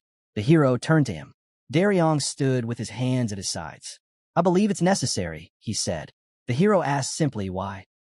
"The first investigation was poorly handled," Daryong replied. "We can't ignore that, and we can't rule out the possibility that the investigator was pressured." The hero's gaze swept across the remaining investigators. "Does anyone else agree with what he just said?" For a moment, No one moved. Then another voice rose. I do. Gok Myung's brow furrowed as the man beside him spoke up. With a calm bow, the man said, My name is Ho. I haven't yet had the chance to thank you, sir, for your help earlier. The hero gave a faint nod. Your wounds, have they healed? Yes, I've fully recovered, Ho said. I'm glad to hear it, the hero replied. Around them, the remaining investigators watched in tense silence. Then the hero's voice broke the stillness again. Investigator Jang Ho. The man blinked, startled. Yes, sir, that's me. The hero clasped his hands behind his back. You're the one who handled the original investigation, correct? Yes, sir, Jang Ho answered. I conducted it as thoroughly as possible. The hero's expression hardened. Did you take a bribe? The air went still. The investigator stiffened, his face twisting in outrage. How dare you accuse me of something like that? He shouted. Before he could say more, Gok Myung stepped forward, his voice sharp with anger. Young master, how can you make such accusations without proof? But then, the air itself seemed to shift. White energy began to rise and swirl around the hero, pulsing in quiet waves. His eyes narrowed, his tone turning cold. From this point on, he said, no one speaks without permission. The pressure in the courtyard intensified. Even Gok Myung's eyes widened, a flicker of fear crossing his face. The hero's gaze locked on Jang Ho. Did you take money from the 100-sword demon? Jang Ho pressed a trembling hand to his chest. I swear on my life, I took nothing. If you doubt me, conduct a special investigation yourself. The hero watched him for a long moment. Then, unexpectedly, a faint smile appeared on his lips. I already did, he said, and I found that you're telling the truth. You didn't take the money. Jang Ho blinked in shock. Gok Myung's voice burst out, incredulous. You mean to tell me you carried out an internal investigation on one of our own investigators? That's impossible without special authority. The investigation had such authority, the hero replied calmly, and the permission came directly from the cult leader himself. Gok Myung froze, speechless. The hero turned back to Jang Ho. So tell me, he said, voice low, if you didn't take the bribe, why did you falsify the report? Jang Ho lowered his eyes. I didn't falsify anything, he said quietly. Based on the evidence I had, my conclusion was correct. The hero's tone sharpened. Did someone threaten your sister? Outside, clouds drifted slowly above the Nirvana Pavilion, their shadows sliding across the courtyard. The investigation confirmed you're completely incorruptible, the hero continued. I didn't believe that at first. I checked everything myself, because I've never met anyone who truly doesn't care about money. He paused, but to my surprise, I found out you really are that kind of man. Jang Ho stared at him, speechless. I had to understand why a man so pure would falsify a report, the hero went on. And I found your weakness. Your younger sister, the only family you have. The investigator's eyes went wide, disbelief and fear mixing on his face. Gok Myung turned toward him sharply. Is that true? Did someone threaten her? Speak, the old man barked. Tell him the truth. The hero watched them quietly, reading the moment. So that's why he brought them here, he realized. Gok Myung wanted to protect Jang Ho, to shield him, like a father protecting his son. Gok Myung's anger burned, but the hero understood it wasn't hatred. It was guilt. Then the hero's voice rose, clear and resolute. There's no need to worry about your sister. Both Gok Myung and Jang Ho froze, staring at him. She's safe, the hero said. I've already stationed guards near her home. Until this case is fully resolved, no harm will come to her. Jang Ho's eyes filled with disbelief, then with hope. You really did that? He asked softly. The hero confirmed it. Jang Ho collapsed to his knees and shouted that he had committed a heinous crime. Gok Myung raised a hand and demanded to know if Jang Ho had indeed done it. The hero asked the investigator if he knew he was obliged to act honestly even under threats. Jang Ho admitted everything and said he would accept any punishment. Colleagues watched in silence. The hero ordered him to rise. Jang Ho stood. The hero said that if this offense had occurred after the man assumed leadership, there would be no forgiveness. But since it happened before, he would make an exception and pardon Jang Ho this once. He warned that the clemency was granted only because Jang Ho had previously proven himself incorruptible. The investigator asked if the pardon was real. The hero answered that it was one time only. Jang Ho thanked him repeatedly. Others reacted with surprise and murmured thanks. Daryong and Lee On looked toward their new leader. Standing before his subordinates, the hero declared that now, as head of the Nirvana Pavilion, the the families of its employees were under his protection. If anyone dared threaten them, he would deal with those responsible personally. Those in yellow robes listened as he added that the organization would no longer tolerate outside pressure. He promised that anyone who attempted interference would be severely punished. He instructed that any threat must be reported immediately. A large pagoda rose above the assembly. The hero said that if necessary, he would ask his father to protect the families of those present, and he repeated that all outside interference must be reported directly to the head of the Nirvana Pavilion. Looking at his subordinates, he ordered them to perform their duties with their heads held high. Gak Myung and Jang Ho stood in stunned silence.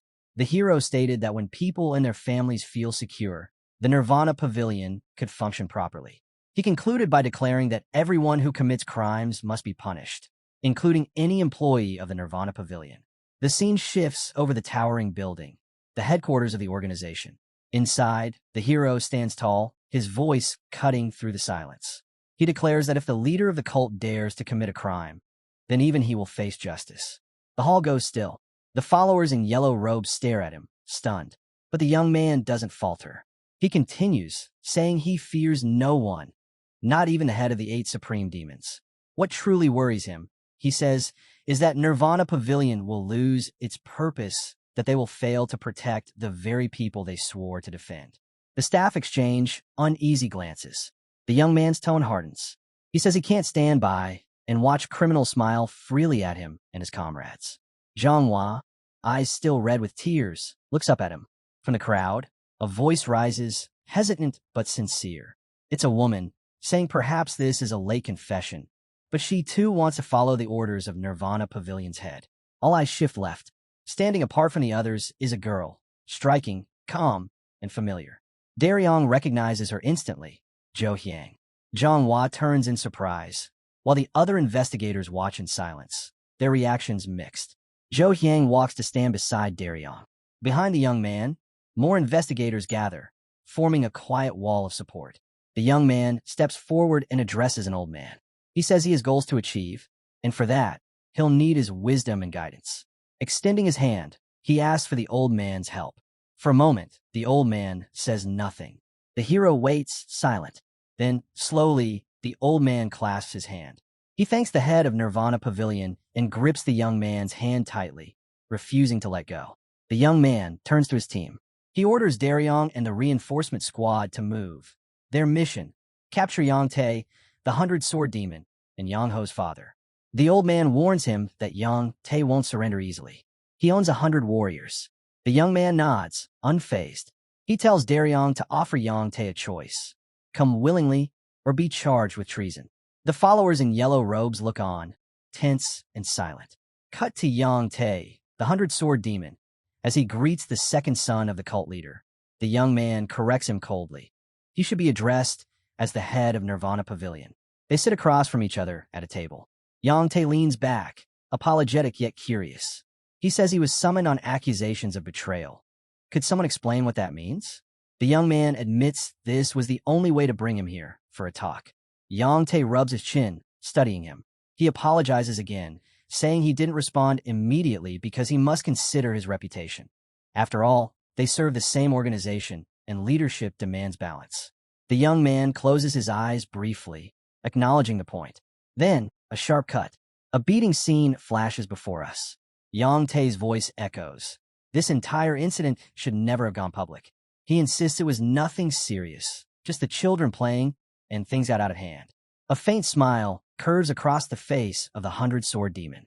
He leans back and says that the young man must already understand.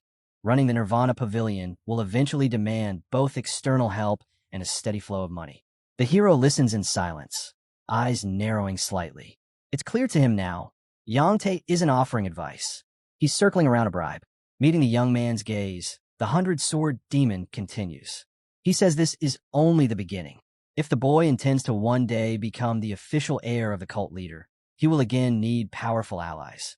After all, everyone currently backs the first son of the heavenly demon, the young man's greatest rival. The hero responds calmly.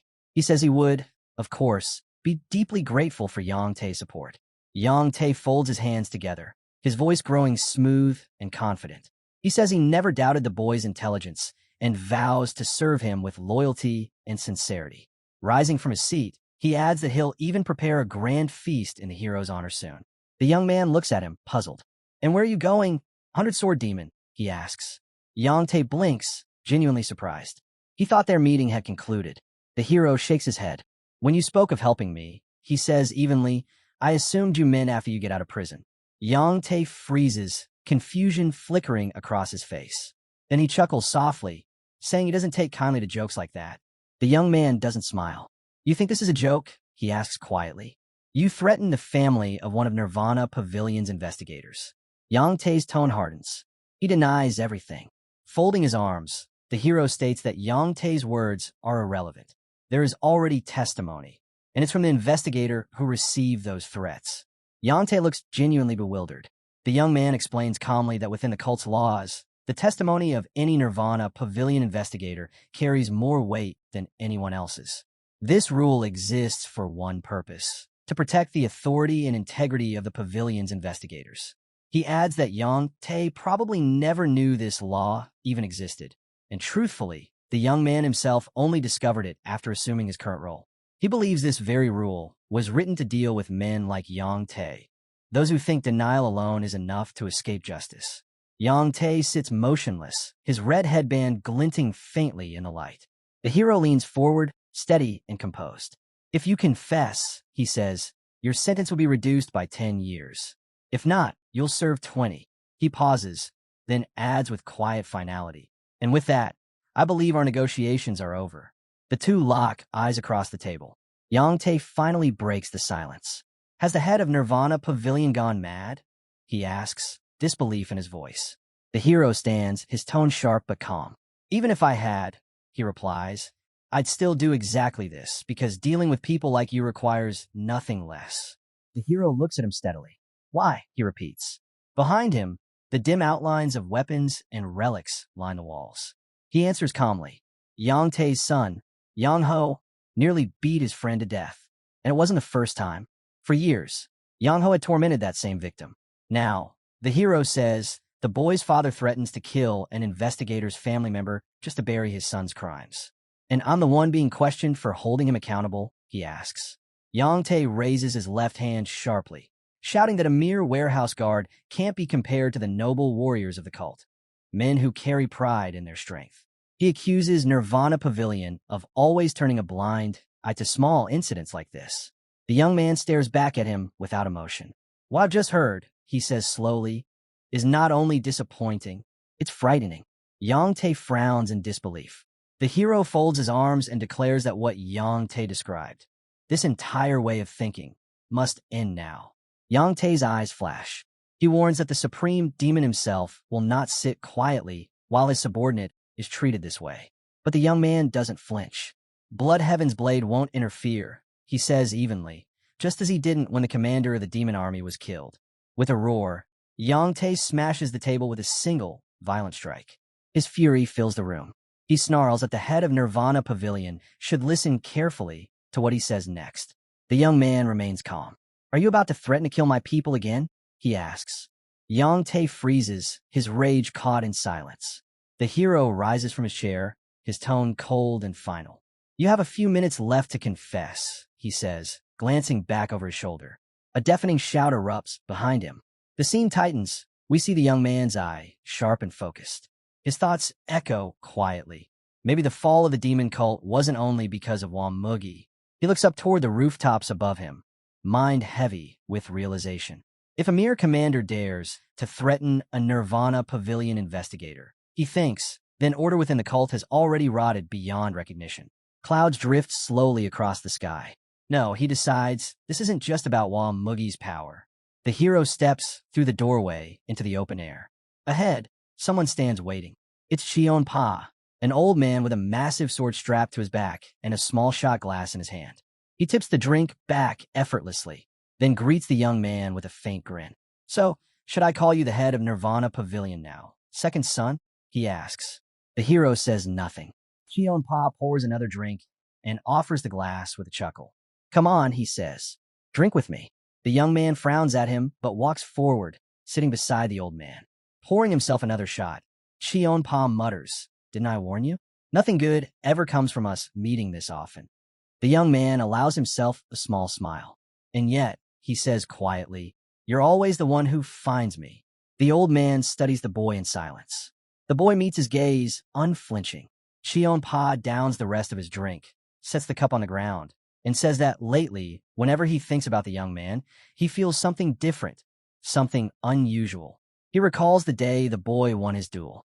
When you made that wish, he says, to go hunting with your father, it felt right. Like it was exactly what you needed. He lets out a quiet chuckle, admitting that he thought the boy was clever for choosing such a wish. The hero nods slightly. I agree, he says. It was the right choice. Cheon-pa picks up the bottle again, pouring another drink. That's when it all began, he says, his tone dropping lower. The liquid ripples in the cup as he brings it to his lips. That day, my sword began to weep. The young man raises a brow. Your sword is crying? Over me? He shakes his head. No. If anything, your sword should be insulting you. Cheon-pa pauses, surprised by the reply. Lanterns sway gently above them, their light flickering between the two. The hero continues, voice steady. He reminds the old man that his disciple once used poison during a fight against him, and that another of his followers humiliated one of his subordinates afterward. Images flash, Qian Yang and Yang Te. The young man's tone sharpens. Your own brother used the demon army for personal gain, he says, and one of his men threatened to kill a family member of a Nirvana Pavilion investigator. If your sword truly mourns, it's because those around Blood Heaven's blade have fallen far below his standards. Cheon-pa watches him quietly, then smiles faintly. You do have a way with words, he says. But you're wrong. He raises his glass once more and takes a slow sip. The young man watches, waiting. Then explain, he says. What part of what I said isn't true? Setting the cup down, Cheon-pa answers calmly. You said the people around me don't live up to my standards, he says. But they fit me perfectly because you think too highly of me. The old man fixes his eyes on the boy again, silent but steady. The young man's thoughts stir. He's tougher than I expected, he thinks. Harder to deal with than the prideful ones who chase glory. Cheon-pa's gaze grows thoughtful. Then, in a firm voice, he demands that the 100-sword demon be released. The man's arrest, he says, has shattered the morale of his troops. The young man remains calm. If the investigation proves him innocent, he replies, he'll walk free. A bright aura suddenly bursts behind the old man. A surge of demonic energy, so intense the air itself seems to tremble. The hero grits his teeth, standing his ground against the pressure. Cheon-pa's eyes disappear beneath a dark shadow. The young man can barely breathe. So this is Blood Heaven's blade's true power, he thinks. Now I understand why Father warned me not to provoke him yet. Teeth clenched, Cheon-pa takes a step forward. Listen to me, he growls, voice low but heavy with power. You better take my advice. The young man locks eyes with the old warrior. His voice is calm but firm. Stop, he says. Cheon-pa raises a brow, slightly puzzled, even smiling. Stop. Yes, the boy replies. You came here to ask for a favor. You should focus on that, because asking for a favor and giving advice at the same time isn't exactly good manners. Cheon-pa's jaw tightens. His teeth grind softly. The two sit facing each other in silence. The old man frowns, then lowers his gaze, fingers brushing against his beard. After a long pause, he exhales. You're right, he admits quietly. It's rare to meet someone who speaks their mind so honestly. He pours himself another drink. The young man watches him. You should be careful, he says. Even still water starts to rot if it never moves. Cheon-pa glances at his reflection in the drink, the liquid trembling slightly in the glass. The hero continues, his tone low and steady. No one wants to be trapped in stagnant water, but once they sink into it, they grow comfortable and forget how to climb out. A gust of wind stirs the leaves, sending them drifting between them. The boy leans forward. Take this chance to rise out of it, he says. And know this. The 100-sword demon isn't the one worth protecting. Cheon-pa looks at him over the rim of his glass, then drains it in one motion. Setting the cup down, he stares straight at the young man. Will you drink with me? He asks. He slides a cup toward the hero. The young man takes it. The old man pours the clear liquid, the sound sharp in the quiet air. I'll take your advice, Cheon-pa says with a half smile. I'll leave the stagnant water behind. The young man lifts his glass. That's a wise choice. But before he can drink, Cheon-pa adds, in exchange, I want you to become my new water. The boy freezes, glass in hand. His eyes widen slightly. The old man sits back, watching him. The young man's thoughts swirl. Did I hear that right? Pa's voice cuts through the silence. Drink, he says, if you intend to become the heavenly demon. Do that, and I'll stand behind you. The young man stares at him, stunned. He can't mean that, he thinks. Everyone knows he supports my older brother. He lowers his glass slightly. As far as I know, he says slowly, you've always supported him. Pa smirks. That was before I realized how insane the younger son of our cult leader truly is. The young man raises his cup, eyeing him carefully. He must have gone mad, he thinks. In his mind, memories flash. The man before him is the one whose brother he killed, whose student he crippled, whose subordinate now sits in a prison cell. And yet, he says he'll support me? Pa's brother, the late Qianyang, appears briefly in the hero's mind, seated, lifeless, a memory that refuses to fade. The young man breaks the silence. You do remember, he says quietly, that I killed your brother. Pa, Blood Heaven's blade himself, meets his gaze without flinching. His expression is calm, unreadable. The weight of his silence says more than any words could. The old man folds his arms across his chest, his gaze steady. From a moment my brother and I left our parents' house, he says, we became strangers. Blood means nothing to me. He looks directly at the young man. I won't mourn someone just because we share a family name. That kind of sentimentality is absurd. Pa lets out a quiet chuckle. A thorn under the fingernail hurts more than a relative's death, he says. The young man sits silently, glass still in his hands. The old man leans forward. And for the record, I never swore any oath to serve only your brother. But even if I had, I'd still have the right to change my mind and choose a different side. The hero remains still, his fingers tightening slightly around the glass. If you truly stand with me, he says slowly, that means I gain the strength of an entire army. He pauses, then asks, but tell me, why me? Why choose this side? The old man rests a hand on his knee. The stars above shimmer faintly through the trees. I've seen how you move forward, Pa replies. You tear through everything in your way. That kind of resolve, it makes me think I can tie my fate to yours. The young man gives a faint, wry smile. So, you chose me because you think I'm insane? Pa grins back. Exactly, and I plan to enjoy every moment of your madness. The boy says nothing, only watching him. The old man's grin lingers. We see the back of the young man's head, motionless, calm. If I were naive, he thinks I might actually fall for this act, for the flattery that hides the manipulation underneath.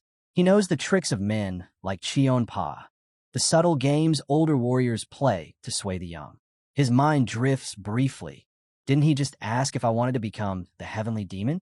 In the reflection of the glass, the young man sees his own face, his past self staring back. He understands now. Pa is trying to make it seem as if the path to becoming a heavenly demon runs only through him. The boy sets his glass down gently. I appreciate the compliments, he says, but I have something more important, my father's orders. And I intend to carry them out. Pa looks down at his own cup, the surface trembling faintly. The young man continues, his voice firm. Tell me, old man, what do you think the heavenly demon will say if he learns that his son has chosen to ally himself with Blood Heaven's blade? Silence hangs between them. The boy answers his own question. He'd think his son has abandoned his duties, that he's chasing politics instead of fulfilling the mission he was entrusted with. The old man's expression shifts slightly. Then he asks, and what do you think will happen if you pour everything you've got into Nirvana Pavilion? The night deepens around them. Pa's gaze sharpens as he stares straight into the young man's eyes. If the cult leader keeps you tied to Nirvana Pavilion, he says, then you'll end up trapped, stuck in stagnant water, rotting away while the world moves on. His tone deepens, edged with certainty. You have no real choice, boy. Either you become your father's heir, or you fade into obscurity. The young man says nothing, his eyes thoughtful. Pa raises his hand as if sealing his point. If you align yourself with me, he says, your father will have no choice but to notice. The moment Blood Heaven's blade stands by your side, every whisper in this cult will revolve around you. The hero studies him carefully, letting the words sink in. He's right, he admits to himself. But there's something he doesn't see. He recalls his father's words, that the will to restore strict order within the cult doesn't belong to one man alone. Even the heavenly demon himself desires that balance. The young man glances at the glass before him, still filled. He speaks quietly. Give me time, he says. I'll drink when I've made my decision. Cheonpa's eyes narrow. Then slowly he nods. Fair enough, he says, reaching for the bottle. That's an acceptable answer. He grips the hilt of his sword. If you had drunk right away like a fool, I'd have been disappointed. Dust swirls as he moves. In a flash, his blade slices through the air, fast as lightning, stopping just beside the young man's head. The hero reacts instantly, blocking the strike with his black sword. The steel hums, the air around them vibrating with power. Cheonpa's expression turns grim. You have until tomorrow, he says. The young man meets his gaze, unwavering. I'll answer in 5 days. Red veins flare in the old man's eyes. 3, he growls. And with that, he leaps back, soaring into the air before vanishing into the night. The young man lowers his sword, feeling the weight of the clash. That old lunatic nearly broke it, he mutters. Morning light spills across the courtyard of Nirvana Pavilion. The sound of strained breaths and pounding fists fills the air. Under the high walls, investigators train relentlessly, sweat dripping onto the ground as they perform push-ups with a massive log balanced across their shoulders. One man, Jang Ho, a scar running down his cheek, shouts furiously. Have you all given up already? This is child's play compared to the demon army's training. Grunting, the exhausted investigators strain to lift the log again. Muscles shake, faces twist with effort, but they push through. Don't stop, Jang Ho roars. Wives, children, even friends can betray you, but the sweat you spill now will sink into the earth, and the strength it gives you will never betray you. Nearby, the hero and Daryong watch with faint smiles. Daryong chuckles. That guy isn't even married, he says, but he sure talks like he's seen it all. The young man closes his eyes, amused. He's right, though, he says quietly, and for a brief moment, amid the weight of responsibility, ambition, and coming war, there's a rare feeling of calm. Standing behind the young man, Daryong asks curiously, how did you even manage to pull all this off? The hero glances back, puzzled. What do you mean? Daryong crosses his arms. I'm talking about the official apology Southern Blade House just issued. How in the world did you get them to publicly admit their guilt? The young man shakes his head slightly, still surprised. I never thought they'd actually go that far, he says. Then, smiling faintly, he adds, if you're that curious, Daryong, why not go straight to their compound and ask them yourself? From behind, one of the investigators groans. Please, don't joke like that. If he walks in there, he won't walk out alive. The hero chuckles softly. Actually, right now, Daryong could stroll right into their training hall, perform the most shameless dance he can think of, and not a single person would dare say a word. Daryong stares at him in disbelief, completely taken aback. But as the laughter fades, the young man's mind shifts elsewhere, to Cheonpa's words echoing in his memory. I'll be waiting for your answer. The group approaches the front gate. The hero's expression hardens. Send Yang Tae and his son to prison, he orders. Make sure they're placed somewhere they can't reach anyone. No communication. No favors. Daryong's face darkens. Those bastards deserve it, he mutters. Exactly, the young man replies. They should pay for what they've done. Daryong bows his head. Understood. As the hero passes through the gate, his thoughts grow heavier. If I hadn't stepped in when I did, he thinks, those monsters would have lived out their lives in comfort, while Guak Su and his family suffered until the end of their days. His eyes glint sharply. Because of people like Yang Tae and his corrupted kind, hundreds of families inside the cult are suffering. Families I don't even know about. And the longer this continues, the more victims there will be. The view tilts upward. The roof of the pavilion looms above him. I can't allow this infection to spread any further, he resolves. People like Yang Tae must be cut out completely. In the demonic village, life moves as usual. Merchants shout, villagers walk, and an old man with a sharp mustache pauses in surprise at the sight before him. A group of workers are mounting a new sign. He squints at it. Is that a Nirvana Pavilion branch? The hero steps forward, his presence commanding attention. That's right, he says. From now on, anyone who's been wronged by cult members can come here directly. Murmurs ripple through the crowd. People stare at him, unsure, disbelieving. The young man raises his voice slightly. Tell me, when someone from the cult mistreats you, where do you usually go? The old man hesitates. Go? What can we even do? The crowd falls silent. Faces turn toward each other, uncertain and weary. The young man studies them, understanding dawning in his eyes. They've lived under this tyranny for so long. He thinks they've forgotten what it feels like to fight back. He realizes that even those who knew about Nirvana Pavilion never dared approach it. Not with the walls, the guards, the endless inspections at the first gate, and the demand to declare one's intentions before entering cult grounds. The image shifts, wide and grand, to the palace complex itself, its stone towers rising above a vast courtyard.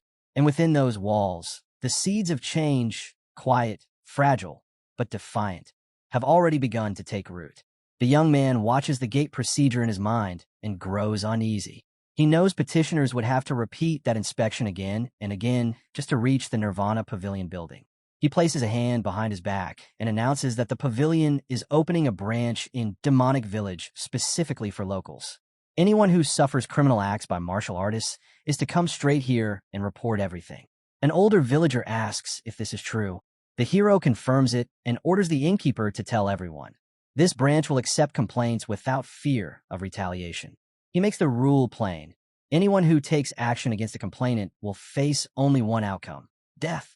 The innkeeper bows and promises to spread the word. The hero moves past a huge tree and thinks this is only the start. He intends to protect common villagers, low-ranking martial artists, anyone weaker who suffers injustice. He resolves to make people understand that life has equal value for everyone. He walks toward a door. Inside, Cheon Pa sits on the ground. The old man asks if the head of Nirvana Pavilion is ready to drink. The hero sits down and says he is ready. Cheon Pa produces a bottle and fills a shot glass.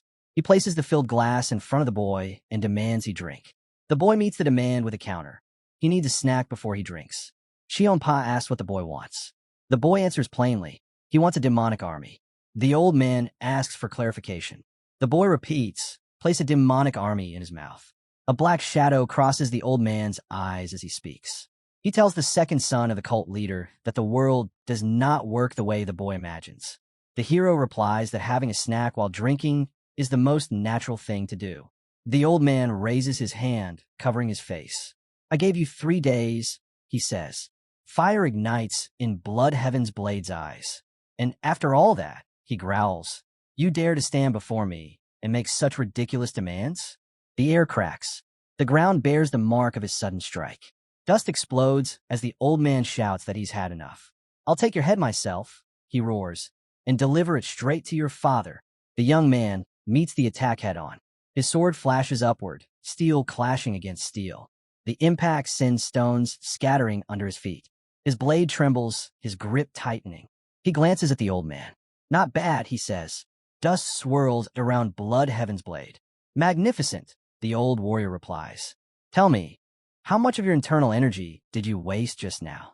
Flames flicker around his head, curling like living serpents. Looks like I'll need to work harder if I want to take that insolent head of yours. He swings again, a strike fierce enough to split stone. The hero braces himself. His sword shudders under the pressure, the force of the blow pushing him back. Sparks burst between the blades. For a brief moment, even Blood Heaven's blade looks surprised. White energy streams ripple across the courtyard near the pagoda. Black fragments rise into the air. The two fighters clash again, their movements blurring in a storm of power. A violent strike sends the hero flying backward. He twists midair and lands on his feet, leaving pale streaks carved into the ground. Blood Heaven's blade lowers his sword, eyes narrowed. His weapon trembles faintly as he grinds his teeth. Interesting, he mutters. Flames coil around him once more. The young man faces him in silence. He steadies his breathing, thinking quickly. It's not easy holding back against him. Should I use the 4 strides of the wind god? Would he be able to block Death's step? Blood Heaven's blade rests his sword on his shoulder, watching. The young man clenches his jaw. No, he decides. Not now. Using that technique here would be reckless. Time favors me. My energy's still stable. I'll wait. He lowers his weapon and straightens his back. Give me the demonic army, he says. The old man glares at him, hatred burning in his eyes. And who? He spits. Do you intend to make its commander? It can't be you. You already lead Nirvana Pavilion. The young man answers without hesitation. Jang Ho, commander of the 3rd Corps. Cheon Pa's eyes narrow. Jang Ho. As far as I know, He's already one of your men. Flames surge upward, roaring behind him like wings of fire. The air between them ripples. Two forces, pride and ambition, colliding once more. He roars that greed will be the boy's downfall. The hero, his voice cutting through the chaos, shouts that it's Blood Heaven's Blades man, the one pretending to be insane just to consume everything around him. He reminds everyone that it was the old man who first proposed they work together. The boy stands firm, saying that the road walked by madmen isn't one an ordinary person can follow. Cheon-pa grips his sword in silence. After a moment, he glances at the boy and asks why he's talking about lunatics. Facing his opponent, the young man answers that perhaps he's right. If Blood Heaven's Blades man truly suggested such an alliance, then he must have lost his mind. The old man studies the hero carefully. Calmly, the young man watches Cheon-pa, thinking to himself that this man has no idea how deep his ambition runs. In his past life, Cheon-pa died without ever showing the world his true potential. It still shocks him that Cheon-pa was the first among the 8 supreme demons to fall. A shattered, blood-stained sword lies on the ground. The hero can't comprehend how such a cunning, calculating man could have perished so early in the great conflict. The old man's weapon gleams near his face as he grits his teeth and curses the boy, calling him a brat whose greed destroyed their negotiations. Blood Heaven's Blades man stomps hard, cracking the earth beneath him before launching into the air. The hero watches as the old man rises skyward, knowing full well that this man can't possibly refuse the offer he's been given. After all, he understands better than anyone that the other 7 supreme demons, the ones the hero can ally with, are his greatest rivals. Dark silhouettes of those 7 figures appear briefly in the hero's mind. Then, 2 days later, Jang Ho walks toward a table where the young man sits. He explains, astonished, that Blood Heaven's Blades man has personally recommended him to become commander of the demonic army. The commander of the 3rd Corps asks directly if the hero is behind this decision. The young man, pleased by Jang Ho's perceptiveness, thinks that his instincts were right. This one is sharp and knows how to read people.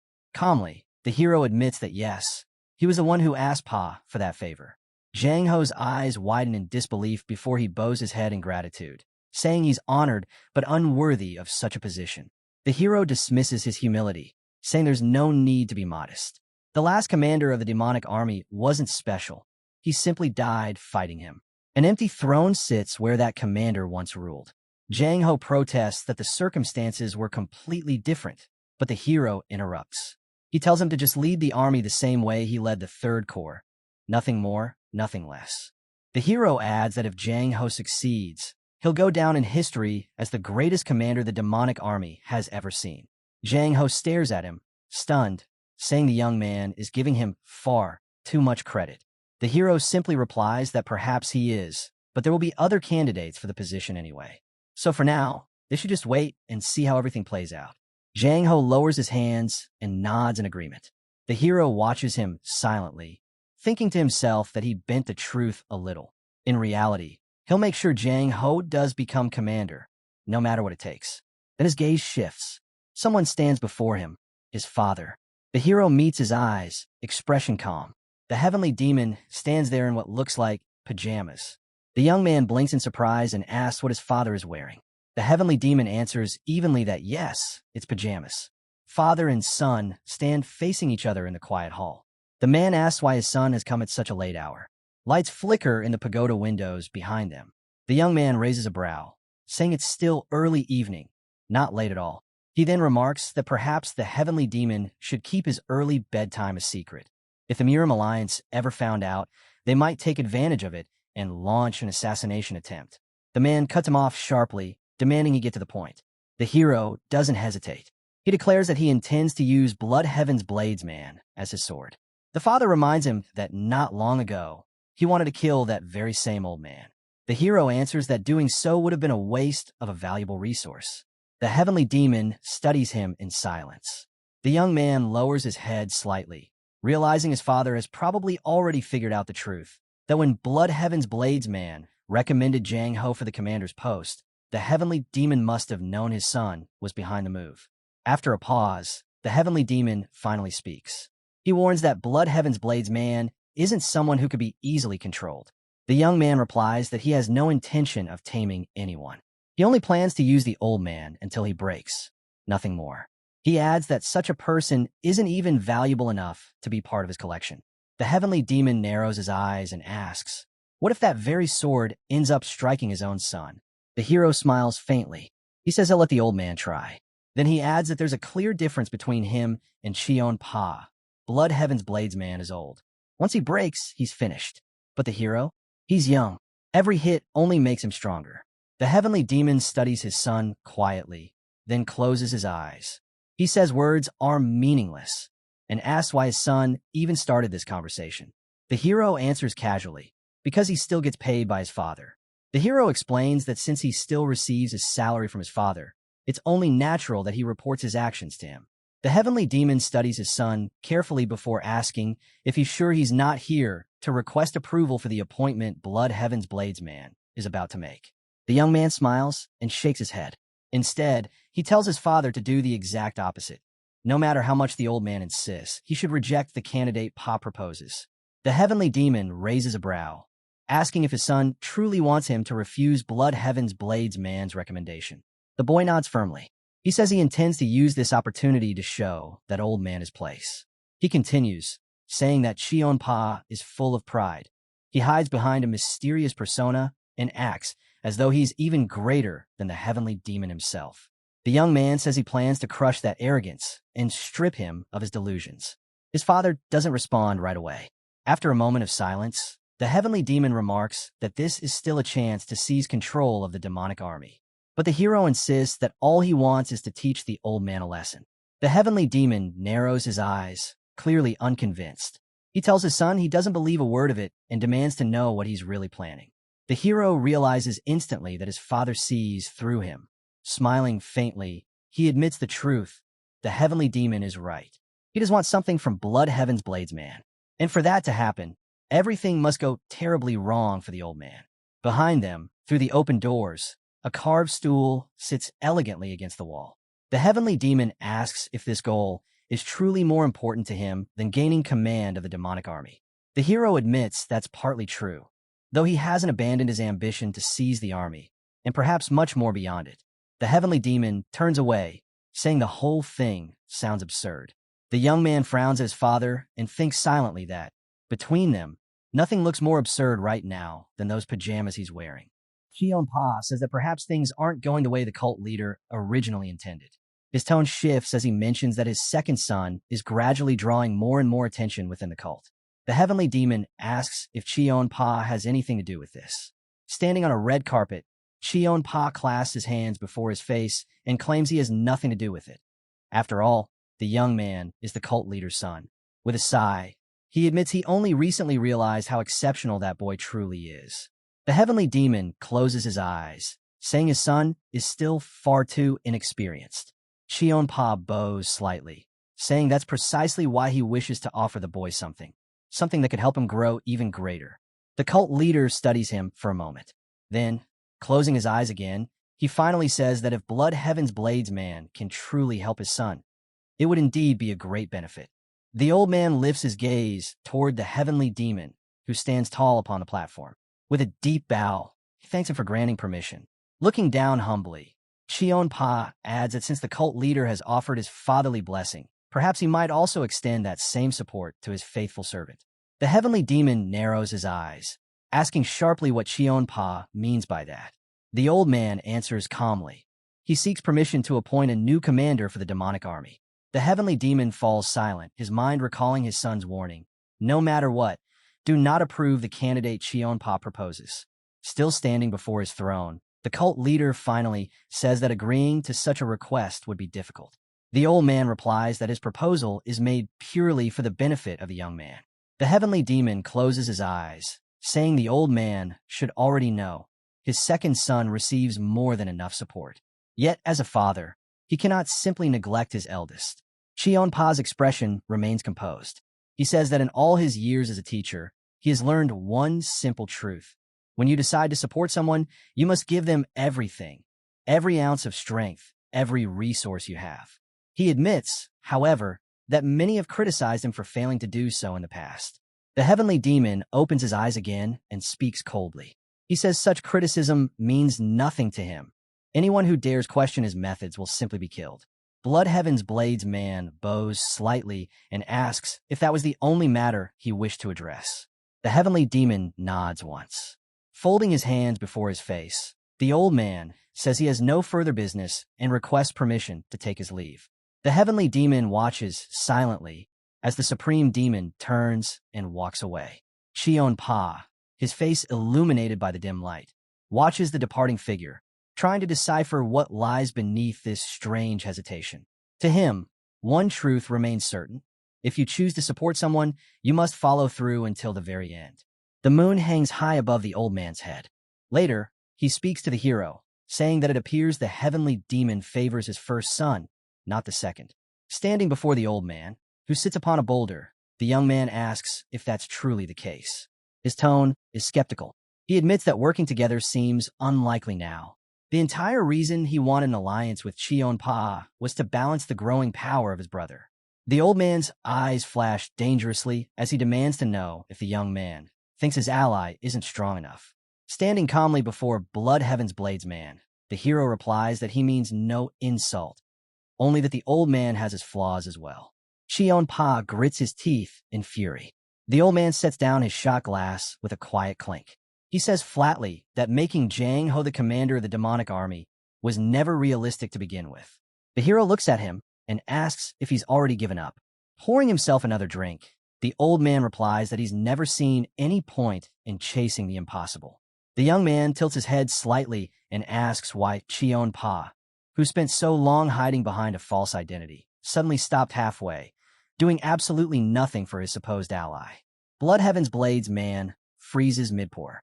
His hand trembles slightly as he glares at the boy.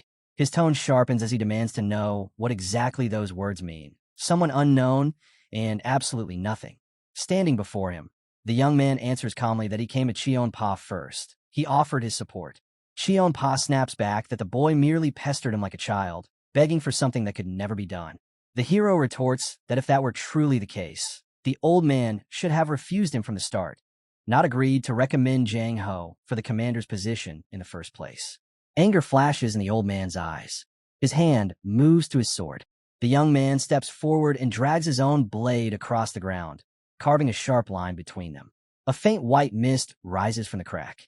He says that Blood Heaven's Blades man once boasted about the deep trust between himself and the heavenly demon, and that he genuinely believed those words. Pointing at the line with his sword, the young man continues coldly. This line right here, this is the real measure of the relationship between Cheon Pa and the heavenly demon. Blood Heaven's Blades man glances at the blade. The hero stands tall over him, a faint smile touching his lips.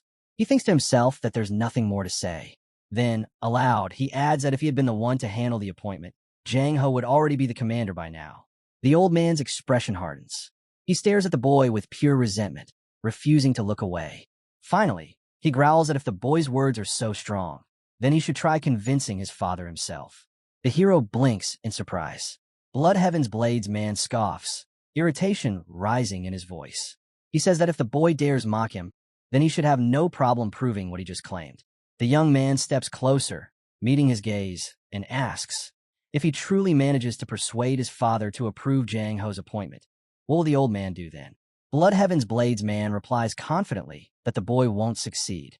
The hero studies him in silence, realizing that Cheon Pa is convinced the heavenly demon will reject the second request just as he rejected the first. He understands then, this old man knows his father's temperament too well. With a calm smile, the hero proposes a wager. Cheon Pa's eyes narrow. His jaw tightens. Through gritted teeth, he repeats, a bet. Cheon Pa glares at the young man, his fury barely contained. He declares that he accepts the bet, and adds his own condition. If the boy fails to convince his father, he will join Cheon Pa's side and stop pestering him with his endless requests. The hero's eyes narrow. He asks what will happen if he wins. The two face each other, locked in silence. Their gazes collide, sharp and unyielding. Finally, Cheon Pa answers. If the boy wins, he'll grant him one wish. Anything. Without hesitation, the hero states his demand. He wants an elixir, one even more powerful than the demonic essence pill. The old man's eyes widen in disbelief. He asks if the boy has any idea how difficult such a thing is to obtain. Outside, leaves drift past the pale moonlight. The young man says calmly that of course he knows. That's exactly why he made it the condition of their bet. He adds that if they're both in the same boat, then having a stronger ally will only benefit them both. Their eyes meet again. The hero thinks to himself that this is the perfect excuse to secure the elixir he needs. In his mind, an image flashes, a black sphere crackling with yellow energy. He's certain the old man possesses the very elixir he seeks, the heavenly divine pill. Cheon-pa sneers, insisting that the boy will never make Jang Ho the commander of the demonic army. The young man looks back at him steadily. He warns that if Cheon-pa fails to keep his word and give him the elixir, he'll lose all interest in any future alliance with Bloodheaven's Bladesman. The old man's expression hardens. His sharp gaze fixes on the boy. Finally, he says coldly, if the boy can make Jang Ho commander, then the heavenly divine pill will be his. The hero nods once. Drawing his sword from its sheath, he holds it upright. His tone is calm, but resolute. He's making a promise. A dark shadow falls over the old man's face. He raises his blade and lightly taps it against the hero's weapon. In the next instant, Cheon-pa launches himself high into the air. The hero watches him rise, a faint smile on his lips. He thinks that if he manages to combine the heavenly divine pill with the demonic essence pill he already consumed, his internal power will rival that of any supreme demon. Only the lower half of his face is visible now, curved in quiet confidence. He knows exactly how to win this bet. Later, he sits across from Sima, his father's senior advisor.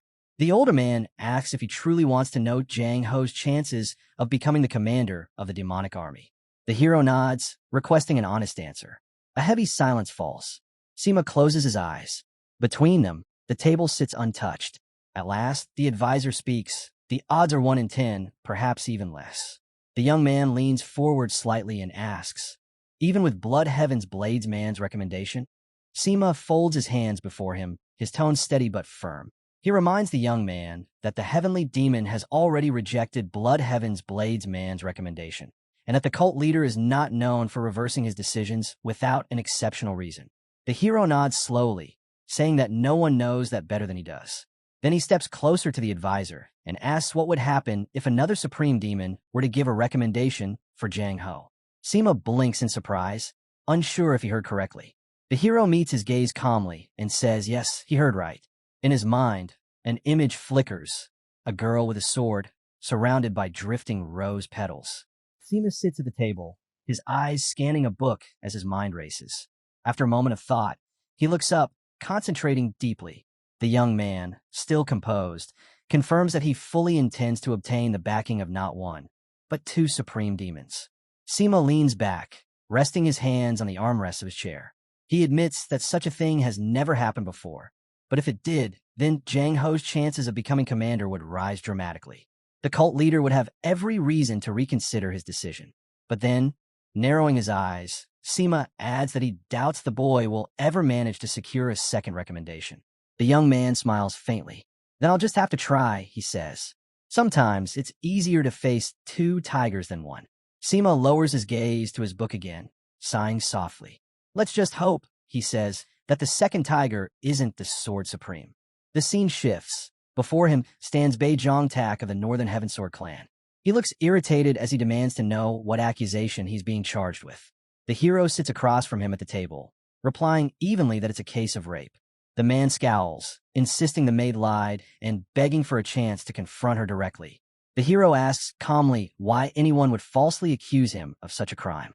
Zhongtak raises his hands in frustration, declaring that he has no idea. Maybe someone ordered her to do it, or maybe he said something that offended her. Either way, he insists he has never harmed anyone. The young man studies him in silence, his gaze sharp and unwavering. Then, he says he'll grant the confrontation. He calls out for Daryong. Moments later, Daryong enters, guiding a young girl into the room. As soon as she appears, Zhongtak leaps to his feet, shouting, demanding to know why she's doing this to him. The hero folds his arms across his chest and cuts him off coldly. Be quiet, he orders. If you shout again, I'll forbid you from speaking to her at all. Turning to the trembling girl, he asks gently, do you recognize your attacker? The girl stays silent. Zhongtak's mouth hangs open in disbelief. The girl raises her fist to cover her face, her shoulders trembling. He points at her, shouting that she's lying, that her shaking is proof she's afraid because she knows she's about to be caught. The hero looks at Jang Tak calmly and explains that the girl is shaking not because she's lying, but because she's afraid. Jang Tak freezes, his confusion turning to anger. He demands to know why the boy has taken the side of a deceiver. The hero's gaze sharpens. He says that, according to what he's learned, Jang Tak threatened the girl, told her that if she ever spoke out, he would go to her hometown and kill her entire family. The man's face drains of color. His voice trembles as he asks if the hero truly believes the words of a child. The hero doesn't answer. Neither does Daryong. They both simply stare at him. Then the door opens. Two more girls step inside. Jang Tak's expression twists in fear. The hero speaks, reminding him that he must remember these faces, the maids who once served him. Trying to compose himself, Jang Tak raises his hands nervously, saying that yes, he knows them. They'd just grown up since the last time they met. The girls stand in silence, their eyes fixed on him. The hero steps forward, his tone hardening. He warns Jang Tak not to pretend ignorance. All three have already testified. The man's eyes widened. Fear seeps through his forced calm. The hero tells him that he treated these girls exactly the same way. Used them for 2 or 3 years, then discarded them for younger ones. The scene shifts on the lower half of Jang Tak's face as he lowers his head, muttering that he made mistakes when he was drunk. He begs for another chance. He insists that no one in the cult has ever been imprisoned for mistreating their servants. The hero studies him coldly and says it seems he's done his research. After a brief pause, he admits that Jang Tak is right. There's no precedent for sending someone to prison for such crimes. Relieved, Jang Tak lifts his hand and swears by the heavens that it will never happen again. He promises to write a full confession if the hero wishes. But the young man shakes his head. He says there's no need to go that far, and that Jang Tak won't be going to prison. The girls glance at him, startled. Fear and confusion flash across their faces. Jang Tak relaxes slightly, forcing a smile. He starts to thank the hero, saying one day he'll repay his kindness. But he never finishes. The hero's sword flashes through the air. In an instant, Jang Tak's head separates from his body. As the corpse collapses to the floor, the young man says coldly that he won't be going to prison. He'll be going somewhere far worse. The room falls silent. The girls stare at the fallen body in shock. Even Daryong stands frozen, unable to speak. Then the hero turns to the girls and tells them that the man who tormented them is dead, and that no one will ever threaten their families again. From now on, they can live in peace. The girls, still trembling, stare at him with wide eyes. He continues softly, saying that they'll probably never be able to forget what they went through. But from this day on, they'll also remember what happened to the one who caused it. He hopes that memory will eventually overshadow the pain of the past. The hero's voice cuts through the silence. Remember that face. Remember it for the rest of your lives. The young man looks down, thinking quietly that this is all he can do for them. The girls stand frozen in shock. After a long silence, one of them lowers her head and thanks him, thanking him for helping them take their revenge. Then, the silence breaks. The girls begin to sob uncontrollably, their cries echoing through the blood-soaked room. One of them lifts her face, tears streaming down, and thanks him once more, this time with all the sincerity in her voice. The hero watches them, his eyes heavy with sorrow. Daryong lowers his gaze. Closing his eyes, the young man says softly that they shouldn't thank him. He only punished the monster because they had the courage to speak the truth. Blood covers the floor beneath their feet. He tells them that he hopes they'll keep that same courage for the rest of their lives. The girls bow deeply before him, promising that they will try. Daryong leads them out, their quiet sobs fading into the corridor.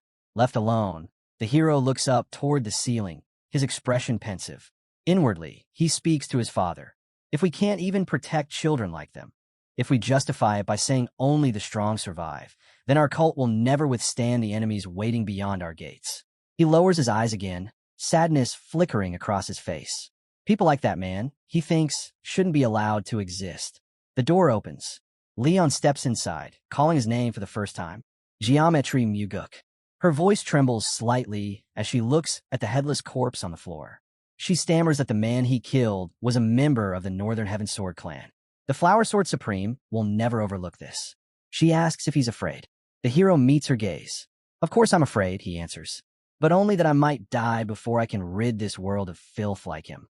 Leon hesitates, then says that ever since Guk became the head of the Nirvana Pavilion, their cult has been changing, improving. If things continue this way, she believes they'll soon have more good people than even the Murm Alliance. But the young man only closes his eyes. Not raping children, he says quietly, isn't goodness. It's just the bare minimum of being human. Leon looks at him in stunned silence. Standing tall, with Leon behind him, Guk orders Daryong to immediately notify the Sword Supreme. There was an issue during the investigation, and he must meet her to explain everything personally. The scene shifts. A settlement belonging to the Northern Heaven Sword Clan stretches before us. Bamboo sways in the wind. Guk and Daryong walk side by side through the forest path leading to a large building. A voice announces the arrival of the head of the Nirvana Pavilion. They stop at the base of a small staircase. A figure stands above, a slender leg visible beneath the hem of a long robe. A woman with flowing dark hair turns slightly toward them. A soft, melodic voice greets the hero. The announcement echoes through the hall. The Flower Sword Supreme, so Yun Rang. Yun Rang glances at the young man over her shoulder, her gaze calm yet sharp. The hero studies her silently. She looks barely 20, he thinks, but in truth, she's at least twice that age. He recalls an old saying within the cult. The world may change 1,000 times, but the Flower Sword Supreme never will. Her face comes into full view, elegant, timeless, untouched by age. If anything, he thinks she looks younger every year. Guk folds his hands before his face, bowing slightly. He says it's been a long time since he last had the honor of speaking with her. Yun Rang steps toward him, her movements calm and deliberate. Her voice is soft, but carries weight as she says she's not used to being called madam. He may simply call her Sword Supreme. The young man hesitates, replying that it's difficult for him to do so, given the difference in their ages. Yun Rang studies him for a moment, her eyes thoughtful. Then she asks if the respect he shows her comes only from that age difference. She adds that age, in truth, means nothing. Respect should be given only to those who earn it, no matter how young or old they are. Guk meets her gaze in silence. They stand facing one another, the air between them calm, but heavy with mutual awareness. Finally, he nods and says that he'll address her as she wishes, and in return, he hopes she will also set aside formalities when speaking to him. A faint smile touches Yun Rang's lips. She agrees. Guk glances to his right, where Daryong stands with his hands clasped respectfully. The hero explains that Daryong is a special investigator, brought along to clarify the details of the recent case. Daryong introduces himself politely. Yun Rang closes her eyes and raises a hand slightly, saying there's no need for formalities. If the Nirvana Pavilion has ruled that a crime was committed, then that judgment is final. Looking directly at the hero, she adds that the man's execution was justified, the rapist deserved to die, and her sect has no objection. Guk's expression remains composed, but his gaze lingers on her. Behind him, Daryong and Guk exchange a glance. A moment later, the investigator quietly takes his leave. Yun Rang turns back to the young man with a smile. She says that, thanks to the Nirvana Pavilion's efforts, a new wind of change is sweeping through the cult, and that it's a wonderful thing to witness. Guk closes his eyes, replying humbly that such change is only possible because the Flower Sword Supreme herself stands as one of the cult's pillars. Yun Rang chuckles softly and closes her eyes again. She tells him there's no need to flatter an old woman like her. The young man responds earnestly, telling her not to say that. She looks no older than her 20s. Raising her right hand lightly, Yun Rang calls it a lie. She says she left the world of politics long ago, choosing instead to devote herself entirely to the path of martial arts. Guk studies her carefully, lost in thought. The Flower Sword Supreme in my previous life was nothing like this, he thinks. Blood trickles down the stone steps in his memory. Yun Rang's mind drifts back to the day when Mugi killed his father. After his death, chaos erupted. The supreme demons and martial artists turned on one another, all vying to seize control of the cult. The scene shifts, a battlefield drenched in blood. Corpses lie scattered around Yun Rang as she stands amidst the slaughter, her blade dripping red. Guk remembers clearly. The Flower Sword Supreme eventually rose to lead the cult after his father's death. Her face, splattered with blood, lingers in his mind. That era, he thinks, the time when she ruled the cult was soaked in crimson. Perhaps, the young man thinks, Things might have turned out differently if the Flower Sword Supreme had been more skilled in politics. But history wasn't kind. She was killed after only 3 years by the very man who would later take control of the cult. Muguk speaks aloud, saying that, to be honest, the recent incident involving the assault put him in a rather difficult position. Yunrang blinks in surprise. A difficult position? She asks. Muguk nods. You've probably heard, he says, that I've been in conflict with the Southern Blade House lately. We see his back as he speaks, his tone calm, his words deliberate. Inwardly, he admits he mentioned the Southern Blade House on purpose. That faction belongs to Blood Heaven's Bladesman, and everyone knows the tension between him and Flower Sword Supreme runs deeper than any other rivalry among the 8 Supreme Demons. Their disciples can't even stand one another. Constant clashes erupt wherever they meet.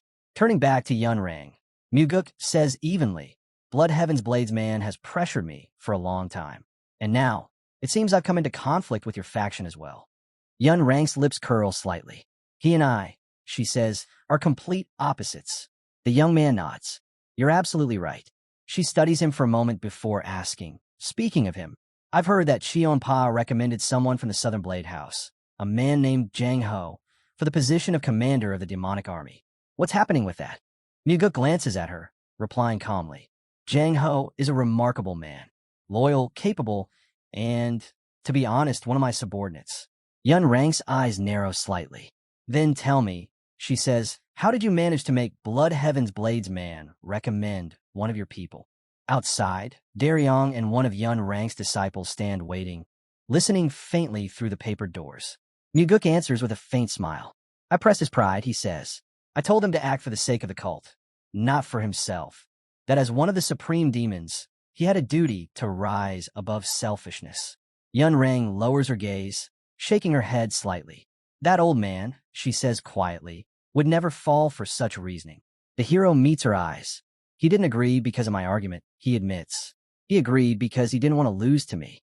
Yunrang looks up, faintly surprised. Muguk continues, saying that Shionpa has always claimed to care about the cult's interests more than any other supreme demon. She remains silent, her expression unreadable, as he adds, and yet, even with his recommendation, it wasn't enough. Jang Ho still couldn't become the commander. His hand rests lightly near the hilt of his sword as he continues. My father's senior advisor offered a possible solution, though it's not an easy one.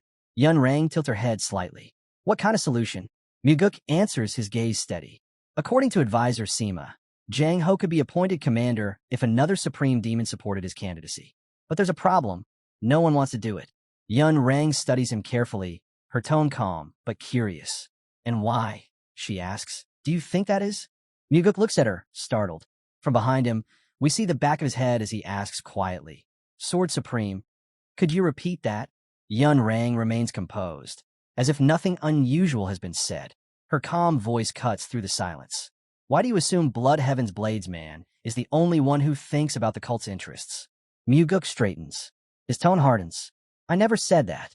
The scene shifts on the lower half of Yunrang's face. Her lips curve faintly as she continues. You came here today to test my pride and to ask for my recommendation for this Jang Ho.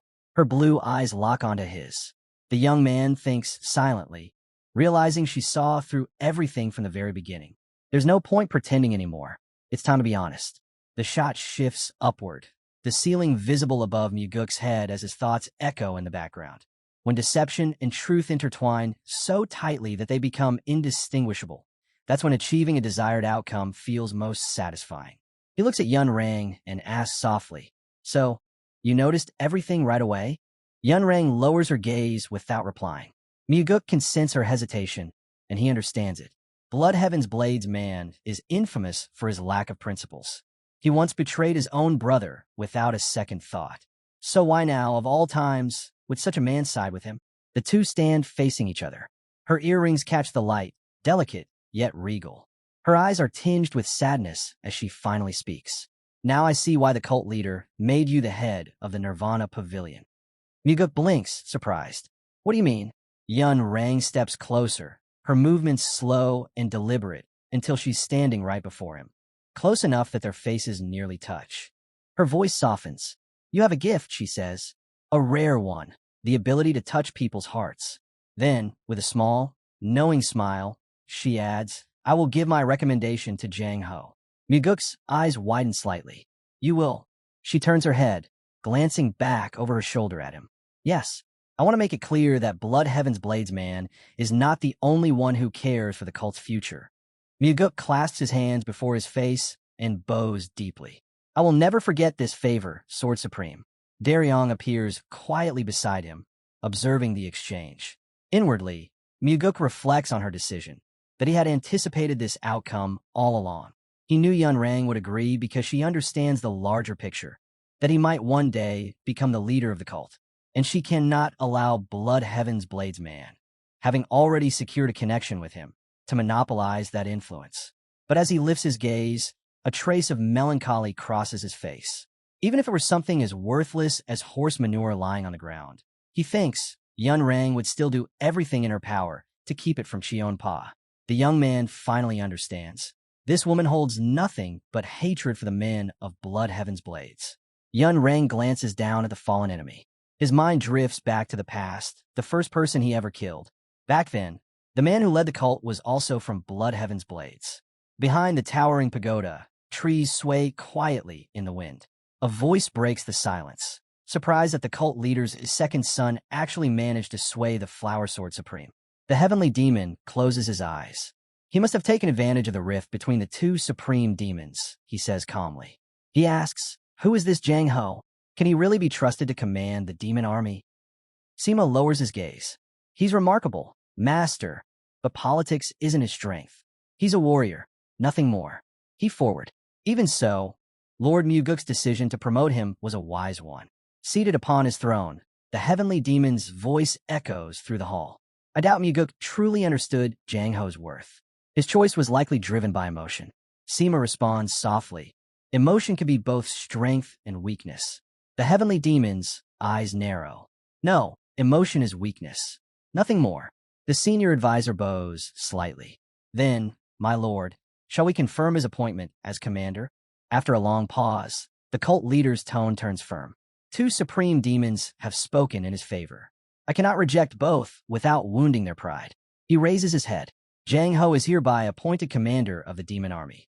Sima bows deeply, hands clasped before his face. Your order will be carried out. High above, clouds drift over the hero's head. Someone beside him murmurs, I don't know how to repay your kindness. Jang Ho stands silently, eyes lowered. Muguk watches him, resting his hands on the railing before looking into the distance. From what I know, he says quietly, you won't be able to repay it. Jang Ho lifts his head, stunned. What do you mean by that? The young man's voice remains calm. I made you commander of the demon army for two reasons. First, because no one else fits the role better. I did it for the sake of the cult. Nothing more. Jang Ho says nothing. His silence fills the air. He finally mutters, I don't deserve such praise. Muguk smiles faintly. And second, because I want the demon army to become my strength. He turns toward Jang Ho, lowering his hands from the railing. Tell me, don't you think those two reasons contradict each other? The young man says nothing. He finally speaks, saying that maintaining a personal relationship with Jang Ho will be difficult, for the man is far too incorruptible. The newly appointed commander of the demon army looks at him, surprised. Muguk continues, warning him plainly. I'll tell you now, I'll never use personal ties to make you obey my will. Jang Ho's expression hardens. Muguk studies him silently as the warrior speaks, voice steady but sharp. If you think I can cut off all emotion for the sake of the organization, you're wrong. Muguk blinks, taken aback. What do you mean? Jang Ho clenches his fists. Do you remember our first meeting? After I killed my comrade, I wrote that anonymous letter. His tone deepens. I was consumed by the desire for revenge. He presses his hand to his chest. Even now, emotions rule me. To me, personal bonds are everything. The young man looks at him, genuinely surprised. Jang Ho bows his head slightly, fist still to his chest. I will serve you with loyalty. No, he corrects himself. I already am. Muguk listens in silence as Jang Ho continues, voice firm. I swear to obey the head of the cult, and if needed, I'll lay down my life for the demon army. The young man stares, eyes widening slightly. Jang Ho declares, my greatest loyalty will always belong to my benefactor. On Muguk's face, a faint smile forming. Jang Ho, you're far better than I imagined. With that smile, Muguk nods. Then it's settled. I'll be counting on you, Commander. Jang Ho folds his hands in front of him, bowing slightly. It's an honor to serve alongside you. Not far away, Cheon-pa stands with his arms crossed, silent as stone. Muguk turns toward him. You look like a statue, elder. The old man lifts his head, unamused. Are you calling me a fool, comparing me to a rock? Muguk shakes his head quickly. Of course not. I meant no disrespect. He bows politely. Cheon-pa exhales. So, you actually made Jang Ho the commander of the demon army. Muguk smiles faintly. I appreciate your acknowledgement. The old man doesn't respond right away, his gaze drifting into the distance. Muguk watches him closely. Strange. I expected him to be furious that the Sword Supreme got involved. But he's calm. The young man's thoughts sharpen. I can't let my guard down yet. Not until I know what he's planning. Finally, the Blood Heaven's Blades man breaks the silence. Tell me, Muguk, how did you manage to persuade the Flower Sword Supreme? Muguk glances at Cheon-pa and says quietly, I'll tell you everything, but promise me you won't get angry. Above them, stars shimmer faintly through the trees. The old man folds his arms and answers in a calm tone. Go on then. I'll listen. Muguk takes a breath. I told Yun Rang that you see yourself as the true supreme demon. It wounded her pride. Cheon-pa hums thoughtfully, eyes narrowing. So that's what happened. He crosses his arms tighter. Then it was you who got played, not her. Yun Rang wouldn't fall for something that cheap. Their eyes meet, sharp, cautious. The Blood Heaven's Blades man adds, I'm almost certain the Sword Supreme deceived you. She'll probably act like your ally now, just to keep her distance later. His gaze hardens. And if that's true, boy, what will you do then? Muguk answers firmly. My priority is still to work with you. Nothing changes that. The two stand face to face, tension thick in the air. Cheon-pa finally speaks again. Even so, the Flower Sword Supreme did help appoint Jang Ho as commander of the demon army.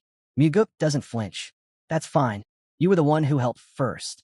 The old man's hand moves, lifting a small, elegant box. Then we'll see, he says slowly, what you'll do when Yun Rang offers you something you can't refuse, something like this. Muguk leans closer, curiosity flickering in his eyes. What is that? Cheon-pa's expression softens. I always keep my word. Muguk's eyes widen as the box opens. Inside, a radiant blue pill gleams under the moonlight. Without looking at him, the old man speaks. This is the heavenly, divine pill. Muguk's breath catches. He can't believe it, that the Blood Heaven's Blades man would part so easily with something this priceless. He takes the box carefully in both hands, still stunned. I thought he'd find every excuse not to give it up. Cheon-pa's voice breaks the silence. This elixir has been with me for many years. It's still here because my body can't handle it. I don't have the strength to take it myself. Muguk stares at him, speechless. You mean, you're really giving this to me? The old man suddenly scowls. If you don't want it, I'll take it back. His sword slams into the ground beside him, the steel vibrating through the dirt. He takes a long drink from his glass, then sets it down carefully. Lowering himself, Cheon-pa rests both hands on his knees and looks up at Muguk, the second son of the cult leader. He pauses, then declares firmly, from this day on, I'll dedicate the rest of my life to you. Muguk stands frozen beside the Blood Heaven's Blades man, still trying to process the weight of those words. He really showed his strongest card without hesitation. Muguk thinks to himself, watching the old man's distant gaze fade into the starlit horizon. Muguk's mind drifts back to his father's cold words. He had called Cheon-pa a man of little worth. The boy clenches his fist. He was wrong, completely wrong. Looking at the old man now, Muguk thinks if he's this devoted, then I need to do everything I can to keep him by my side. Folding his hands in front of his face, he bows slightly. Thank you, Blood Heaven's Blades man, for your trust. As Cheon-pa reaches for his glass to pour another drink, Muguk's voice stops him. I'm going to take the heavenly divine pill right now. Please guard me while I do. Cheon-pa freezes, eyes wide in disbelief. Have you lost your mind? You plan to swallow the elixir right in front of me. Their gazes lock. Neither looks away. Muguk's tone is calm but resolute. Since you're the one who gave me the pill, it's only right that I take it in your presence. The scene shifts on a young man's eyes, sharp and unwavering. Guarding someone during their energy circulation is no small task, he thinks. It's a sign of absolute trust. The old man studies him closely. Do you truly trust me that much? Muguk raises his hand slightly. I trust you as I trust myself. I'll take it now. He smirks faintly. Besides, If you had poisoned it, I'd have no choice but to obey you to get the antidote. Cheonpa tilts his head, intrigued. Then tell me, why are you so sure it isn't poisoned? The first light of dawn spills over the pagodas, painting the horizon gold. Muguk looks up, voice steady. Because you're not the kind of man who'd do something that vile. The old man exhales. You forget, boy. I could be a very treacherous person when I want to be. Muguk nods. There are many kinds of treachery. But I know one thing. You're not the type to break your word. Cheonpa narrows his eyes. And if your instincts are wrong? Muguk kneels on the ground, sitting cross-legged. Then I'll deal with that when this is over. He lifts the glowing blue sphere to his lips. The old man watches in silence. Muguk closes his eyes. Heavenly divine, pill, merge with me. The pill shimmers. Cracks spread across its surface, then a blinding flash. Inside his body, blood cells surge, vessels pulse with light. Muguk's breath quickens. Sweat beads on his face. His body trembles as a brilliant vortex of energy swirls within him. Then stillness. Muguk opens his eyes, calm, focused, radiant. My inner energy, he says softly, has increased many times over. Cheonpa raises an eyebrow. And what did it taste like? Muguk turns toward him, a faint smile tugging at his lips. Sweet, he replies. Like honey. I've never tasted anything so delicious in my life. Bloodheaven's Blades man suddenly clutches his head. He curses, loud, raw, furious, shouting that he should have swallowed the heavenly divine pill long ago. Muguk rises to his feet. Don't be upset, Elder, he says calmly. The pill will make me 10 times stronger than it ever could have made you. Blue light flickers from his palms, soft at first, then radiant, humming with power. He can feel it, the surge of pure energy coursing through every vein. Now he thinks, I won't lose to anyone because of lack of strength. Cheonpa's gaze sharpens, locked onto the young man's face. His voice trembles with disbelief. Who the hell are you? Muguk tilts his head upward, eyes distant, thoughtful. The old man's tone deepens, almost reverent. What kind of person could touch my heart? Enough to make me surrender the heavenly divine pill.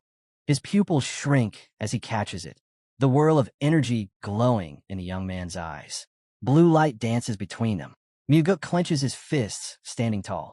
I'm the one who'll guide you, he says firmly, if you live long enough to follow. The old man studies him in silence, his own body surrounded by faint streams of blue energy that mirror the boy's. Slowly, he reaches beneath his cloak. We see the lower half of Muguk's face as his voice cuts through the tension. Tell me, Elder, what is your ultimate goal? Cheonpa folds his arms across his chest, frowning. My ultimate goal? He echoes, uncertain. His eyes drift to the side, then up to the stars glimmering above the pagoda. A faint smile tugs at his lips. I'm old now. There's not much left that I want. I just wish to live the way I used to. Muguk chuckles quietly. For a man like you, Elder, isn't there too much fire in your heart to live a quiet life? Cheonpa raises a brow. What makes you think that? When you tried to pressure me, Muguk says, your energy flared like a young warrior's. I could feel the flames burning inside you. The old man stares, caught off guard. They stand side by side near a massive boulder, silence stretching between them. Finally, Cheonpa lowers his gaze. I'm glad to hear that, he murmurs. I've been thinking I'd grown too old, too soft. Muguk looks at him quietly, eyes reflecting both understanding and a strange sadness. He can feel it, what this man carries inside. The weight of years, the fading of passion. I've lived that life before, Muguk thinks. No matter how strong the will, time devours everything. He turns his head away, reaching for the glass beside him. Without a word, he picks up the bottle and offers it to the old man. Elder, he says softly, pour me a drink. Cheonpa freezes, eyes wide in disbelief. Then, with a tired chuckle, he folds his arms. Looks like I've lost the bet after all. Muguk smiles faintly. No, Elder, the moment you gave me the heavenly divine pill, I was the one who won the biggest bet. He glances toward the bottle beside them. And now, I'll drink the cup you offered me. Cheonpa's eyes widen again, clearly taken aback. The young man meets his gaze, steady, determined. I don't know if it's possible, he thinks, but I'll make this man mine. The old man picks up the bottle, pouring the drink into a small glass. Their eyes remain locked, unblinking, testing one another's resolve. Muguk lifts the glass, then downs it in one smooth motion. Shion Pa watches quietly until the corners of his lips begin to rise. From now on, he says, let's work together. Myuguk wipes his lips with the back of his hand, smiling. Gladly. You can even use those dirty tricks you're so fond of. The old man's smile vanishes in an instant. His jaw tightens. What did you just say? He growls. Myuguk meets his glare, calm, unshaken. Shion Pa grits his teeth, then bursts into roaring laughter. The sound echoes across the clearing. Myuguk raises his empty glass. Another. The old man smirks. With pleasure, he pours again, the liquid catching the faint light between them. Myuguk squints, smiling as he studies the old man. He's laughing freely now. He thinks, but his heart is still closed. There's more to him than he lets on. He drinks again, feeling the burn slide down his throat. This man, you can't understand him by peeking through the cracks of his heart. He's deeper than that. Across from him, Shion Pa lifts the bottle and drinks straight from it. Myuguk's thoughts harden. Whether he ever opens his soul to me will depend on what happens between us from here on out. He hands a glass back to the old man and looks him directly in the eyes. Shion Pa grins wide, flashing sharp teeth, full of life. Myuguk's gaze lingers. I'll either burn this man to ashes or pierce him with my sword. Or maybe we'll stay allies until the day we die. A flicker of sadness crosses the boy's face. They lock eyes once more. Two warriors who understand each other too well, and not at all. This day, Myuguk thinks will decide everything. The scene shifts. The tip of a blade gleams in the sunlight. Myuguk is training relentlessly, the ground cracking beneath each strike. Blue energy streams surge behind his back, wrapping him in power. My internal energy has multiplied. My attacks are faster, stronger. The air ripples, lined with thin white threads of energy. He strikes again. A shock wave splits the earth. Now, he realizes I can stand toe-to-toe with the supreme demons. A flash of light streaks across his face. His foot slams into the ground, solid, unyielding. The training continues, his power now unstoppable. The young man thinks this still isn't enough. He must accumulate even more internal energy. A voice informs him that his internal energy has increased again. He halts. The heavenly demon enters through the door. Myuguk states that he received the heavenly divine pill from Blood Heaven's Bladesman. The father studies his son in silence. A lantern stands beside Myuguk as he asks why his parents are not surprised that he swallowed the pill. The man replies that the boy had told him he wanted something from the old man, and he immediately realized what it was. They stand opposite each other. Myuguk asks how the heavenly demon could have known. The man answers that long ago he was the one who gave the old man that elixir.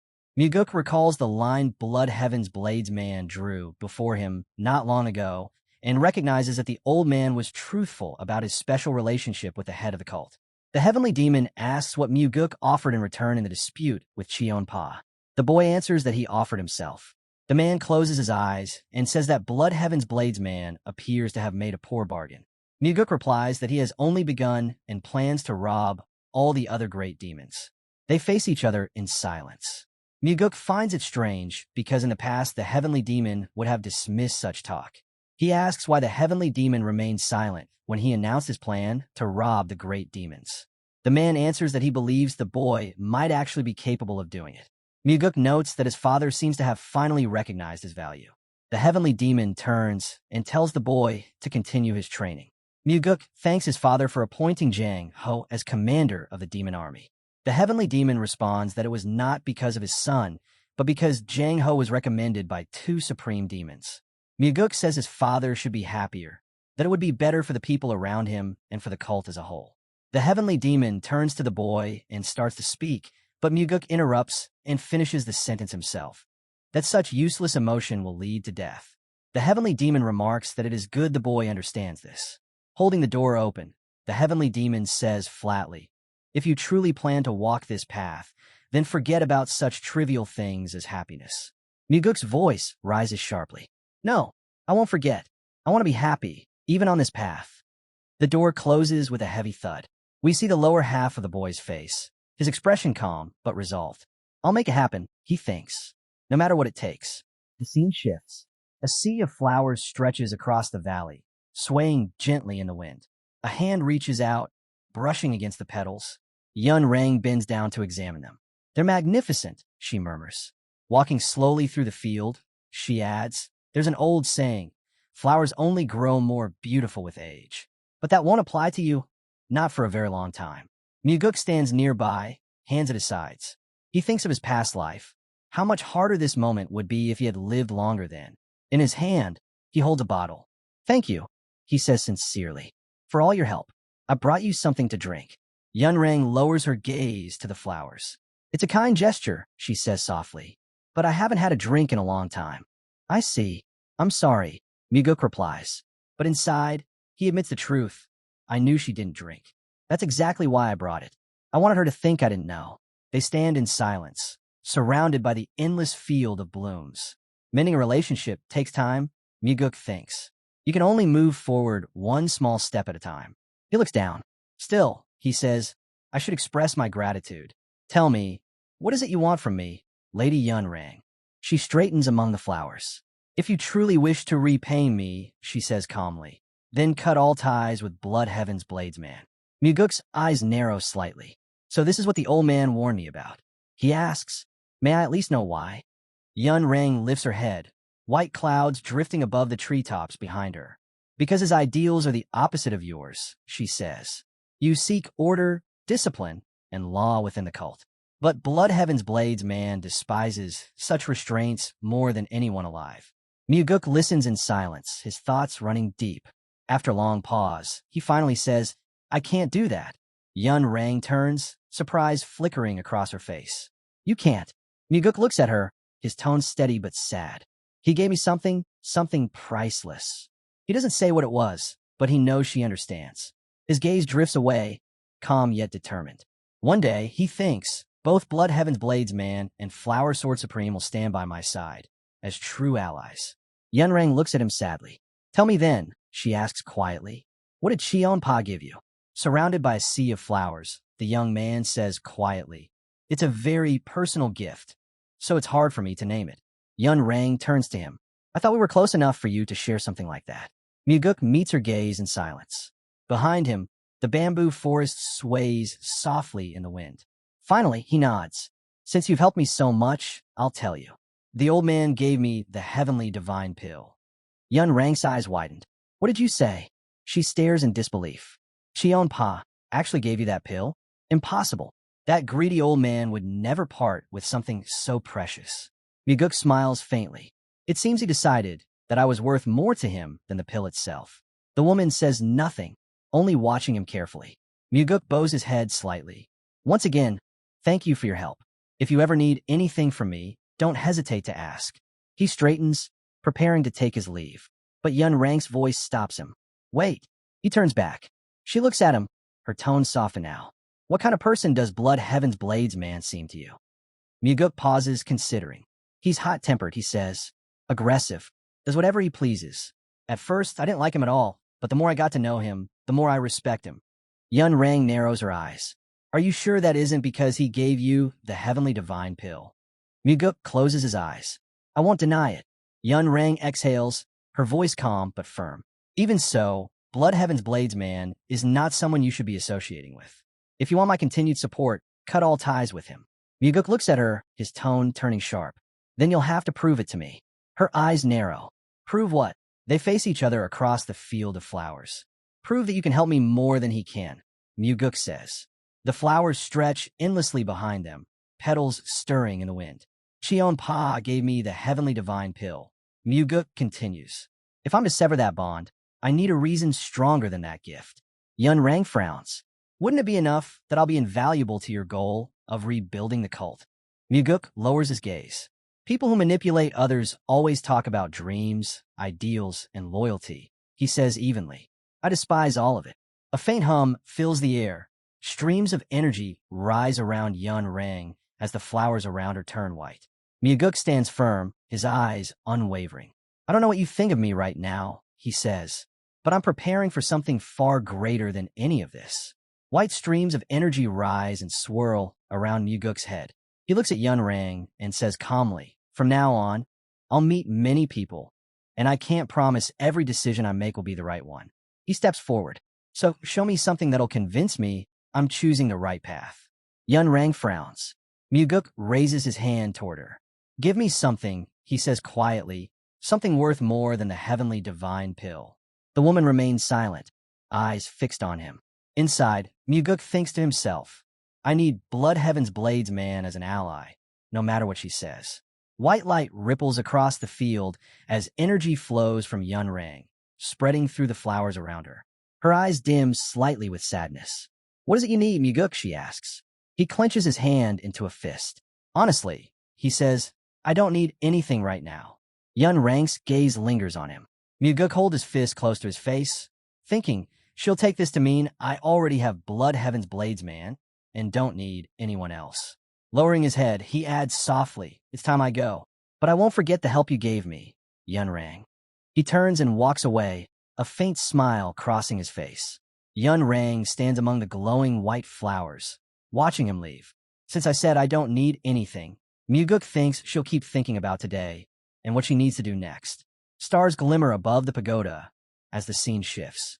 Muguk and Cheon Pa sit together. The old man perches on a boulder, grinning. So, he asks, what did that old fox say? Muguk replies evenly, she told me to cut off all ties with you. Cheon Pa snorts. Exactly what I warned you about. And what reason did she give? She said our ideals are too different, Muguk answers. That you're too free-spirited to work within strict boundaries. The old man scoffs. Nonsense. He looks at Muguk. So what are you going to do now? Muguk smiles faintly. I'll work with whoever offers me the better deal. Cheon Pa raises an eyebrow. Oh, is that so? Muguk gazes slightly upward. I'll weigh all the options. I'm sure you'd do the same, wouldn't you? The old man frowns, then slowly smiles. Muguk meets his eyes. Right now, you're leading this race. I doubt Flower Sword Supreme has anything to offer that can top the heavenly divine pill. Cheon Pa crosses his arms. Don't underestimate her. Yun Rang will do everything in her power to destroy me. Muguk's expression sharpens with curiosity. Why, he asks. What happened between you two? Cheon Pa looks off into the distance, lost in thought. He says nothing. The night wind stirs, carrying silence between them. Muguk looks at Cheon Pa, his thoughts steady. I already know the answer to the question I just asked, he thinks. Blood Heaven's Blades man exhales through his nose. There's no need for a special reason to hate someone, he says simply. Muguk raises his hand. Then let's have a drink. Ending on that note would leave a bad taste in my mouth. Cheon Pa glances at him. Tell me, boy, what do you think of me as a person? Muguk answers without hesitation. I think you're cool-headed and rational. It's not a bad thing. But if you're sad, you should be sad. If you're in a foul mood, you should talk about it. The old man turns his eyes forward, silent for a moment. Muguk grins. Come on, I'll buy you a drink. We see the lower part of Cheon Pa's face. A faint smirk forms. He grips his sword, pulls it from the ground, and leaps into the air. I'll be waiting for you at Demonic Village, he shouts. Muguk watches him soar away, smiling. Lanterns glow warmly beneath the bar ceiling. Several customers sit at tables, whispering nervously and glancing toward the corner where two figures have taken their seats. Cheon Pa sits with his arms folded, expression unreadable. Muguk leans back slightly. Honestly, I thought you'd invite me to a brothel instead. The old man snorts. I hate such places. Muguk chuckles. Really? I'm surprised. Your late brother loved them. Cheon Pa closes his eyes, his tone low and sharp. Don't mention him. It ruins my mood. Muguk raises a hand in mock surrender. Understood. Inside, he thinks, I said it on purpose, to stir up the wound that still hasn't healed. The tavern owner approaches nervously, bowing. It's an honor to have such distinguished guests here. Muguk smiles warmly. We came because your food and drink are said to be the best. The old man inclines his head. Thank you. The owner retreats quietly. Cheon Pa grumbles. You're too friendly for no reason. Friendliness is never unnecessary, Muguk replies. It's always useful. The old man sighs deeply. If you rely too much on emotion, it'll only bring you trouble in the end. The tavern owner reaches the door. Cheon Pa gestures toward him. Let's use him as an example. Tell me, which would make the food taste better? A friendly word, or threatening the cook with death if he fails. They lock eyes across the table. In that case, the old man adds, your late brother had the upper hand over you. Muguk raises his hand slightly, smiling. Sure, life's easier when you keep a cool head, but that's not the way I plan to live. Cheon Pa studies him. Then tell me, what's bothering you, boy? The boy lets out a faint smile. Glancing at the old man, he says softly that he believes food always tastes better when the one cooking it is happy, free from fear, not trembling while preparing it. The man known as Blood Heaven's Blades watches him in silence. Then, lowering his gaze, he warns that someday, someone will surely try to take advantage of that kindness, asking for something outrageous. And when the boy refuses, that same person will go around saying he was betrayed by an unworthy man. Looking up again, Gampa adds that this, too, is simply human nature. Muguk closes his eyes for a moment, replying that the opposite can also be true. The one who receives kindness might one day return it tenfold, or even save a life in return. Meeting the old man's eyes, he says quietly that such actions are also part of what makes us human. Blood Heaven's Blades man studies him for a long while before speaking. In time, he says, "You'll see it all for yourself." Muguk gives a faint smile and replies that, from what he's seen, the old man might be even more sentimental than he lets on. On the table before them, the meal is ready. They begin to eat in silence. Raising a cup to his lips, Giant Palm mutters that Muguk is blind. He understands nothing about people. Muguk also takes a drink, thinking that perhaps, this time, the old man's words strike closer to the truth than usual. The Blood Heaven's Blades man drinks as well. The young man studies him quietly, realizing that in every situation he's seen him before, the old man had always seemed distant and controlled. But tonight, he speaks with genuine feeling. Muguk can't help but notice how uncharacteristic that is. The two sit across the table. Setting his cup down, Muguk says that since the topic has come up, perhaps it's time he starts managing the Blood Heaven's Blades disciples himself. Otherwise, they'll keep clashing with the Nirvana Pavilion. Cheon Pa's jaw tightens. "You're getting arrogant," he growls. Muguk's tone remains calm. "No, you're the one being arrogant." The old man's eyes widened in fury. "What did you just say, you brat?" he shouts. Muguk leans forward slightly, his voice cold. You look down on both the cult and its leader. The nearby patrons freeze, glancing at them in terror. The old man glares. "I am who I am," he snaps. "And I'll never change that." Muguk's expression hardens. "So you think no one cares what your disciples do?" With a thunderous crack, the table between them explodes into splinters. Gampa stares at Muguk, rage burning in his eyes. Muguk meets his gaze without flinching. Shattered dishes scatter through the air, and the shop owner recoils in horror. All around, customers leap from their seats, panic spreading through the room. Blood Heaven's Blade man explodes, shouting that the boy has crossed the line and he'll beat him to death. He spins toward the shop owner and asks what he's staring at. Cheon Pa orders at once for food and drink to be brought. The boy tells the old man this is a moment to act according to the situation. Blood Heaven's Blades man pauses, a little surprised. He sets a stack of coins on the table and, addressing the owner, apologizes. The money is for the pilgrim he caused trouble for. He promises to cover any other losses. The owner shrugs and says it's fine. The young man needn't worry. Muguk presses a coin stack into the owner's hand and says it isn't fine. The owner should take the money and then load the table with food and drink. He insists the table be filled. Cheon Pa, still seated, asks if he's really expected to do what the boy just demanded.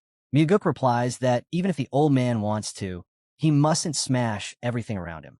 Leaning on the armrest, the old man asks if the boy is trying to teach kindness to a great demon.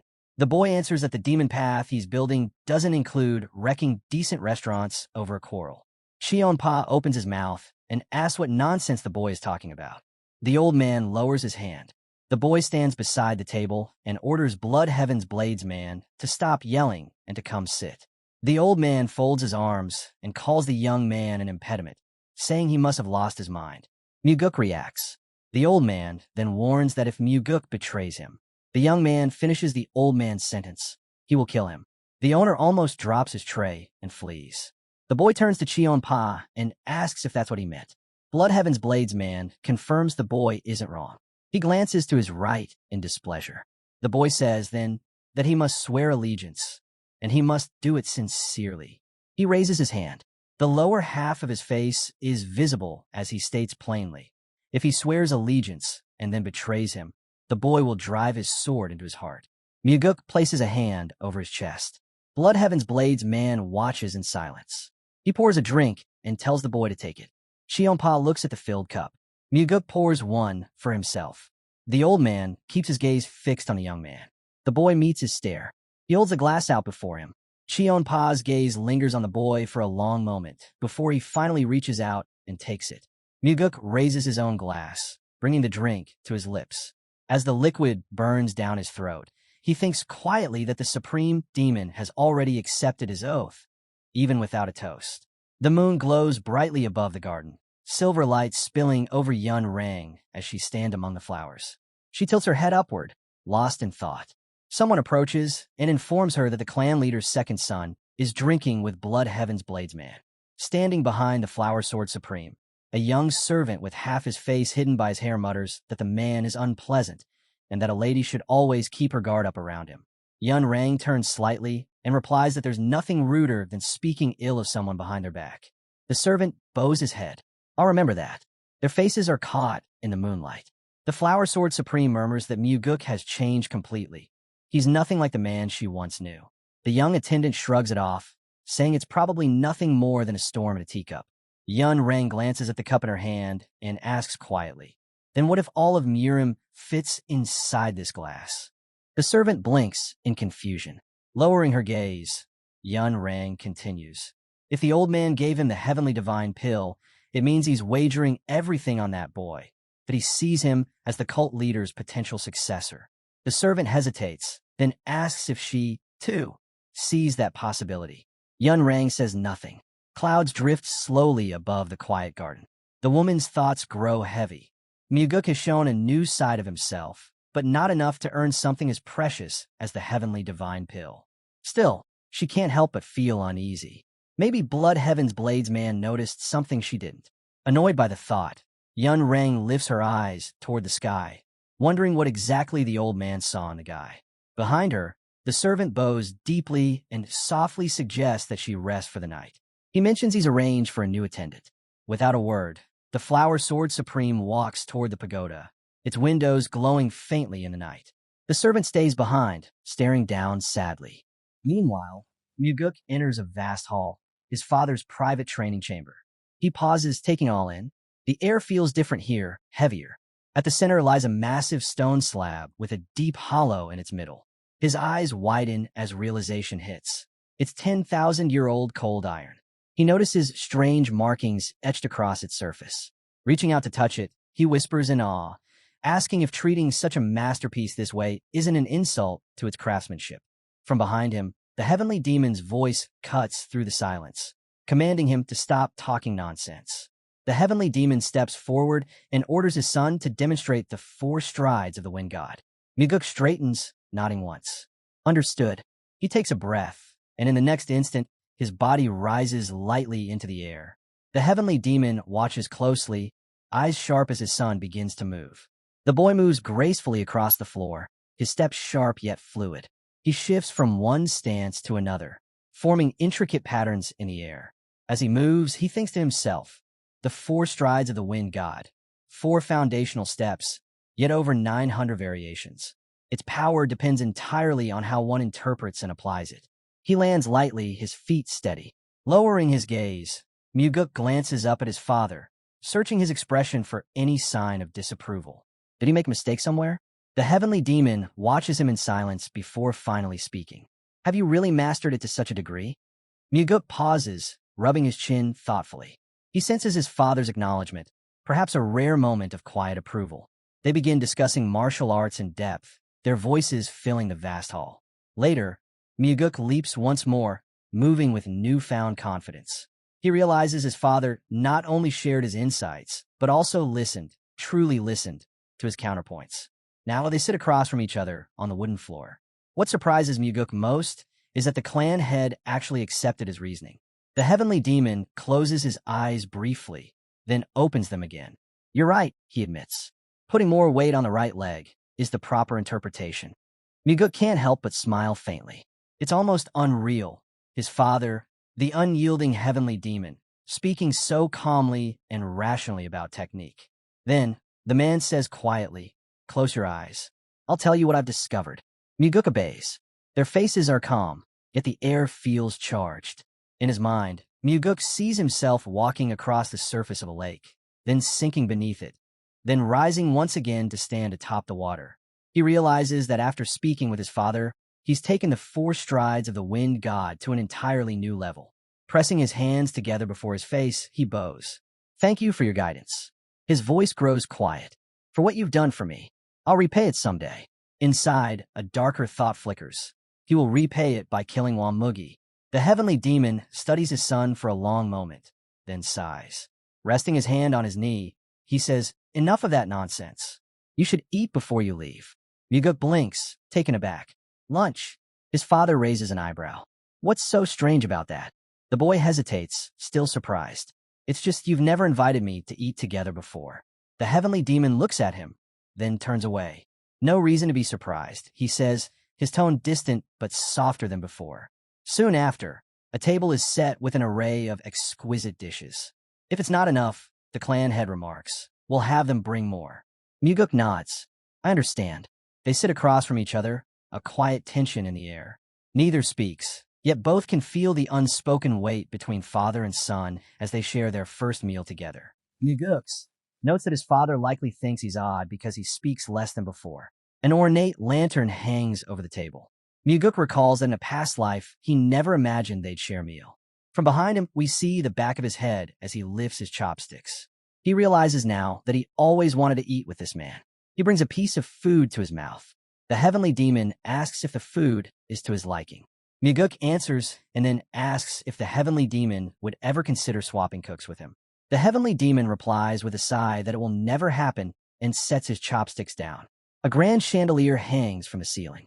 The heavenly demon asks why Muguk came today. Muguk says he has a request. The heavenly demon asks for details. Muguk states that he wants to bring another person into the family. The heavenly demon, taken aback, asks if Muguk means marriage. Muguk closes his eyes and clarifies that he does not mean marriage. He wants to teach the soaring sword art to his bodyguard, Leon. Muguk explains that Leon should learn the soaring sword to match her role as head of the Phantom Shadow Corps. The problem, he notes, is that the soaring sword can be taught only to the heavenly demon's bloodline. The heavenly demon finds it strange that Muguk treats his own brother poorly, yet seeks to raise his bodyguard to the level of a blood heir. Muguk counters that Leon is more important to him than some relatives, and that she will one day perform unprecedented feats. The heavenly demon points out that the soaring sword is his son's exclusive art. Muguk offers that he will take the 9 calamities demonic art instead, an art reserved for the cult heir. The heavenly demon considers, and then, if Muguk is so sure of his skills and judgment, gives his consent. Muguk reacts in disbelief that the answer came so easily. The heavenly demon then sets one condition. Muguk asks what the condition is. The heavenly demon states that next time Muguk decides to kill a supreme demon, he must consult his father first, no matter which demon it is. Muguk promises to honor that request. The young man stands with his hands clasped behind his back. A voice breaks the silence, asking if he was the one who summoned her. Leon stands a few steps behind him. Muguk turns his head slightly toward her. Leader of the Phantom Shadow Corps, he says evenly. Leon folds her hands before her face, bowing slightly. I await your command, master. Muguk studies her quietly for a moment before speaking. From this day on, he declares, I'll be teaching you a new martial art. Her eyes widened. A new martial art? She repeats, unsure if she heard correctly. The soaring sword, Muguk replies. Leon freezes, disbelief written across her face. She clenches her fists. Master, you can't. Only the heavenly demon's bloodline can learn the soaring sword. Muguk raises an eyebrow. Are you finished? She folds her arms, then exhales. I have plenty more to say, but I'll stop there. Even so, she refuses again, insisting that if the heavenly demon discovers this, the consequences will be unimaginable. They face each other in silence. Muguk answers calmly. I already have his permission. Leon blinks. You what? He meets her eyes. You heard me. He agreed. Leon's fingers tighten into fists, her face thoughtful and conflicted. But the soaring sword, it's your art. Why would you give it to me? Muguk replies evenly, because as the head of the Phantom Shadow Corps, you need a technique of that level. You're practically family. The words hit her like a thunderclap. Leon stares at him, speechless. Muguk smiles faintly. I don't understand, she stammers. How can I possibly learn an art that belongs to you? Muguk steps closer, his voice soft but steady. You've always been important to me.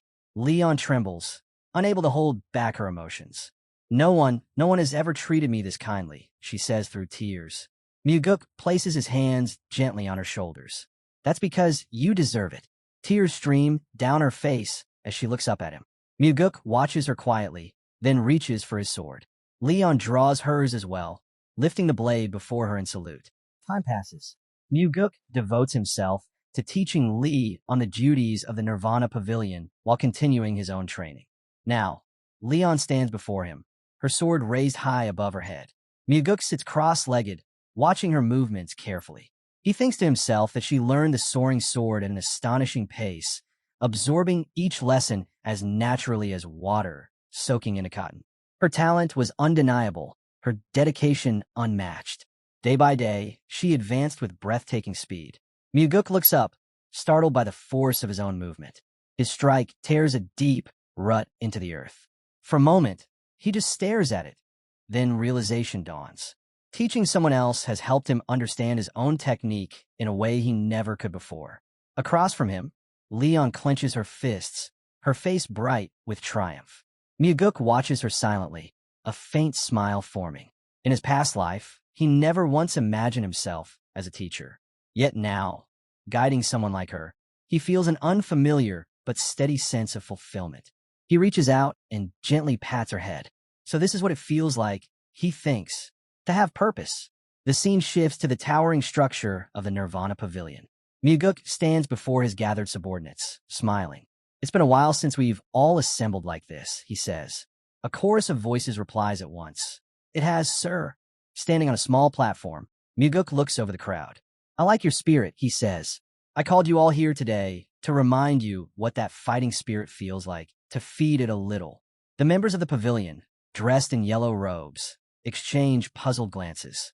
At Myuguk's feet lies a small red box beside Daryong. Open it, Myuguk orders. Daryong lifts the lid, peers inside, and freezes. Sir, what is all this money? Without turning his head, Myuguk says, give everyone here one banknote. Daryong hesitates. What? Sir? Myuguk's voice hardens. Do it. Now. Reluctantly, Daryong obeys, passing the notes around. The investigators look down at the crisp bills in disbelief. This, Myuguk says, is a personal gift from me to all of you. Murmurs ripple through the crowd. Myuguk straightens his back. You are receiving this not as payment, but as a promise. From today forward, the Nirvana Pavilion will stand as an organization free from outside influence. The room goes silent. Every face turns toward him. With this, he continues, I'm telling you that you will take no bribes. Not from anyone. A stunned quiet fills the courtyard. If any of you ever need money, Myuguk says, folding his hands behind his back, you come directly to me. I'll advance your salary. And if that isn't enough, I'll use my own funds to help. He lets the words hang for a moment, then asks, is that understood? Yes, sir, they reply in unison. Outside, clouds drift above the pavilion's high pagoda. Myuguk nods once. Good, you're dismissed. Later, in the corridor, footsteps echo. Daryong walks beside Myuguk. How did you even know about this? He asks. Myuguk looks ahead. Know about what? Ikho, Daryong says. He needed money for his brother's wedding. He spent everything he had on his parents' treatment, and now has to care for his younger siblings too. Myuguk keeps walking, his pace unchanged. I couldn't have known that, he says calmly. Daryong frowns. Sir, please, don't lie to me. Myuguk's lips curl into a faint smile. In truth, he didn't know. He found out by accident, but sometimes he thinks even accidents happen for a reason. Myuguk had originally planned to give the money only to Ikho, but at the last moment, he changed his mind. Instead, he decided everyone deserved a share. As they walked, Myuguk smiled faintly. Does it really matter whether I knew about Ikho's situation or not? He asked. Daryong placed a hand over his chest. Of course it matters, he said firmly. What you did today will strengthen everyone's loyalty to you and to the pavilion. Myuguk chuckled quietly. Don't be so easily fooled. It was just a small trick to make a good impression. Daryong blinked in surprise. A trick? I don't understand. You could have earned their loyalty without playing games like that. Myuguk turned his head slightly, eyebrows raised, as if he didn't expect that response. Daryong bowed stiffly, disappointment written on his face, then turned and walked away. Myuguk watched him go, his smile fading. Alone in the corridor, he let out a slow breath. Outside, two tall pagodas rose side by side. the headquarters of the Southern Blade. Inside, Blood Heaven's Blades man sat at his desk with his arms crossed. "What are you doing here?" he asked sharply. "Come to arrest me, have you?" Muguk smiled faintly. "Why ask that? Unless, of course, you've done something worth arresting you for." The old man gave a snort. "I've done plenty of things worth that." "Luckily for you," Muguk replied lightly. "I'm not here to arrest anyone today." Cheon-pa's tone turned impatient. "Then why are you here?" Muguk stepped forward, placing an elegant red case on the table. "I brought something for you." The old man eyed the box warily. "What's this? Some kind of trap? Am I going to be poisoned if I open it?" Muguk's expression twitched. "If you know where to buy poison boxes that fancy, tell me. I'll take a few dozen." Cheon-pa gawked at him. "Then what's inside? Open it and find out," Muguk said. The old man lifted the lid. Inside was a single bright red pill, gleaming faintly in the light. "That," Muguk said, "is a blood poison pill of the highest quality." Cheon-pa's brows furrowed. "I can see that. What I don't see is why you're giving it to me." Muguk smiled. "It's a birthday gift." The old man blinked. "A birthday gift?" "Happy birthday, Blood Heaven's Blades man," Muguk said with a calm grin. The old man stroked his beard, looking down. "Birthday, huh? I can't even remember the last time I celebrated it." Muguk tilted his head. "You forgot your own birthday?" "It's been a long time," the old man muttered. Then he frowned. "How did you even know when it was?" Muguk smirked. "You seem to forget where I work now. The Nirvana Pavilion keeps records of everything, including how many pairs of underwear you own." The old man froze mid-thought, glancing up with an expression that was part disbelief, part horror. Muguk just smiled wider. "You'd be surprised what we know." The old man leans forward, placing both hands on the table. "Then tell me," he grumbles, "just how many pairs of underwear do I have, huh?" Muguk smiles lightly. "That was an exaggeration," he admits. "But my congratulations are real. I truly wanted to wish you a happy birthday." He bows politely. "If you'll excuse me, I'll take my leave now." Cheon-pa raises an eyebrow. "Wait, you came all the way here just to give me this?" Muguk stops at the doorway, glances back over his shoulder, and nods. "That's right. I came only for that. You don't need to worry about anything else." The old man huffs. "And you're just going to walk out after that?" Still smiling, Muguk says, "I'm a busy man, you know. But if you'd like, I'll be at the tavern tonight. We can share a drink then." He turns to leave, adding, "I'll be waiting for the Supreme Demon." Blood Heaven's Blade Man watches as Muguk disappears down the corridor. Left alone, he stares at the red case for a long time, unable to believe someone remembered his birthday. His rough hands linger over it, the faintest glimmer of warmth in his eyes. Above the twin pagodas, reddish clouds drift lazily across the sky. Muguk descends into the courtyard and stops. Sitting on a stone boulder ahead of him is Yun Rang. "Rough day?" she asks lightly. "You must be exhausted. Have a drink before you go home." Muguk's expression shifts as their eyes meet. The Flower Sword Supreme looks back at him steadily. Muguk takes a seat at the low table in front of Yun Rang. "I thought you didn't drink," he says, remembering her words. Yun Rang tilts her head. "It's not for me," she replies. "It's for you." She pours the liquor into a small glass and slides it toward him. Muguk nods once. "Then I'll accept it." "Thank you, Flower Sword Supreme." He takes the glass and drinks it in one motion. Yun Rang blinks in disbelief. "You just drank it? Without even checking if it's poisoned?" Muguk sits calmly on the boulder, resting his elbow on his knee. "I already took precautions," he says evenly. "Precautions?" He covers his mouth with his hand and reveals a tiny red pill resting on his tongue. "A blood poison pill," he explains. "It neutralizes most toxins." Yun Rang eyes the pill closely. Judging by its size, that's a high-grade one. Muguk rolls the pill gently between his fingers. "I know you're not exactly fond of me right now," he says quietly. "So I wouldn't just drink whatever you hand me. Not without this." Yun Rang's gaze sharpens. "Then tell me," she asks, "did you have that pill in your mouth when you drank with Blood Heaven's Blades man?" Their eyes meet. Muguk hesitates, then answers honestly, "No, I didn't." Yun Rang narrows her eyes. "Then why trust him, but not me?" Muguk exhales. "Because before I drank with him, a lot of things had already happened between us." Yun Rang's expression cools. "And what makes you think our situation is any different?" The wind shifts, carrying the faint scent of blossoms between them as the tension lingers in the air. The sun sinks low beyond the horizon, painting the sky in soft red and gold. Muguk sits beside Yun Rang on the boulder. "You're a little mistaken," he says quietly. She frowns, her voice cool. Mistaken? I was the one who recommended Jang Ho, wasn't I? Muguk turns to face her. Did you really make that recommendation for my sake? Her eyes narrow slightly, surprised by the question. You did it, Muguk continues, to distance me from Blood Heaven's Bladesman. That's what it was really about. Yun Rang doesn't respond. She simply watches him in silence, the evening breeze stirring her hair. Muguk lifts the small red pill between his fingers, the last rays of sunlight glinting off its surface. I'd like to have a good relationship with you, Flower Sword Supreme, he says softly. Maybe one day I'll be able to drink with you without needing this. Yun Rang's gaze hardens. Then tell me the truth, she says. Have you already made your decision about Blood Heaven's Bladesman? Muguk places the pill down on the table between them, pours himself another glass, and drinks it slowly. The glass clicks softly as he sets it back down. Yun Rang studies him closely. Muguk meets her gaze, thinking silently to himself. She hates being compared to him. She's certain everyone should choose her side, never his. The empty glass sits between them, reflecting the fading light. Muguk knows now. Yun Rang would never poison a drink. That's simply not who she is. Yun Rang's expression softens, just slightly. Muguk, she says quietly. He turns his head. I'm listening. Behind her, pink clouds drift across the evening sky. Tell me, she says, what is it that you really want? Muguk's voice is calm, but firm. I want your help to become the heir. Her eyes widen in surprise. He continues, and I want you to help me without demanding something in return, like cutting ties with Blood Heaven's Bladesman. Yun Rang stares at him for a long moment.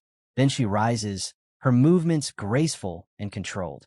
The only people who help without expecting anything in return, she says, are parents. As she steps past him, her hair brushes lightly across his face, carrying her scent with it. Muguk leans back slightly, watching her go. I'll be at the entertainment pavilion tonight, he says. If you'd like, you can join me. Yun Rang doesn't look back as she walks through the doorway and disappears into the fading light. Muguk rises soon after, walking down the stone path. Then he stops. On the roof above, silhouetted against the sunset, stands his father. A bead of sweat runs down Muguk's cheek. 3 supreme demons in one day, he thinks. It really must be a special occasion. The heavenly demon stands motionless, facing the horizon. Muguk tilts his head. What brings you here, father? Without turning, his father replies simply, I came to see how you live. Muguk looks up at him, silent. He's never come here before, he realizes. Not once. His thoughts drift back to their recent conversations, to the lessons shared, and the strange, almost fragile connection forming between them. He thought about it for a moment. Their first hunt, their first shared meal, all those firsts they'd experienced together. Maybe, he wondered, something like that would happen again someday. Muguk lifted his gaze toward the roof where his father stood. Father, why don't you come down and visit for a bit? He called out. Heavenly Demon looked down at him, unimpressed. Why would I want to enter the room of a lonely man who's probably made the whole place reek? Muguk chuckled. Then I'll bring a chair up to you. There's no need, his father replied coolly. I've already finished my visit for today. Muguk tilted his head, then leapt up in one swift motion, landing beside his father on the roof. The demon physician said sitting too long in one spot isn't good for your health, he said casually. His father glanced at him. Are you planning to live a long life? Of course, Muguk replied. There's still so much I need to do. The two stood side by side, gazing toward the fading light.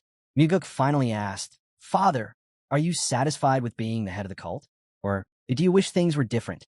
Heavenly Demon's eyes followed the sun, sinking below the horizon. Not at all, he said quietly. Muguk blinked, surprised by the answer.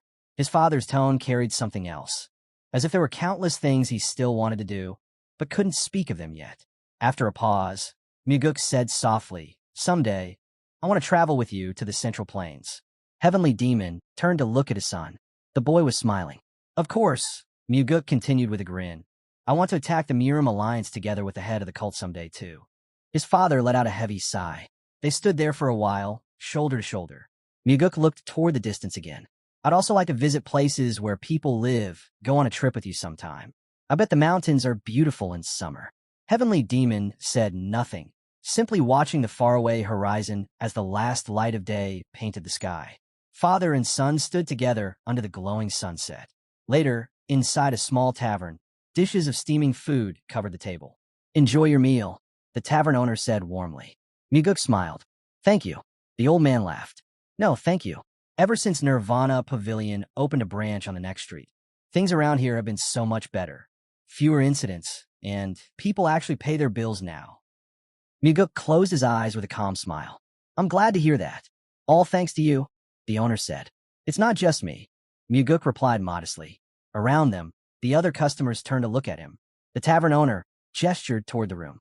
Most of these folks have been helped by Nirvana Pavilion. You're quite popular around here, you know. The tavern door creaked open. Chionpa stepped inside. The moment he appeared, the chatter died down. Every customer froze, watching the old man with uneasy eyes. Muguk smiled calmly. Everyone relax. The Supreme Demon is an honorable man. There's no need to stop eating or drinking. Just don't bother Blood Heaven's blades when you're drunk. Chionpa closed his eyes. Why do you insist on lying to them? Muguk shrugged. These people came here to enjoy their drinks in peace. It wouldn't feel right if they were scared of the person sitting next to them. Chionpa glared around the room. If anyone doesn't like being here, he said coldly, they're free to leave. Muguk pointed his right. In that case, Blood Heaven's blades can pay for their meal elsewhere, and also compensate the tavern owner for any losses. From above, Chionpa and Yugok could be seen standing across from each other, tension filling the air. The old man let out a sigh. Still pretending to be some kind of saint, are you? Muguk smiled faintly. Not all. I just think it's called having manners, something everyone should have. Chionpa raised an eyebrow. And that's how a member of the demonic cult should behave? Muguk's smile didn't waver. The cult's made up of people, not animals. Blood Heaven's blades watched him with interest, then pointed his finger. Sometimes, I wonder if you're really from the Murim Alliance. Muguk closed his eyes, still smiling. Deep down, he knew the truth. He never truly saw himself as part of the demonic cult. In his past life, he'd left them when he was still young and met many others along the way. He raised his glass. To your birthday, old man. Chionpa's eyes widened. Keep your voice down, you fool, he hissed, glancing around nervously. The Supreme Demon frowned. Don't say such nonsense. What's so great about getting older? Muguk grinned. I just wanted an excuse to drink. They both sat down at the table. Blood Heaven's blades leaned forward. You seem to enjoy alcohol quite a bit. The old man chuckled. Chionpa's right. You like drinking, don't you? Chionpa fell silent, staring into his glass. After a pause, he lifted it and said quietly, I used to, but not so much anymore. Muguk smirked. So you haven't given it up completely then? Suddenly, Chionpa froze, eyes widening. Muguk turned his head, and his breath caught. Standing before them was the Flower Sword Supreme. The woman looked uneasy, and the old man's gaze toward her was anything but kind. The two Supreme Demons locked eyes across the room. Cheers straight back. The customers stood, fear rippling through the tavern. Muguk quickly moved a table and gestured toward it. Please, take a seat, he said to Flower Sword Supreme. She stopped, studying him for a moment, then quietly walked past the old man. Yun Rang quietly took her seat at the table. The air was heavy. None of the Supreme Demons spoke, and Muguk remained silent too. Finally, Yun Rang broke the silence. Why did you call me here? Muguk met her gaze. Today is Blood Heaven's Bladesman's birthday. No matter how much one might dislike another, it's only right to offer a word of congratulations on such a day. He smiled faintly. It's a happy occasion. We're here to celebrate. After all, the Supreme Demons turned their eyes toward him, unreadable. Yun Rang rose from her seat, voice cool and sharp. Next time, only invite me if you're alone. Chionpa frowned. What's Flower Sword Supreme so unhappy about? A look of disbelief crossed Yun Rang's face. Without even glancing at him, she asked coldly, Are you seriously asking me that now? I am, the old man replied evenly. What exactly did I do wrong? Her eyes flashed with hatred. You still have to ask? It's because of you. He didn't flinch. And what exactly did I do? Her patience snapped. Shut up, she shouted. I don't want to hear another word from you. For once, the old man fell silent. The room was still again, the two Supreme Demons glaring at each other across the table. Then, through clenched teeth, Yun Rang hissed, You selfish bastard. Chionpa's expression darkened. What did you just call me? Their eyes locked, filled with fury. Go on then, Yun Rang spat. Are you going to swing that dull sword of yours again? Go ahead. I'll take you one-on-one any day. Maybe get drunk first, so you can start spouting nonsense like you always do. Chionpa's hand trembled as he gripped his weapon. Muguk watched silently, eyes narrowing slightly. He knew they wouldn't actually fight. The law of the demonic cult forbade supreme demons from clashing with each other, and neither would dare cross that line. He took a quiet breath. It's still a while before midnight, he said softly. Let's all calm down. Yun Rang's fury turned toward him. Calm down, she snapped. Why did you even do this? How much do you despise me for dragging me into something this disgusting?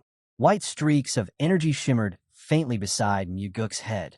He closed his eyes, speaking steadily. I'll tell you why I asked Flower Sword Supreme to come. He lifted his gaze.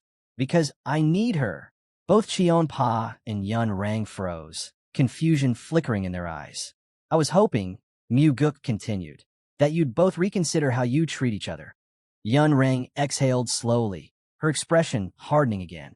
Standing beside the table, she said quietly, do you really think that if a bottle of alcohol could fix what's between us, we wouldn't have solved it long ago? Muguk smiled faintly. In that case, you two should keep meeting until you finally settle everything between you. He leaned forward. Curse each other, pull each other's hair, do whatever it takes. Just don't stop until you make peace. Flower Sword Supreme let out a short breath. You're far too optimistic. Muguk's expression softened. He looked at her with quiet sadness. I told you the very first time we met, she said firmly. I will never work with Blood Heaven's Bladesman. Without another word, she turned and walked away, her expression tight with irritation. Cheon Pa placed his glass down on the table. Thank you, you damn brat, he said dryly. What a wonderful birthday celebration. Then, with a sudden slam, he struck the table, splitting it clean in half. Muguk remained seated, unfazed. Coins rolled across the broken wood. He glanced at the tavern owner. Looks like our supreme demon still hasn't kicked his bad habit of breaking furniture. The old man gave a low chuckle. My carpenter's been earning well because of it. Muguk stood, stepped outside, and left the tavern behind. The night sky was clear. Stars shimmered above him as he walked alone through the quiet street. He thought to himself that he'd expected something like this from their first meeting. Still, that didn't mean he'd give up on reconciling the two. He stopped and looked into the distance. I have to draw out what's hidden inside them, he thought. Even if they keep fighting, I'll keep pushing. I'll make them see that all their grudges are meaningless. Nothing but old, absurd wounds. Clouds drifted lazily above the pagoda. Later, Muguk was asleep. He stirred, eyes opening slowly. Someone was calling him, a faint presence outside. He placed his hand on the door. Yun Rang stood there, illuminated by the moonlight. Muguk's fingers instinctively tightened around the hilt of his sword. He recognized her immediately, Flower Sword Supreme. Without turning, Yun Rang said calmly, I'm not releasing any aura right now. The fact that you could still sense me, that's impressive. She paused. Your instincts are remarkable. Muguk rubbed his eyes. I'm not even fully awake yet. Still facing away from him, Yun Rang continued. Earlier, you said you despise those who win over their subordinates with grand speeches and hollow ideals. That's right, Muguk replied quietly. I despise a certain kind of person too, she said. He tilted his head. And who would that be? Yun Rang's voice sharpened. Those who talk big, but can't prove their words through action. The stars gleamed above the rooftops. Muguk's tone was steady. Are you saying I'm one of them? She finally turned slightly, her hand resting on her sword. Let's find out. Steel whispered through the night as Flower Sword Supreme drew her blade. Muguk frowned, studying her stance. Of course, he thought. I expected nothing less from a supreme demon. Even with her back to him, she showed no opening, not a single weakness he could see. Muguk's gaze sharpened. I despise another kind of person too. Flower Sword Supreme arched a brow. And what kind is that? The strong who turn their power into cruelty, Muguk said steadily. Those who use it to dominate, to build relationships where they always stand above others. I hate people like that. People with no imagination who can only think of hurting. Behind Yun Rang, a fierce wave of energy flared to life, rippling through the air like a storm. She turned toward him, her voice cold. It seems I've been far too patient with you. You're growing more insolent by the minute. White streams of aura rose around her flowing dress, spiraling like flames. Muguk smiled calmly. Then tell me, what will you do if you lose? Yun Rang blinked, taken aback. You actually think you can defeat me? I don't think, he replied firmly. I know. Her eyes glowed dangerously. Very well. If you defeat me, I'll grant you any wish you name. If you wish for my death, I'll even give you that. Muguk looked at her, realizing she spoke with absolute confidence. She didn't believe for a moment that she could lose. They faced each other in silence, the tension between them crackling like lightning. And if you lose? Yun Rang asked. I'll grant your wish. Muguk answered without hesitation. Her expression hardened. Then my wish is simple, the same one I've told you before. You will sever all ties with Blood Heaven's Bladesman. Muguk studied her closely. Of course she's confident, he thought. In skill, she's second only to my father. The two stood opposite each other, eyes locked, two shadows beneath the night sky. Not curious what I want? Muguk asked quietly. I don't care, Yun Rang replied, because I'll never have to hear it. He smiled faintly. You will. Tonight, you'll finally understand what I want. He lifted his blade. This sword, he warned, is the black demonic sword. If it strikes true, it can even damage your weapon. Yun Rang's lips curved slightly. Then, I'll let you attack first. Muguk raised his sword. In that case, he said, I'll gladly accept. He took a breath, focusing. Guess I'll begin then. His thoughts tightened, sharp as his blade. I'll strike hard, he decided, but I won't use the 4 strides of the wind god. Not against her. His grip tightened on the hilt. 3 attacks. That's all it'll take. Then he surged forward.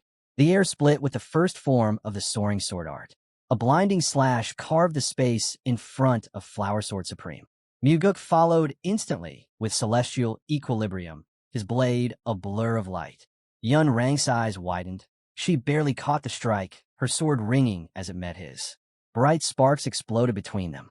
Through the clash of steel, their eyes met, locked, unwavering, neither yielding an inch. Their blades pressed together, steel grinding against steel. Muguk and Yun Rang clashed again, each strike sharper, faster, heavier than the last. A surge of force sent Muguk flying backward, his pajamas fluttering as he hit the ground hard. Yun Rang rose into the air, her sword gleaming beneath the moonlight. Muguk steadied himself, 1 foot digging into the earth. Gritting his teeth, he raised his sword once more. The blade cut through the air with blinding speed, trails of white light swirling above him. Second form, soaring sword art. He followed immediately with shifting slash. Their swords collided again and again. Sharp flashes of white energy streaking toward Flower Sword Supreme. The stream struck her directly. Yun Rang landed, shock flickering in her eyes. For the first time, she looked uncertain. She clenched her teeth, gripping her sword in one hand and her sheath in the other. Then she swung, unleashing a brilliant beam of white energy that tore through the air toward Muguk. He barely managed to block, sparks exploding on impact. She broke her word. Muguk thought grimly. She said I'd have 3 attacks before she countered. Yun Rang cursed under her breath, her aura flickering wildly. Flashes of light erupted under Muguk's feet as he steadied himself. She didn't have a choice, he realized. The shifting slash can't be blocked forever. He pushed off the ground again, sword poised. A black whirlwind roared to life in front of him, dark energy spiraling outward. His eyes burned with fierce intent. Third form, soaring sword art. He swung. A wave of black energy shot forward, followed by his heavenly slash. Yun Rang's eyes widened as the dark current slammed into her sword. A shock wave burst outward, black energy splashing across her face. This is impossible, she whispered, trembling. The darkness erupted around her, black energy bubbling and crackling in every direction. Don't touch my face, she shouted, shielding herself. When the chaos cleared, her eyes widened even more. Muguk's sword was pointed straight at her, just inches from her face. They stared at each other, frozen. What just happened? Yun Rang breathed. Muguk slid his blade back into its sheath. I told you to be careful, he said calmly. The black demonic sword isn't something to take lightly. Yun Rang frowned. Even so, I shouldn't have lost. Not even to that weapon. Muguk smiled faintly. It wasn't just the sword. I've mastered the entire soaring sword art. For a moment, she stood speechless, eyes wide, mouth slightly open. They faced each other again, both still gripping their swords, their breathing heavy. You can't be serious, she finally said. You've completely mastered the soaring sword? Muguk looked down, his voice quiet. Soaring sword? He thought. An advanced martial art, one even supreme demons struggle to perfect. Of course, she can't believe it. Muguk looked straight at Yun Rang. Do you really think my father made me head of the Nirvana Pavilion just because I'm his son?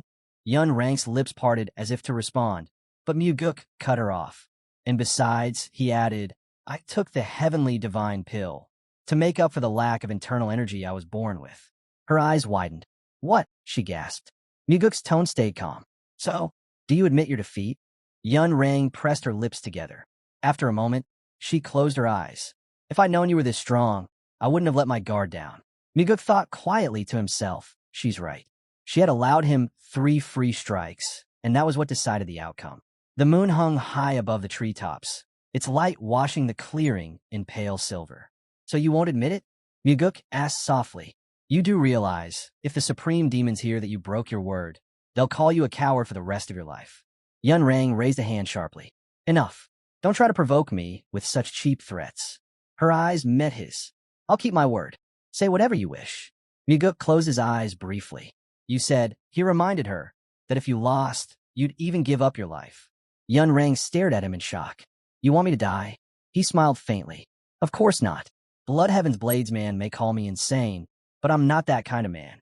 They stood facing each other, the night silent except for the whisper of wind in the trees.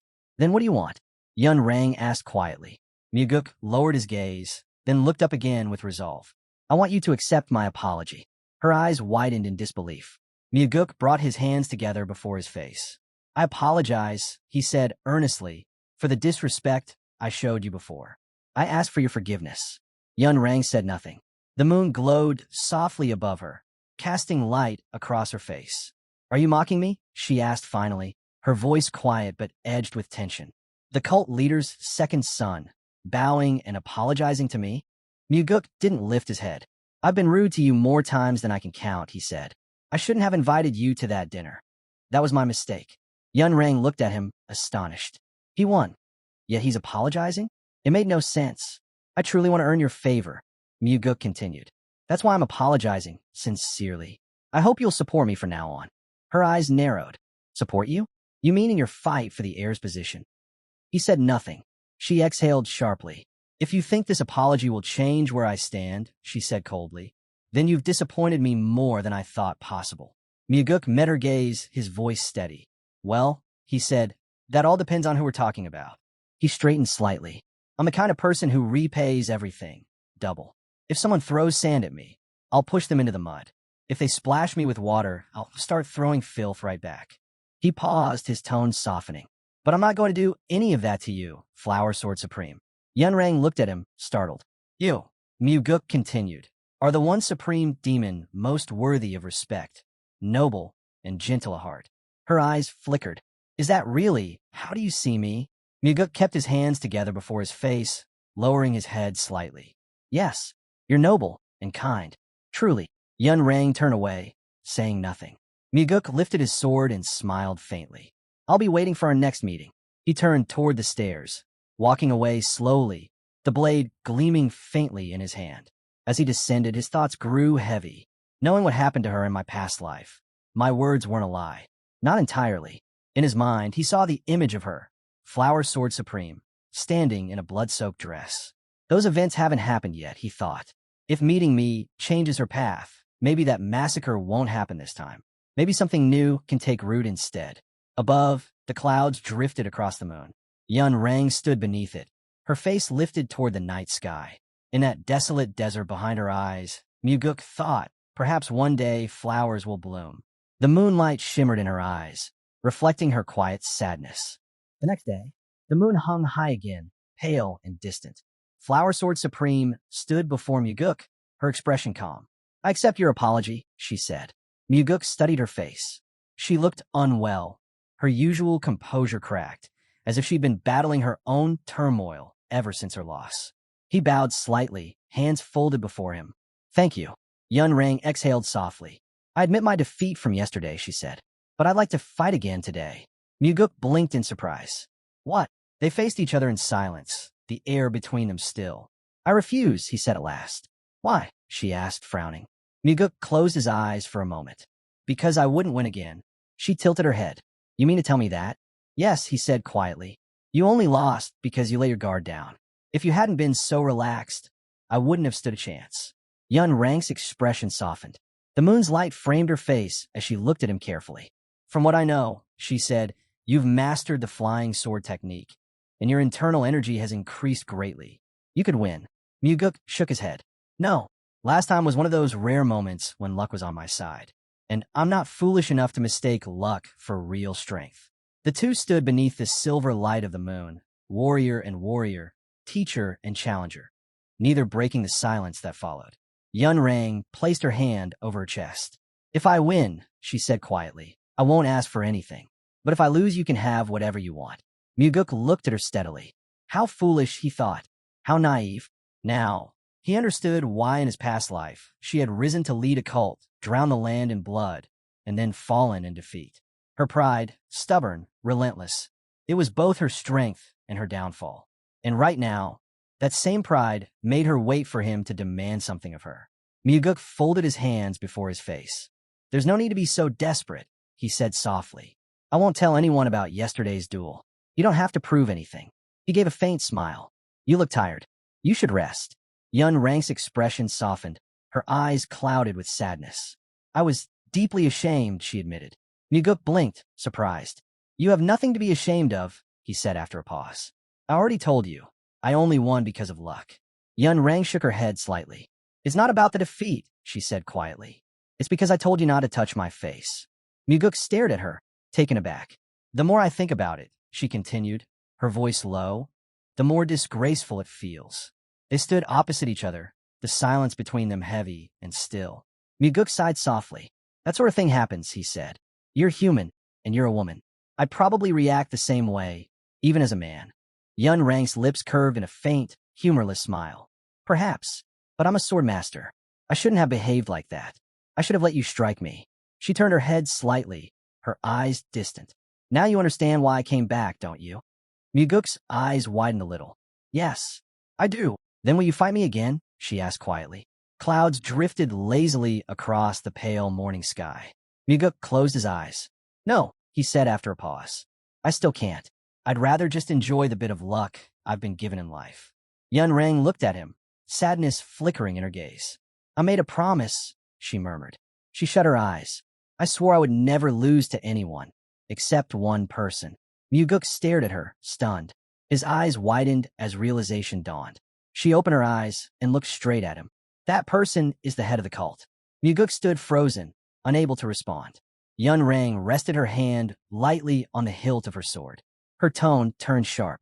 And if you're entertaining any disrespectful thoughts right now, let me make this clear. Do not tarnish my name in front of Heavenly Demon. Her gaze was fierce, unwavering, proud as ever, yet touched with something fragile beneath the surface. I didn't think anything like that, Muguk said firmly. Then, after a brief pause, he asked quietly, but tell me, why do you respect my father so much? Flower Sword Supreme stood there, her sword still in hand. Her eyes glimmered faintly, sad, distant, but she said nothing. Muguk waited, searching her face for an answer. When none came, he exhaled a long, quiet sigh. So that's it, he thought. If she's brought up my father, then this is her final card.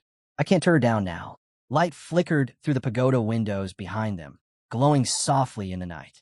Yun Rang's voice finally broke the silence. The promise I made to your father will be kept. A faint smile touched her lips. Muguk looked at her, slightly startled. You look happy, he said.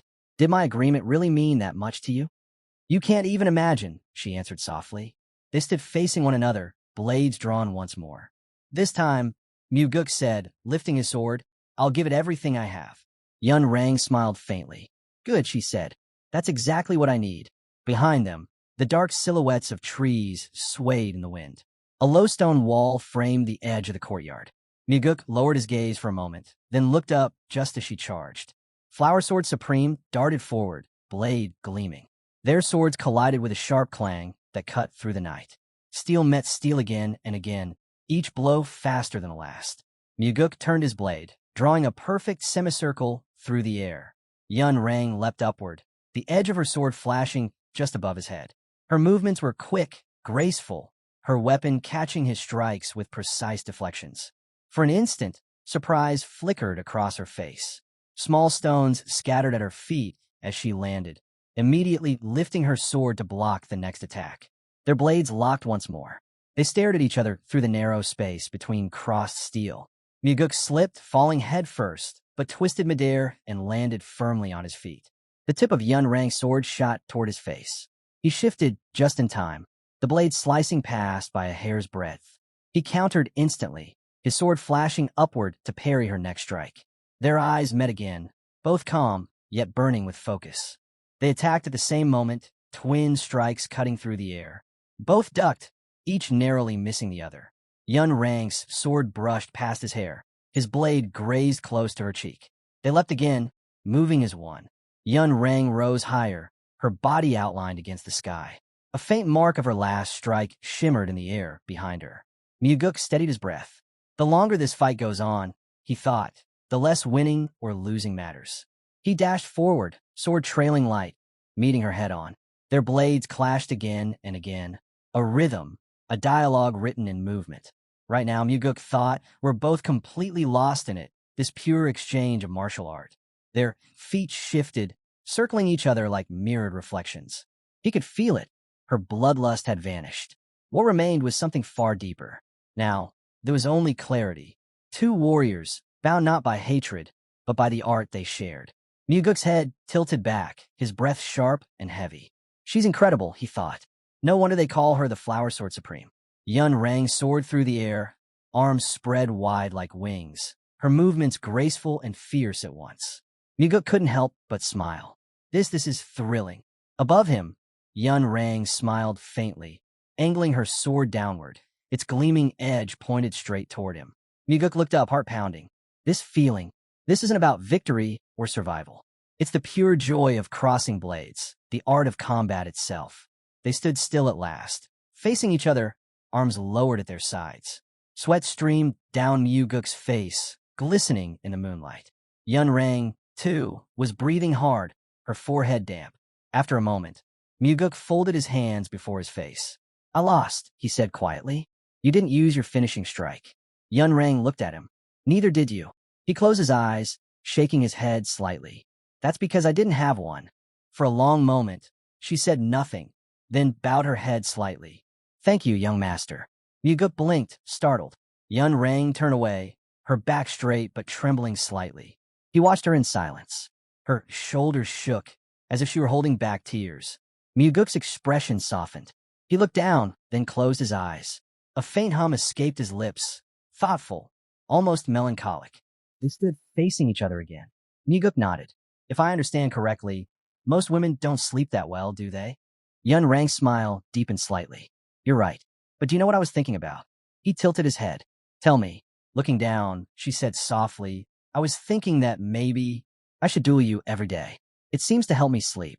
Myuguk chuckled quietly. Yun Rang lifted her gaze. There's a saying, the third round decides everything. A spark returned to her eyes. So how about it? One last, decisive duel. Myuguk looked at her for a moment, then smiled. He reached for his sword. I'm ready. Yun Rang drew her blade in a single, smooth motion. Moonlight filtered through the trees, silvering the ground between them.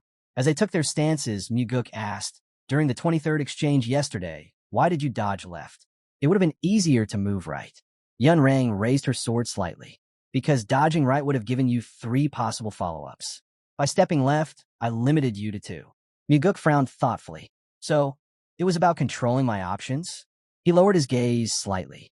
Does that have something to do with my center of gravity? Yun Rang smiles faintly, agreeing that the hero is right.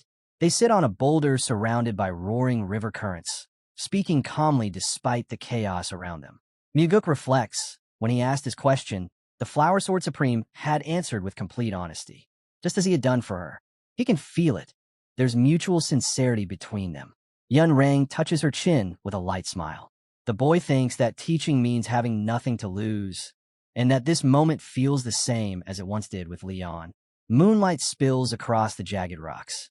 Flower Sword Supreme raises her gaze and says she can't quite remember the last time she truly lost herself in martial arts, when she practiced for the sheer joy of it. It's been too long since she felt that kind of happiness. Myuguk smiles. Then you can imagine how I feel now, he says. So, why don't we start again? Flower Sword Supreme's lips curve upward. Gladly, white foam surges over the river's surface as the two leap into action. Steel flashes. Splashes rise like bursts of silver light. Yun Rang lunges forward, her sword cutting through the mist. The hero braces himself, sword poised, teeth clenched. He springs upward, the river spinning beneath him. Water sprays across his face as Yun Rang kicks off the surface, soaring into the air. Their blades collide with explosive force, each strike leaving bright trails that shimmer against the night. Stones crack. A fallen tree crashes into the water. They chase each other across slick rocks, moving like shadows under the moon. Sweat drips from the hero's face. At last, both lower their swords, standing breathless, eyes locked. Yun Rang smiles. Young master, do you have anything to drink? He blinks in surprise. Actually, yes. I brought a couple of bottles. Perfect, she says. Then let's share a drink. He laughs softly. I'd like that. Clouds drift lazily over the treetops as the two sit side by side. The hero lifts his glass, the cool liquid catching the moonlight. Flower Sword Supreme studies the bottle. This is excellent wine, she remarks. Muguk chuckles. Do you even know anything about alcohol? Yun Rang twirls the container in her hand. Just because I don't drink doesn't mean I don't understand it. Besides, I wasn't always so disciplined. Her lips part slightly. May I ask you something? He nods. I'm listening. She looks straight at him. Why did you change so much? You weren't like this before. He meets her gaze silently. I didn't pay much attention before, she continues, but I knew exactly what kind of person you were. The hero holds the bottle in his hands, then gently sets it down on a nearby stone. He says quietly that everything that happened was no accident. He's been preparing for this moment for a long time. Yun Rang blinks in surprise. So you were hiding your true nature all along? He lowers his gaze, voice heavy. You could say that. If I'd shown who I really was when I was young, my brother would have killed me. I had no choice but to suppress it, just to survive. Flower Sword Supreme's expression hardens slightly. You're frightening. You know that? She murmurs. She picks up the bottle, studies it for a moment, then sets it back on the stone. Rising to her feet, she stands beside him, her eyes drifting toward the horizon. It might sound strange, she says softly, but standing here, I feel like I'm next to a friend. Muguk looks up at her, surprised. Her tone is different now, gentler, warmer. He gazes at the woman beside him, and memories from his past life flicker through his mind. Somehow, Yun Rang had sensed something deeper in his words, echoes of what he once was. The hero reflects. Around his father or Leon, he always masks the darkness that still lingers inside him. But with Yun Rang, it's different, especially when they fight. He stands facing her. Forgive me if this sounds disrespectful, he says, raising his hand slightly. But when our swords meet, I feel our bond will grow stronger. Flower Sword Supreme smiles faintly. I don't know what the future holds for us, she replies. But this duel, I'll remember it for the rest of my life. Moonlight spills across the trees and the rippling river below. The hero bows his head. I won't forget it either. Thank you for everything you've taught me. Flower Sword Supreme studies him. Did I really manage to teach you something? He doesn't answer, just smiles. Muguk knows without a doubt. He's learned more in these 3 days than he ever expected, mastering the core of the flying sword technique. A flash of lightning splits the night sky. He feels it, the wall of 10 stars beginning to crumble, the threshold of 12 stars just within reach. Flower Sword Supreme raises her sword, steady and graceful. The hero's eyes widen slightly as she points the blade toward him. Then he smiles and lifts his sword in return. Steel meets steel, a clear note echoing through the night. He thinks to himself, they never said goodbye. As she turns to leave, the hero watches her back, knowing that the final clash was their silent farewell. Later, a drink is poured into a glass. Yun Rang sits quietly at a table, lost in thought. Yun Rang sits alone, eyes distant, lost in thought. She remembers the day of her first defeat, the shame, the chaos in her mind. Thousands of thoughts collided inside her, and for a moment, she had even considered hiding behind a mask, returning to find the hero and ending his life. Now a glass sits filled before her. She stares at it, thinking about how much she's changed. The woman she was that day and the woman she is now feel like two completely different people. She lifts the glass and takes a quiet sip. A servant steps into the room. My lady, is something troubling you? He asks gently. He hesitates, frowning. He's never seen her drink before. Not once. And now, seeing her do so makes him uneasy. Does this have something to do with Muguk? He asks carefully. Flower Sword Supreme glances at him, her tone calm but distant. Kneel, she says softly, resting her hands on the low table before her. Everything is fine. The servant bows low. Forgive me, my lady. I shouldn't have disturbed you. But there's a new man waiting in the secret chambers. I don't need anyone. Yun Rang replies flatly. He looks up, startled. My lady, her gaze drops. Stop bringing them to me. The servant freezes. She has never spoken to him in such a cold, formal tone. Moonlight filters through the window beside her as she mutters, I should have stopped this long ago. No, I should never have started. The servant stares in silence as her thoughts drift back.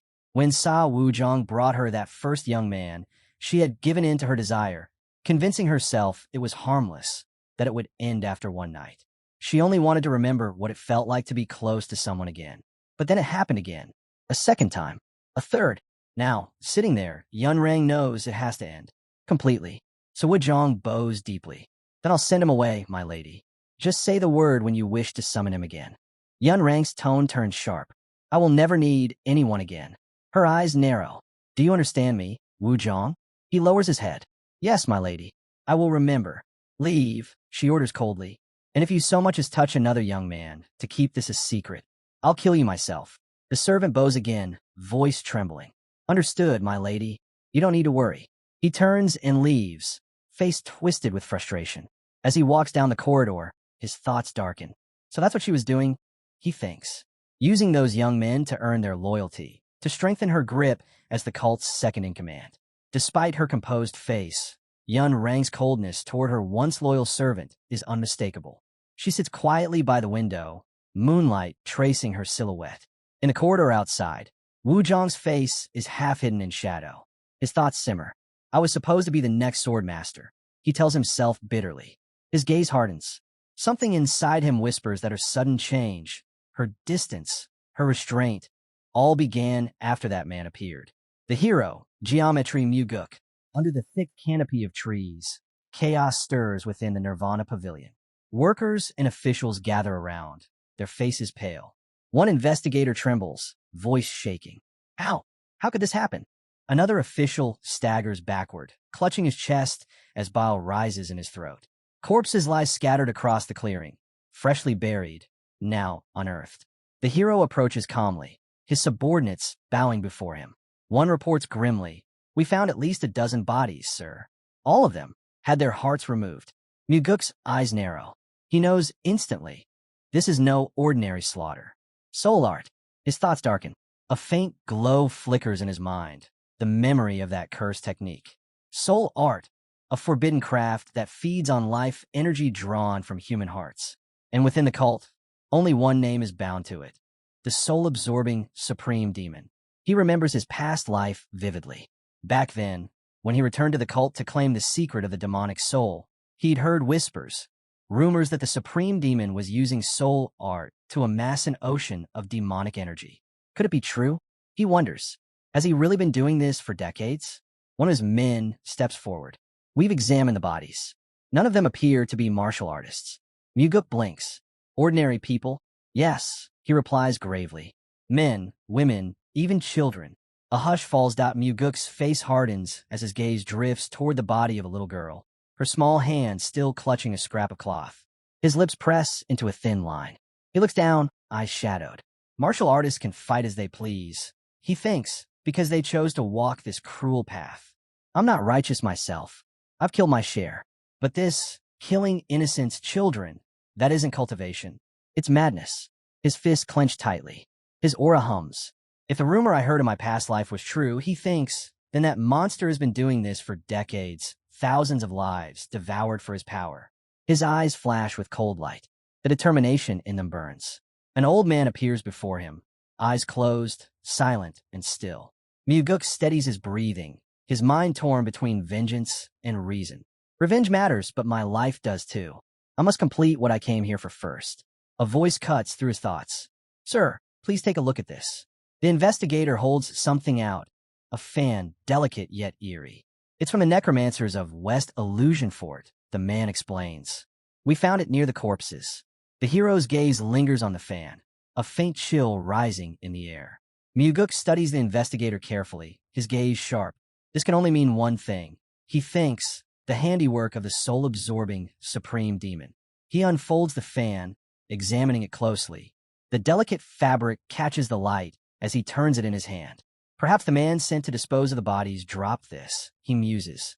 A small mistake, but one that speaks volumes.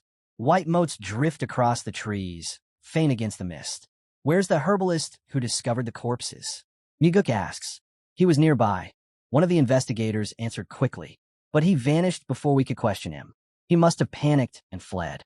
Muguk closes the fan with a soft snap. Search the area. Secure the site, he orders firmly. I'll handle the rest myself. Daryong steps forward, startled. Sir, are you really planning to go to West Illusion Fort? To confront the soul-absorbing supreme demon. Muguk raises the folded fan slightly, eyes glinting. With this evidence in hand, I have to. At the very least, I'll question him directly. He turns and walks away, his cloak brushing the grass as his subordinates watch in uneasy silence. But even as he moves, his thoughts whirl. Something doesn't add up, he realizes. If the supreme demon were truly behind this, he would never leave such obvious traces. He recalls the details. A herbalist conveniently finds the graves. A fan, unmistakably linked to necromancers, left right beside the bodies. Too neat, he thinks. Too deliberate. His eyes narrow. Someone wants me to believe the soul-absorbing supreme demon is responsible. Then a face flashes in his mind. Wu Zhang, Yun Rang's servant. In his past life, Wu Zhang had tried to assassinate the supreme demon, driven mad under the influence of a soul control spell. Muguk remembers the bloody aftermath, the rumors that followed, and the truth that surfaced later. Wu Zhang's hidden love for Yun Rang. The realization cuts deep. I spent 3 days with her, he thinks grimly. That alone might have been enough to provoke him. He keeps walking, the wind picking up around him. If this is Wu Zhang's doing, then he either wants me dead in battle, or he's trying to pull my attention away from Yun Rang. His gaze hardens as the landscape changes. The path leads him beneath the mountain, toward West Illusion Fort. Gray streams of ghostly energy curl upward from the ground. The air hums with a strange vibration. Around him, he spots eerie devices half buried in the soil. Talismans, conduits, and relics glowing faintly in the haze.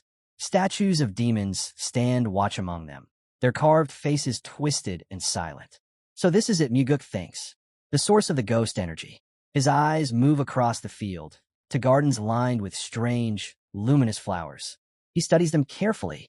These flowers emit the same spectral energy as the statues and pagodas. Anyone without necromantic training who stays near them, their inner energy flow will collapse. He pauses, frowning. And once their circulation falters, they'll become easy prey for soul control spells. The hero remembers one more thing about those strange flowers. Their fragrance can twist the mind, causing vivid hallucinations. In the worst cases, they allow inner demons to take control completely. Muguk steps forward, each stride echoing softly against the stone floor.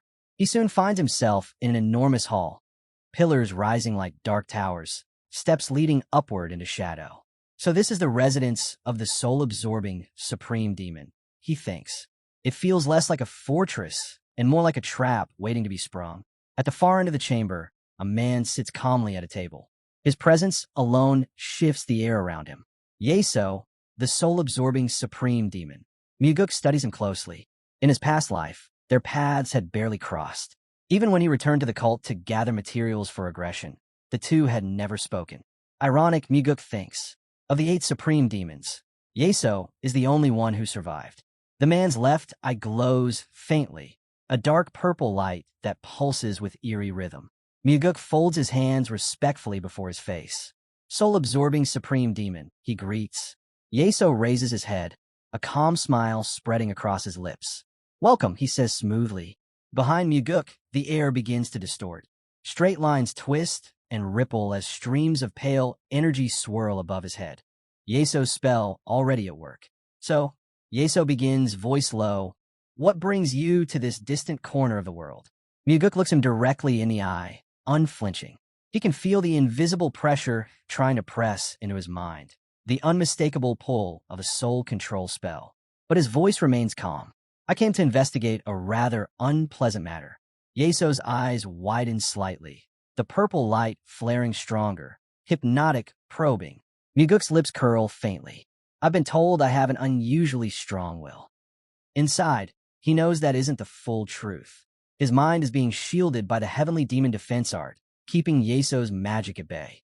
He steps closer, facing the supreme demon seated before him. Several corpses were discovered recently, Muguk says evenly, along with an item belonging to a necromancer.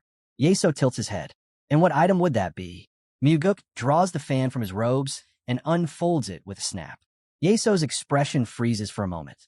Then he gestures sharply. Call in Nung Hayu. Muguk stays silent, watching closely. I made it clear that the corpses were unusual, he thinks. But he didn't even ask how. That means he already knows. Moments later, a man hurries into the hall and bows deeply. I have arrived, my lord. Yeso doesn't turn. Nung Hayu, where's your ghostly fan? The man hesitates, glancing nervously at the hero. I lost it yesterday. Muguk tosses the fan toward him. It lands at Nung Hayu's feet.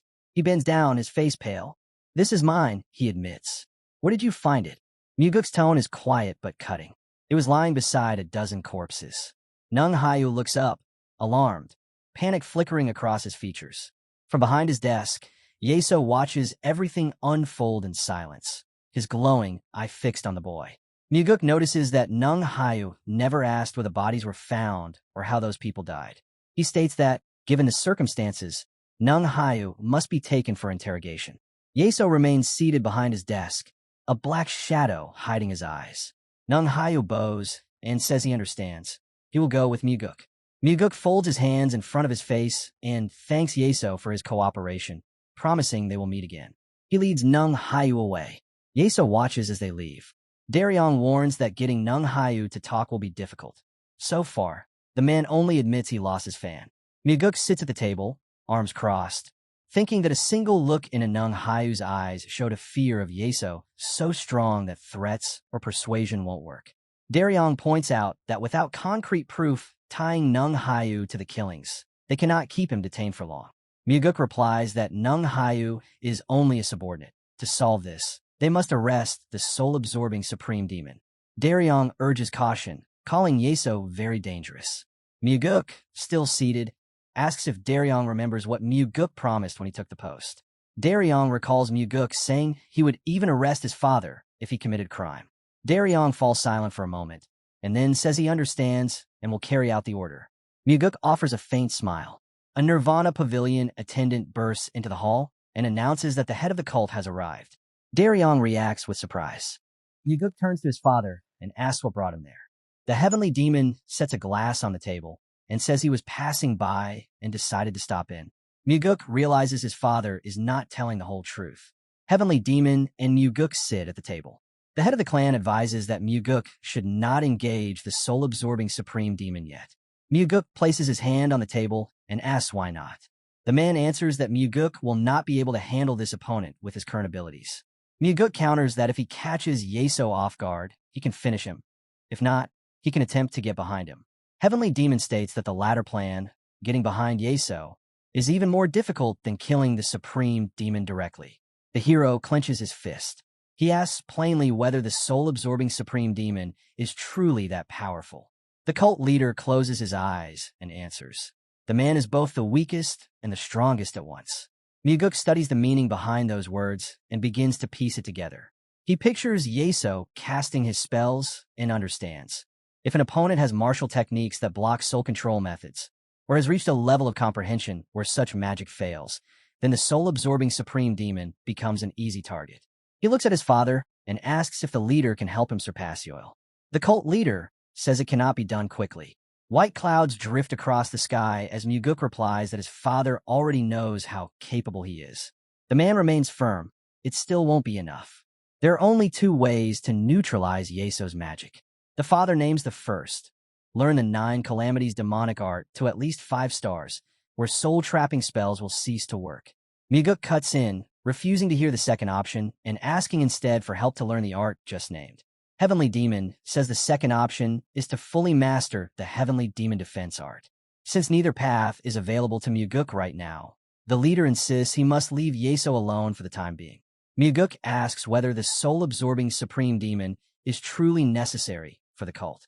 The leader replies that among the 8 supreme demons, Yeso is the one who strikes the most fear into enemies of the Murm Alliance. They sit in silence at the table. Muguk asks plainly if it is acceptable for Yeso to rip hearts from living people to fuel his magic, and whether Heavenly Demon knew about it. The leader admits he learned of those methods only recently.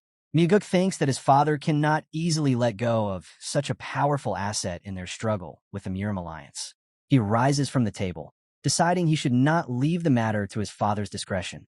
He remembers his father's earlier request to be informed if his son planned to kill someone. Heavenly Demon does not answer. Muguk looks at him with determination and states, he will kill the soul-absorbing Supreme Demon. And among the 8 Supreme Demons, Muguk vows that Yeso will be the first to die. He remembers, in his past life, Yeso was the one who lived the longest. But this time, everything will unfold in the exact opposite way. Heavenly Demon says nothing, only watching his son in silence. Muguk sits at the table, his tone calm but unwavering. It's not anger that drives me, he says. But Yeso is worse than a madman who kills at random. His killings are deliberate, organized insanity. He lowers his voice. If his motives were noble, I could understand them somehow. But they're not. He kills for one reason only, to grow a little stronger. And that's disgusting. Across from him, Heavenly Demon remains still. To me, Muguk continues, that man isn't human at all. He lifts his gaze. I know you're bound by limits when it comes to the 8 Supreme Demons. So let me handle this one. His voice sharpens. If you gave me a sword, then let me use it. Behind Heavenly Demon, the elegant furnishings of the chamber glow faintly in the lamplight. The clan leader says nothing for a long time. Muguk waits, unsure how much his father agrees, but hoping that, at least for now, they walk the same path. He believes the soul-absorbing Supreme Demon must be destroyed. And if father and son must take different routes to reach that same destination, so be it. He turns to leave. Heavenly Demon closes his eyes, hand resting on his knee. Rising from the table, he finally says, I don't see any particular problem. Muguk stops, startled. What do you mean by that? The clan leader glances back over his shoulder. If your skills are so exceptional that you can kill the soul-absorbing Supreme Demon, he says, then you'll have no trouble filling the void left by his death. Muguk stares at him in shock. It takes a moment for the meaning to settle. His father has just given his silent approval. Heavenly Demon walks toward the door. Muguk watches him go, quietly thanking him in his mind. A small smile forms on his lips. He clenches his fist. At this point in my journey, he thinks my path and my father's still haven't diverged. Heavenly Demon disappears into the corridor, while Muguk stands in quiet resolve. We're still walking the same road. The scene shifts. A majestic pagoda rises before Muguk. West Illusion Fort.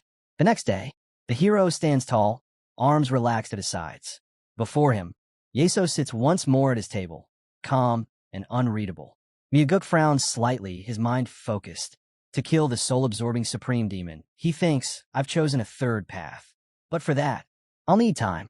2 months. That's all he asks for. Muguk knows what he must do.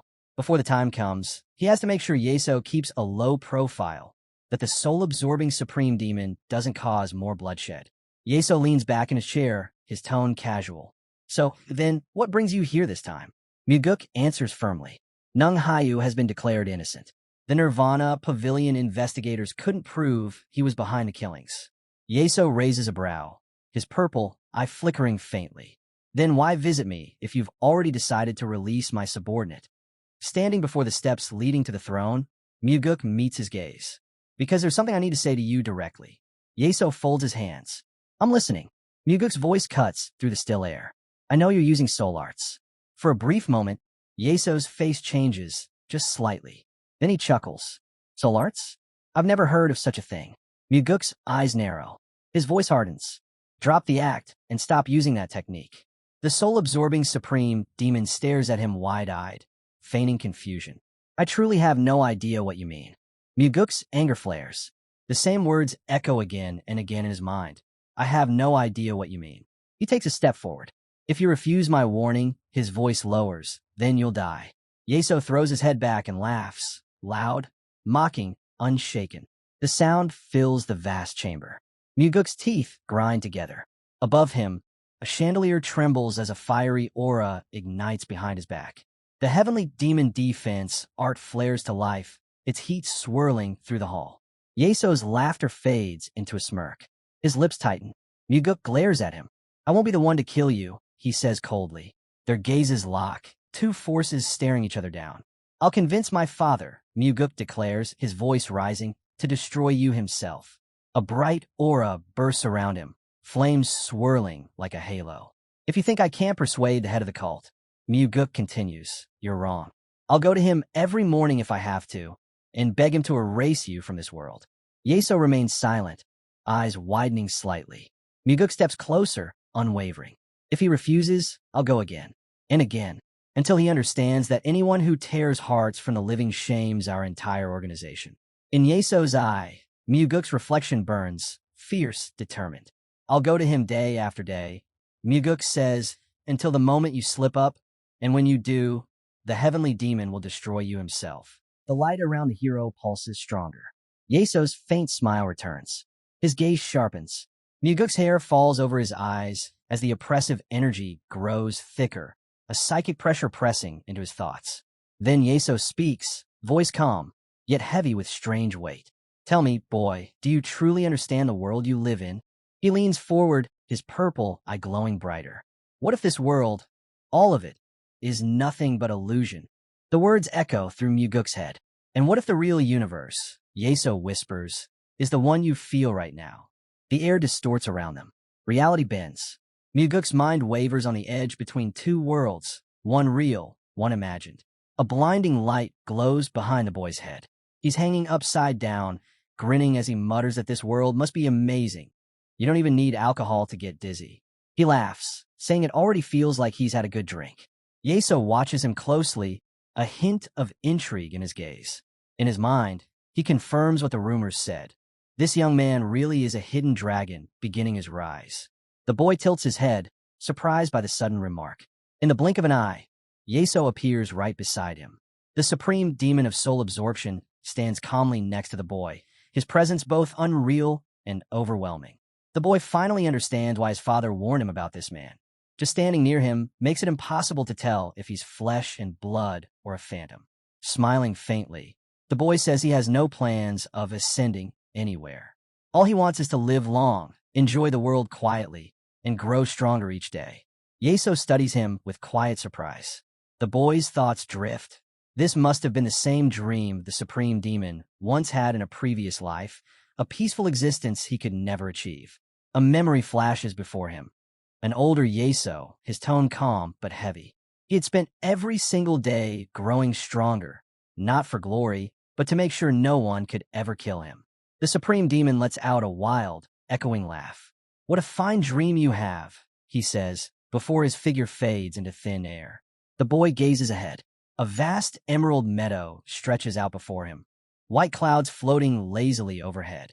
Leaves drift gently around him. He raises his head and shouts, voice full of awe.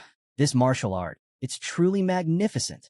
Yeso smiles faintly, replying that no one else in this world could perform something like that, except him. Leaves swirl in the wind as the boy narrows his eyes. No, he thinks the supreme demon was wrong. The leader of the Wind Heaven sect could do the same, and he knows this because he once saved that sect in his past life. Both arts were born from the same source, the blood cult techniques. Suddenly, a bell rings out, glowing in a blinding white light. Yeso, still smiling, asks the boy if he truly wishes to live in such a world. The boy's eyes glimmer with resolve. If the supreme demon is willing to teach me, he says, then I'll gladly learn.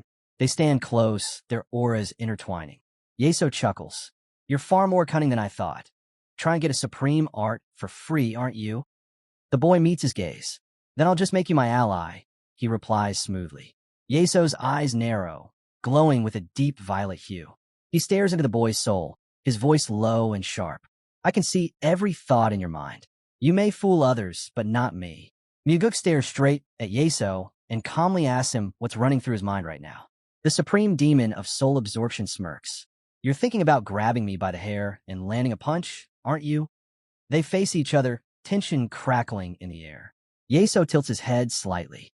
Or maybe, he continues, you want to slap me and demand to know why this bastard keeps ignoring you? The boy lets out a short laugh. Close, he says, but not quite. His expression shifts as he locks eyes with the demon. Then, with sudden sharpness, he growls, why do you keep killing people, you lunatic? I should rip that shameless heart right out of your chest. Yeso's eyes widen, caught off guard. The boy smiles again. Seems like your mind reading's not as accurate as you thought. The supreme demon stays silent for a moment, then lets out a quiet grin. So, you think that being the cult leader's son makes you less mortal than the rest of us? That's why you came here, to die at my hands. Muguk shakes his head, smiling faintly. Wrong again. I'd rather live quietly in the wilderness than be number one and end up dead. Energy begins to flicker beside his face, pulsing softly. These were your own words, he thinks to himself. You used to say that all the time in your past life. Yeso's composure breaks. His eyes tremble, white dots flickering in his irises. The boy looks up, confused, then the scene shifts. Yeso now sits at a table, staring at him intently. Aren't you afraid of me? He asks. If I wanted to, I could create a real hell right here and trap you in it forever. Muguk lets out a nervous chuckle. Of course I'm afraid, he admits.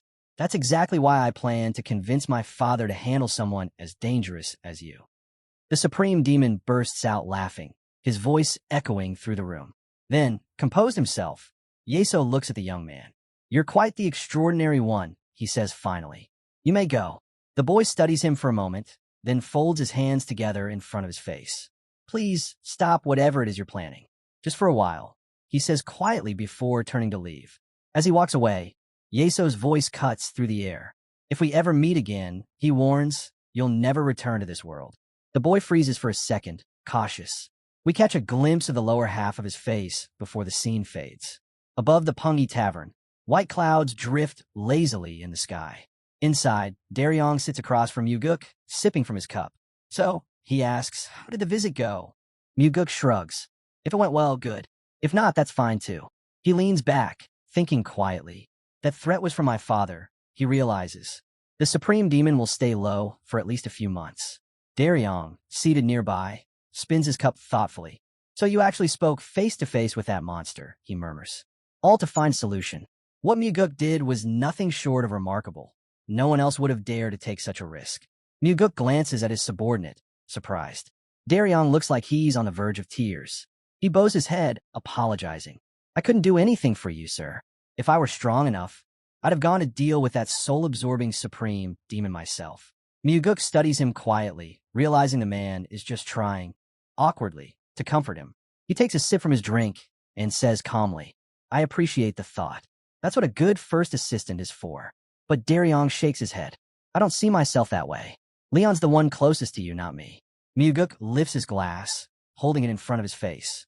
No, he says, setting it down and touching his chest. Leon isn't my right hand, she's my heart. Daryong stares at him, wide-eyed, before breaking into a smile. Then I guess I should start envying her. They both laugh softly. The tavern around them buzzes with chatter and clinking glasses. Muguk looks around and sighs. Still my left hand, my heart, and my left wing. Why are they all late? Daryong, still holding his cup, blinks. Left hand? Heart? Left wing? Who are you even talking about? Muguk chuckles and downs another drink. You'll find out soon enough. Before Daryong can respond, footsteps approach. Jang Ho arrives, slightly out of breath. Sorry I'm late, he says quickly. Muguk smiles. Hopefully I didn't pull you away from anything important.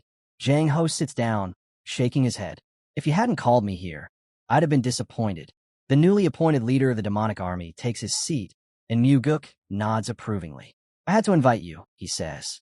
This is the first time I've gathered all my people in one place. He slides his bottle toward Jang Ho. Have a drink. Thanks. Jang Ho replies, accepting the offer. Across the table, Daryong glances at him with a faintly sad expression. Muguk notices, but says nothing. Then Leon walks in. She gives a small bow. Sorry for being late. Muguk gestures for her to sit beside him. No need to apologize. Take a seat. Leon sits down gracefully, greeting Jang Ho and Daryong with a warm smile. Jang Ho looks at her in surprise. You've changed, he says quietly. Muguk takes a slow sip from his glass, thinking to himself. He noticed. His perception's sharp. Leon's energy had shifted. She'd grown much stronger after mastering the flying heaven swordsmanship. Smiling brightly, Leon says, I've been training nonstop. I guess I lost a bit of weight. That must be what you noticed. She raises her glass, eyes gleaming. Besides, it's freezing outside. I could really use a drink. Leon leans forward, grinning. Pour me something stronger, she says. Muguk nods and fills her glass to the brim. You've earned it, he replies. Your training's been paying off. Across the table, Daryong glances sadly at Jang Ho, who's also looking at Leon with a faint, heavy expression. The two exchange silent looks, then both return to their drinks. Setting his glass down, Daryong sighs. Seems like I'm the only loser here. Leon turns toward him, surprised. Why would you say that? Daryong frowns and looks away. Muguk raises an eyebrow. What? You want to learn martial arts too? The young man looks up slowly, locking eyes with his leader. If you teach me, he says, I'd learn. Muguk chuckles softly. Not me. Daryong blinks. Then who? Muguk leans forward, staring directly into his eyes. Answer me first, he says evenly. If I found you a good teacher, would you train under them? The lessons won't be formal, but you'll gain real combat skill. Daryong hesitates, then mutters, Who would teach me? Muguk doesn't answer. He just looks at him silently. The scene shifts. Somewhere outside, footsteps echo. Passers-by stop and stare, fear flashing in their eyes. A man walks through the street, expression cold and furious. It's Cheon-pa, that insolent brat, he growls. He acts like he has the right to summon anyone he wants. Dark clouds begin to gather above the pagoda. Back in the tavern, Daryong looks toward the window. Looks like a storm's coming, he says quietly. Muguk crosses his arms. Enough pointless talk, he says sharply. You have 15 minutes to decide. Daryong stares at him, startled. 15 minutes? You expect me to decide now. Muguk takes another sip, his tone calm but firm. Some choices shouldn't be overthought. If you hesitate too long, this chance will pass, and you'll leave here empty-handed. Daryong lowers his head, silent and uncertain. Jang Ho and Lee exchange a glance, both watching him with quiet sympathy. Muguk pours another drink into a small glass, his thoughts heavy. I want to make Daryong the next head of the Nirvana Pavilion, he muses. But he's too young, no strong allies, no real faction behind him. If he's going to take that position, he'll need something more. He looks at Daryong, studying him carefully. Then, wordlessly, he slides the filled glass toward him. Daryong hesitates, then downs it in one go. Muguk refills it. The young man drinks again without pause. Leon frowns. You're drinking too fast, she warns. Daryong slams the shot glass down with a loud thud. His face is flushed, eyes glassy. Jang Ho stares, baffled, while Leon folds her hands in front of her face, uneasy. Daryong lets out a strange, drunken sound before mumbling, I doubt I'm fit for that role anyway. I'm already 32.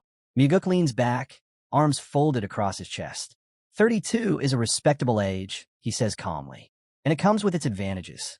Daryong blinks, confused. Advantages? Muguk lowers his gaze, the corner of his mouth curling slightly. It means, he says slowly, you'll try harder than anyone else. Muguk's tone turns firm. Every swing of your sword will carry more weight than anyone else's, and every step you take will be sharper, more deliberate. Daryong freezes, eyes wide in disbelief. Across the table, Leon and Jang Ho exchange quiet smiles. The investigator lowers his gaze, silent for a long moment. Then he looks up at Muguk. I'll do it, he says softly. A faint smile crosses Muguk's lips. Daryong lifts his shot glass, voice unsteady but determined. If anyone else had made me that offer, I would have refused without a thought. But since it's coming from you, I'll take it. Leon reaches for the bottle and fills his glass again. Our master, she says with a teasing grin, has always been the best at convincing people. The tavern hums quietly around them. Muguk listens to the chatter, saying nothing. Daryong stares at his drink for a moment, then sighs. Still, I can't help but feel a bit of regret. He lowers his eyes, his voice quieter now. I've been an investigator for 10 years. Spent countless sleepless nights chasing the dream of becoming a chief investigator. Giving that up, it's hard. Muguk tilts his head. Who said you're giving it up? Daryong looks up, startled. You're the most capable investigator in the Nirvana Pavilion. Muguk continues calmly. You're not going anywhere. I'm talking about training in your spare time. The young man blinks, half confused, half relieved. You want me to train after work? Are you trying to kill me from exhaustion? Muguk smirks. At least you'd be dying for your dream. Jang Ho leans forward, frowning. He might be too late for that. It's risky to throw everything away for a dream that might never come true. Muguk crosses his arms, his tone steady. Who said anything about throwing everything away? There's no need to rush. He can study little by little, after work, in his own time. The table falls quiet. Daryong and Muguk exchange glances. Muguk continues, voice even but commanding.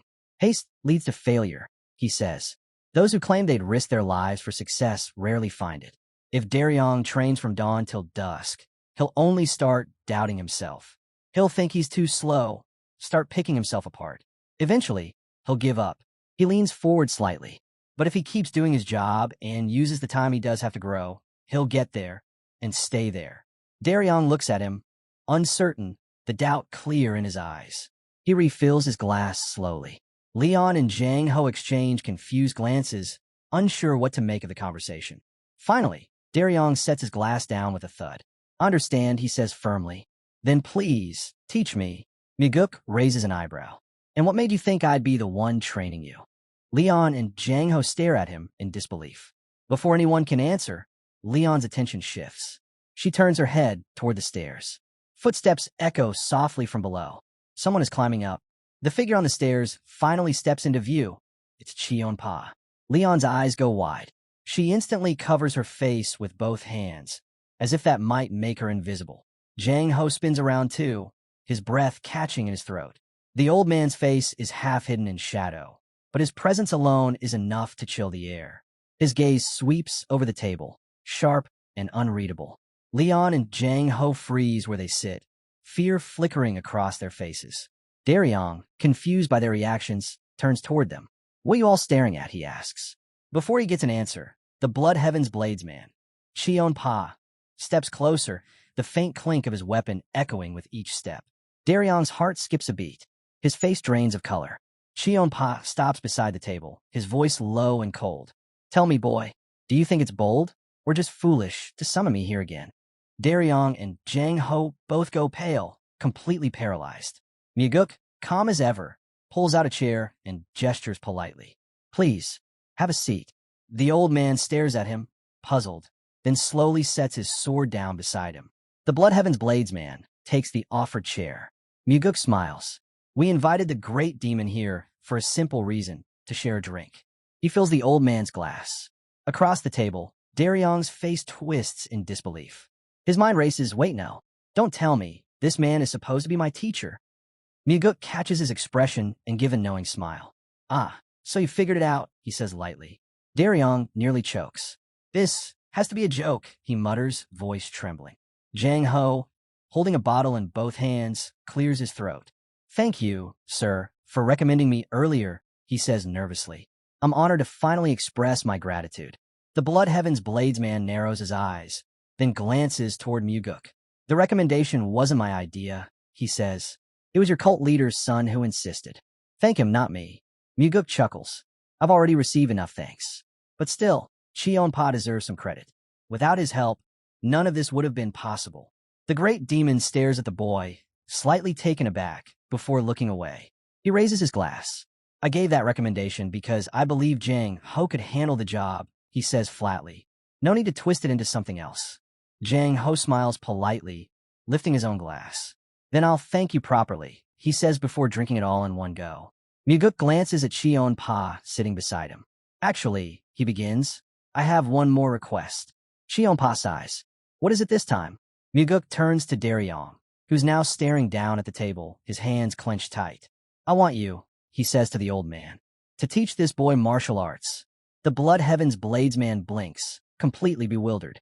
His eyes move to Daryong. This one, he scoffs. What kind of worm is that? Daryong's face turns crimson. Everyone expects him to crumble, but instead he suddenly stands, his voice loud and trembling. I might look like a man obsessed with power, he says, but that's not who I am. He raises his hand, his words tumbling out. I've only ever loved one woman my entire life. I may be a pacifist, but I'm also the right hand of my master. He clenches his jaw and meets Cheon-pa's piercing gaze. So no, I'm not a worm. The table falls silent. Even Cheon-pa seems momentarily stunned. Daryong lowers his head again, face flushed red. Miguk bursts out laughing, the sound echoing through the tavern. Leon and Jang Ho glance at the poor man with sympathy, their expressions caught somewhere between pity and secondhand embarrassment. Smiling, Miguk waves a hand toward the old man beside him. Forgive him, he says lightly. He's already far too drunk. But the Blood Heaven's bladesman isn't amused. His cold gaze lands on the special investigator. Teach him martial arts? He scoffs. Be grateful I haven't cut him down already for showing me that miserable face. Muguk doesn't flinch. He sees the old man's glare and says calmly, "We need Daryong." Chionpa frowns. "I refuse." Muguk calls out to him again, his tone steady. "Supreme Demon." But Chionpa cuts him off. "I already gave my answer, and I don't see why I should waste my time teaching anyone." Muguk's voice hardens slightly. "You're the most skilled fighter in our clan," he says, "and I want Daryong to learn from only the best." The old man looks at him, silent for a long moment. The two lock eyes. Finally, Chionpa exhales and closes his eyes. "That boy isn't my disciple," he says flatly, "so I can't teach him." Muguk's lips curl into a smirk. "Then make him one." He leans back, still smiling. "Because among your current students, not a single one is worthy of inheriting your place." He raises his right hand slightly. "Your youngest disciple, he's kind, soft-hearted. That nature will keep him from ever standing at the top." Muguk's gaze sharpens. "So tell me, what do you think of this one?" Chionpa's tone turns sharp. "I don't like him." Muguk lets out a quiet breath. "You've lived your whole life doing exactly what you please," he says. "So maybe for once try doing the opposite." The old man grits his teeth, anger flashing in his eyes. "I said I don't like him." Muguk's expression hardens. "Then I don't like you." The two men glare at each other, the tension between them thick enough to cut. Leon and Jang Ho glance nervously between them, unsure if a fight is about to break out. Daryong suddenly lifts his head from the table, his eyes glassy, voice slurred. "Would you like it?" he says, swaying slightly. "If someone forced you to do something?" Leon quickly raises her hands. "Daryong, stop," she pleads. But it's too late. The drunk investigator slams his palm on the table. "I told you already, I don't like that old man," he shouts. "So he can forget about teaching me anything." He points a shaky finger toward Chionpa. "I'll never agree to it. Never." Leon and Jang Ho both freeze, terrified of what might happen next. Muguk turns toward the old man, his smile gone. Then Daryong looks at him, eyes bleary, voice low but clear. "Master, may I ask you just one question?" Muguk crosses his arms. "Go ahead," he says evenly. "Ask." He adds with a faint smirk, "I'll answer you honestly, since you'll probably be dead soon anyway." Daryong lifts his head, his voice trembling. "Why are you handing me over?" he asks. "To someone so cold, so heartless?" Muguk lowers his gaze, saying nothing. Tears stream down Daryong's face. "If you do this," he says between sobs, "you'll break me completely." The Blood Heaven's blades man, eyes hidden in shadow, lets out a dark laugh. "You damn crybaby," he mutters. Muguk looks at him silently, then turns back to Daryong. "He can teach you martial arts," he says quietly.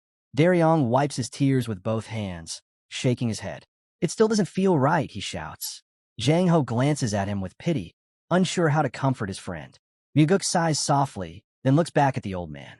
"At least train him for half an hour each day," he says. "After his work is done. It could last a few weeks or a few years. That's up to you."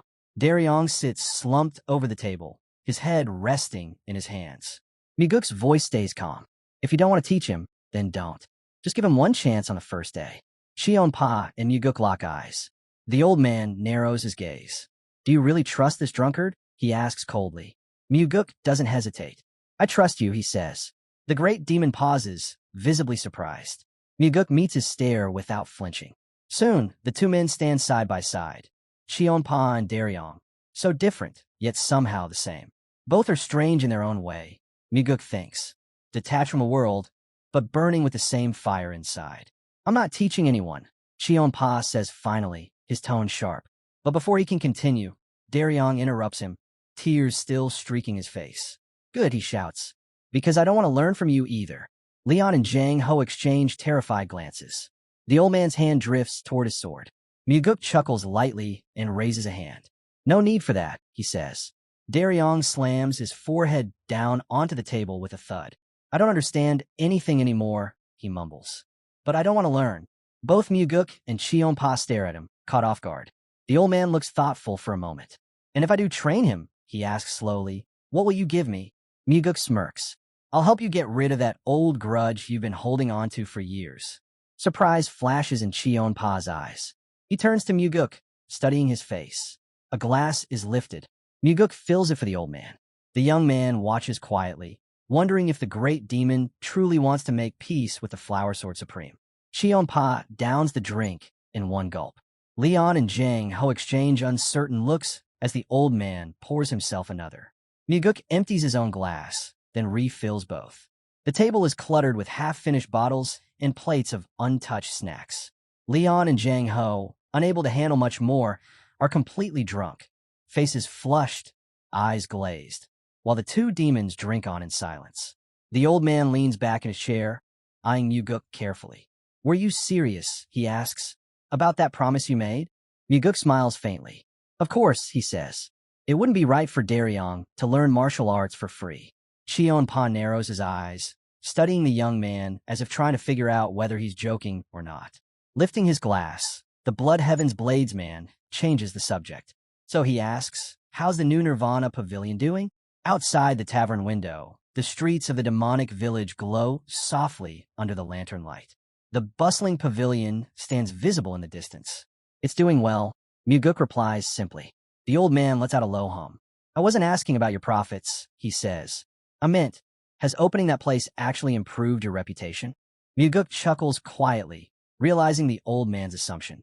"Ah, you think I did it for popularity," he says with amusement.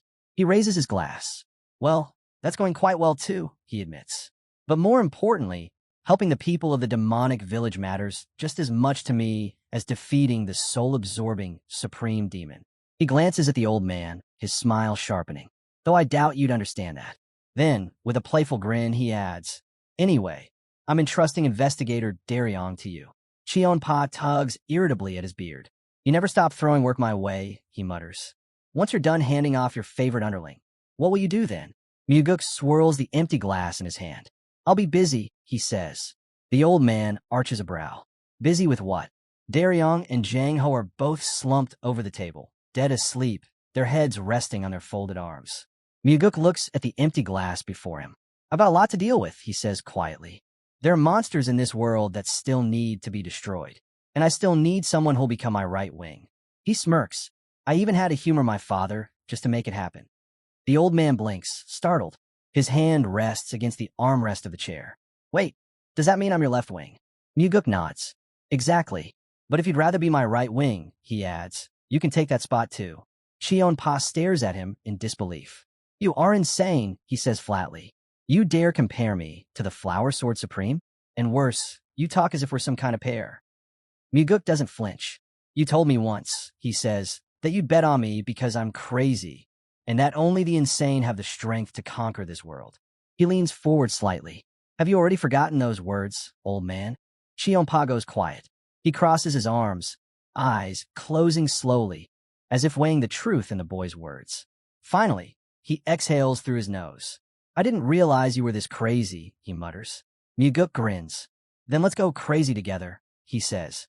"You, of all people, should know you don't have much left to lose." The old man snaps his eyes open, scowling. "Watch your mouth," he growls. "You shouldn't speak to your elders like that." Muguk just laughs. "I talk like this," he says, "because I'm crazy." Cheon-pa grits his teeth, glaring at Muguk. The young man, holding a half-empty bottle, smiles faintly. "I'll be leaving for a few months," he says. "While I'm gone, keep an eye on my comrades." The old man snorts softly. "I understand." He downs another glass in one motion. Muguk glances down at the table. He didn't even ask for anything in return, he thinks. Just agreed. That's exactly why I can trust this man. Across the room, Daryong stirs, groaning. "Water," he mutters. "I need water." A voice answers lazily. "It's right next to you." Blinking in confusion, Daryong turns his head. "Huh? Where?" He spots a teapot on the table, grabs it, and starts gulping straight from the spout like a dying man. A moment later, he clutches his head. "Ugh, it hurts so bad," he groans. "If I ever drink again, I'm a dog. A real dog." He looks around, disoriented. "Where am I?" Turning his head, he realizes someone else is nearby. The same person who told him where the water was. An open book lies on the table. Daryong blinks, try to make sense of his surroundings. Then the door opens. Cheon-pa steps inside, another book in hand. Daryong's jaw drops. "Wah, what are you doing here?" he blurts. The old man doesn't even look up. "This," he says dryly, "is my house." Daryong blinks rapidly, panic setting in. "Then why am I here?" Cheon-pa flips a page, answering matter-of-factly. When we were leaving the tavern, you started yelling that I had to carry you on my back. He turns another page, voice calm.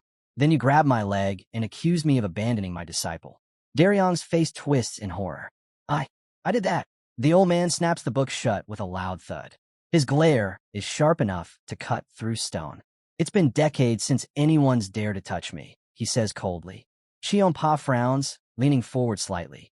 You seem like a man who wants to die, but doesn't have the guts to jump off a cliff. Sweat drips down Daryong's face. He stares at the demon in shock. Then, why do you let me sleep here? He asks weakly. The old man says nothing at first. Then, looking down, he mutters, seems you don't remember either. Daryong gulps, eyes wide. What else did I do? Outside, clouds drift lazily above the pagodas. Shionpa finally continues, his tone half annoyed, half amused. When I tried to take you to the guest room, you started shouting that a soulless demon was throwing his disciple into a filthy closet. He pauses, letting that sink in. Then you collapsed, rolled your eyes back, and screamed that you deserved better treatment, the old man says flatly. After that, you rolled around the floor, cursing your miserable fate. Daryong just sits there, frozen in silent horror.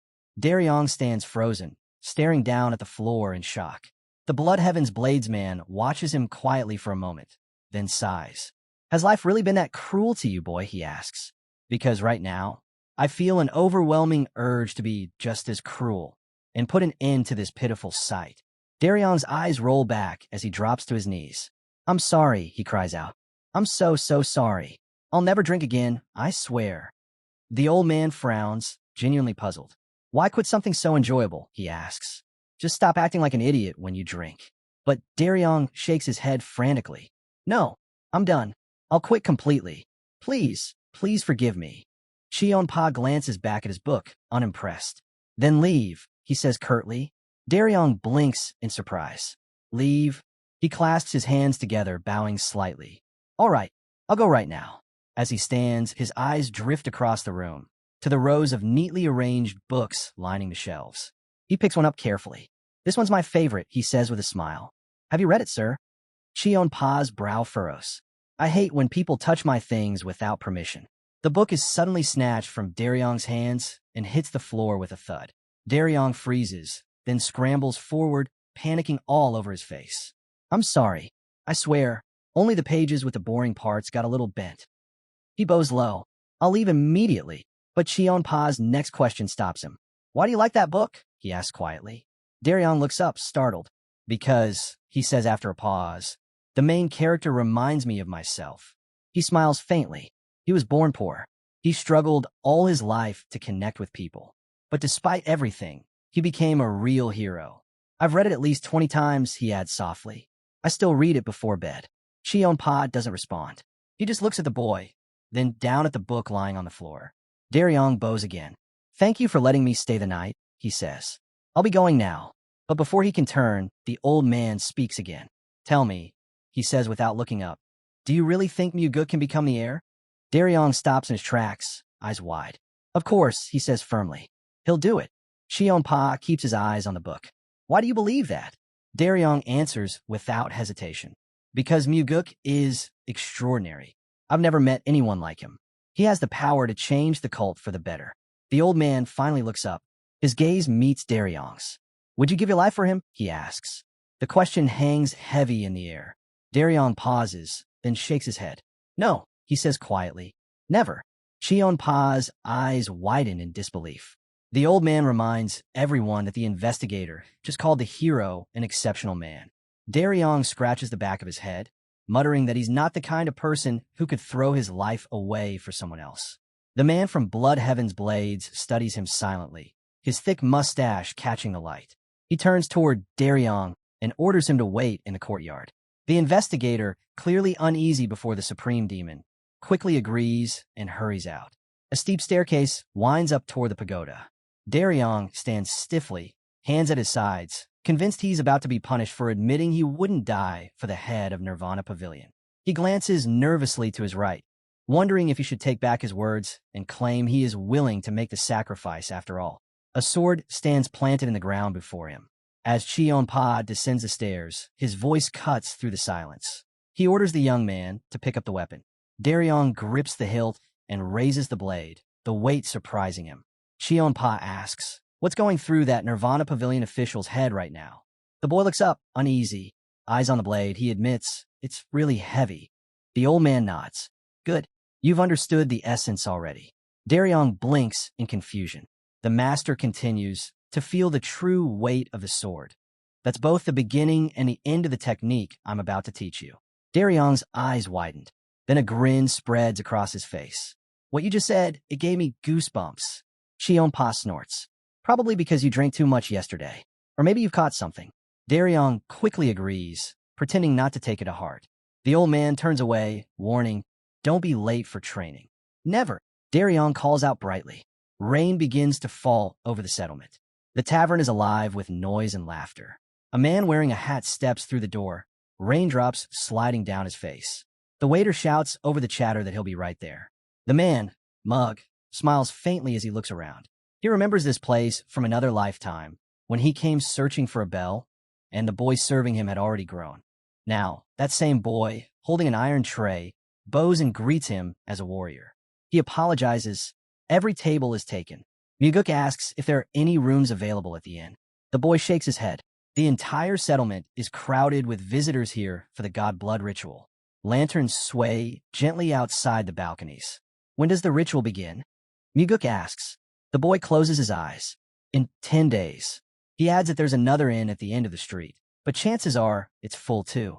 Just then, one of the customers yells for more drinks, and the boy rushes off to serve him. The boy spins around and dashes off, shouting over his shoulder that he's hurrying to serve the order. Muguk watches him go, a faint smile on his face. Perfect timing, he thinks. I've arrived just in time, enough to prepare for the god blood ritual. Colorful flags flutter above the street. He recalls that once every year, the Sky Heaven cult holds a grand ceremony to honor the blood god. And only during this event does a rare opportunity appear, an item that can suppress the powers of the soul-absorbing supreme demon. Before him looms an enormous iron gate. Behind it, he knows, lies sacred treasures, including a bell of great power. That gate is no mere barrier. It's a prison, forged from 10,000-year cold iron. The head of the Sky Heaven cult resides within, eating and sleeping there, never leaving its confines. A young man sits quietly in front of the bell. Muguk remembers him, the guard bound in the same cold iron shackles. Stealing anything from this place while those two are present is nearly impossible. The bars rise with a metallic echo. Muguk's thoughts sharpen. Once a year, for a brief moment, both the guard and the cult leader leave this place. He spreads his arms slightly, already picturing the scene. It happens during the god blood ritual, when both take part in the ceremony. A glint flashes under his straw hat. That's when I'll make my move, he thinks. That's when I'll steal the artifact that can destroy the soul-absorbing supreme demon. Steel flashes. Daryong swings his sword, one stroke after another. Sweat drips down his face as his blade cuts through the air. Cheonpa stands nearby, arms crossed. That's how it should be done, he says firmly. Yes, master. Understood. Daryong replies, his voice strained. The old man nods, then steps back. Good. Now do it 1,000 times. Daryong freezes, eyes wide. 1,000. The sword comes down again. And again. His arms tremble. He can barely keep his grip. Why? Why do I have to swing this heavy thing so many times without using inner energy? His lips press into a thin line. His shoulders burn. It feels as if his arms might simply fall off. Panting, he lowers the sword, his breath ragged. He stares at the blade, trying to understand if he did something wrong. Just yesterday, he thinks bitterly I was at home, sitting comfortably with a good book. He remembers the hero's words echoing in his mind. Since you started training at this age, you must give it your all. His eyes widen, sweat streaming down his face. He plants one hand on the sword, the other on his hip, gasping for air, ready to push through, no matter how much it hurts. He pants, then lifts the sword again. The boy raises the blade overhead and strikes. He thinks that if he's expelled after the first day of training, he won't be able to face the head of Nirvana Pavilion. Dusk falls. The boy counts every strike up to 1,000. His face is fierce as he throws the sword aside and drops to all fours. His hands are cut and bloody. He knows he completed the task. Cheonpa says if it's too hard, he can quit anytime. No one will force him to stay. Sweat drips from the boy's brow. The old man stands beside him. The boy looks toward him, then away. He lifts his chin and declares he will not give up. Cheonpa looms over the kneeling student and asks why he keeps going if it's so painful. The boy answers that this chance comes once in a lifetime. The old man studies his student. He asks if the boy understands that he never passes on his martial art to anyone. The boy smiles a small, sad smile and says he doesn't expect to be chosen. What he wants is simply to learn from a true master. He clenches his fist and vows that one day, when he has a child, he will tell that child his father learned from the great Blood Heaven's Bladesman. That's enough for me, the boy adds. Cheonpa breathes out, a little surprised, and then closes his eyes.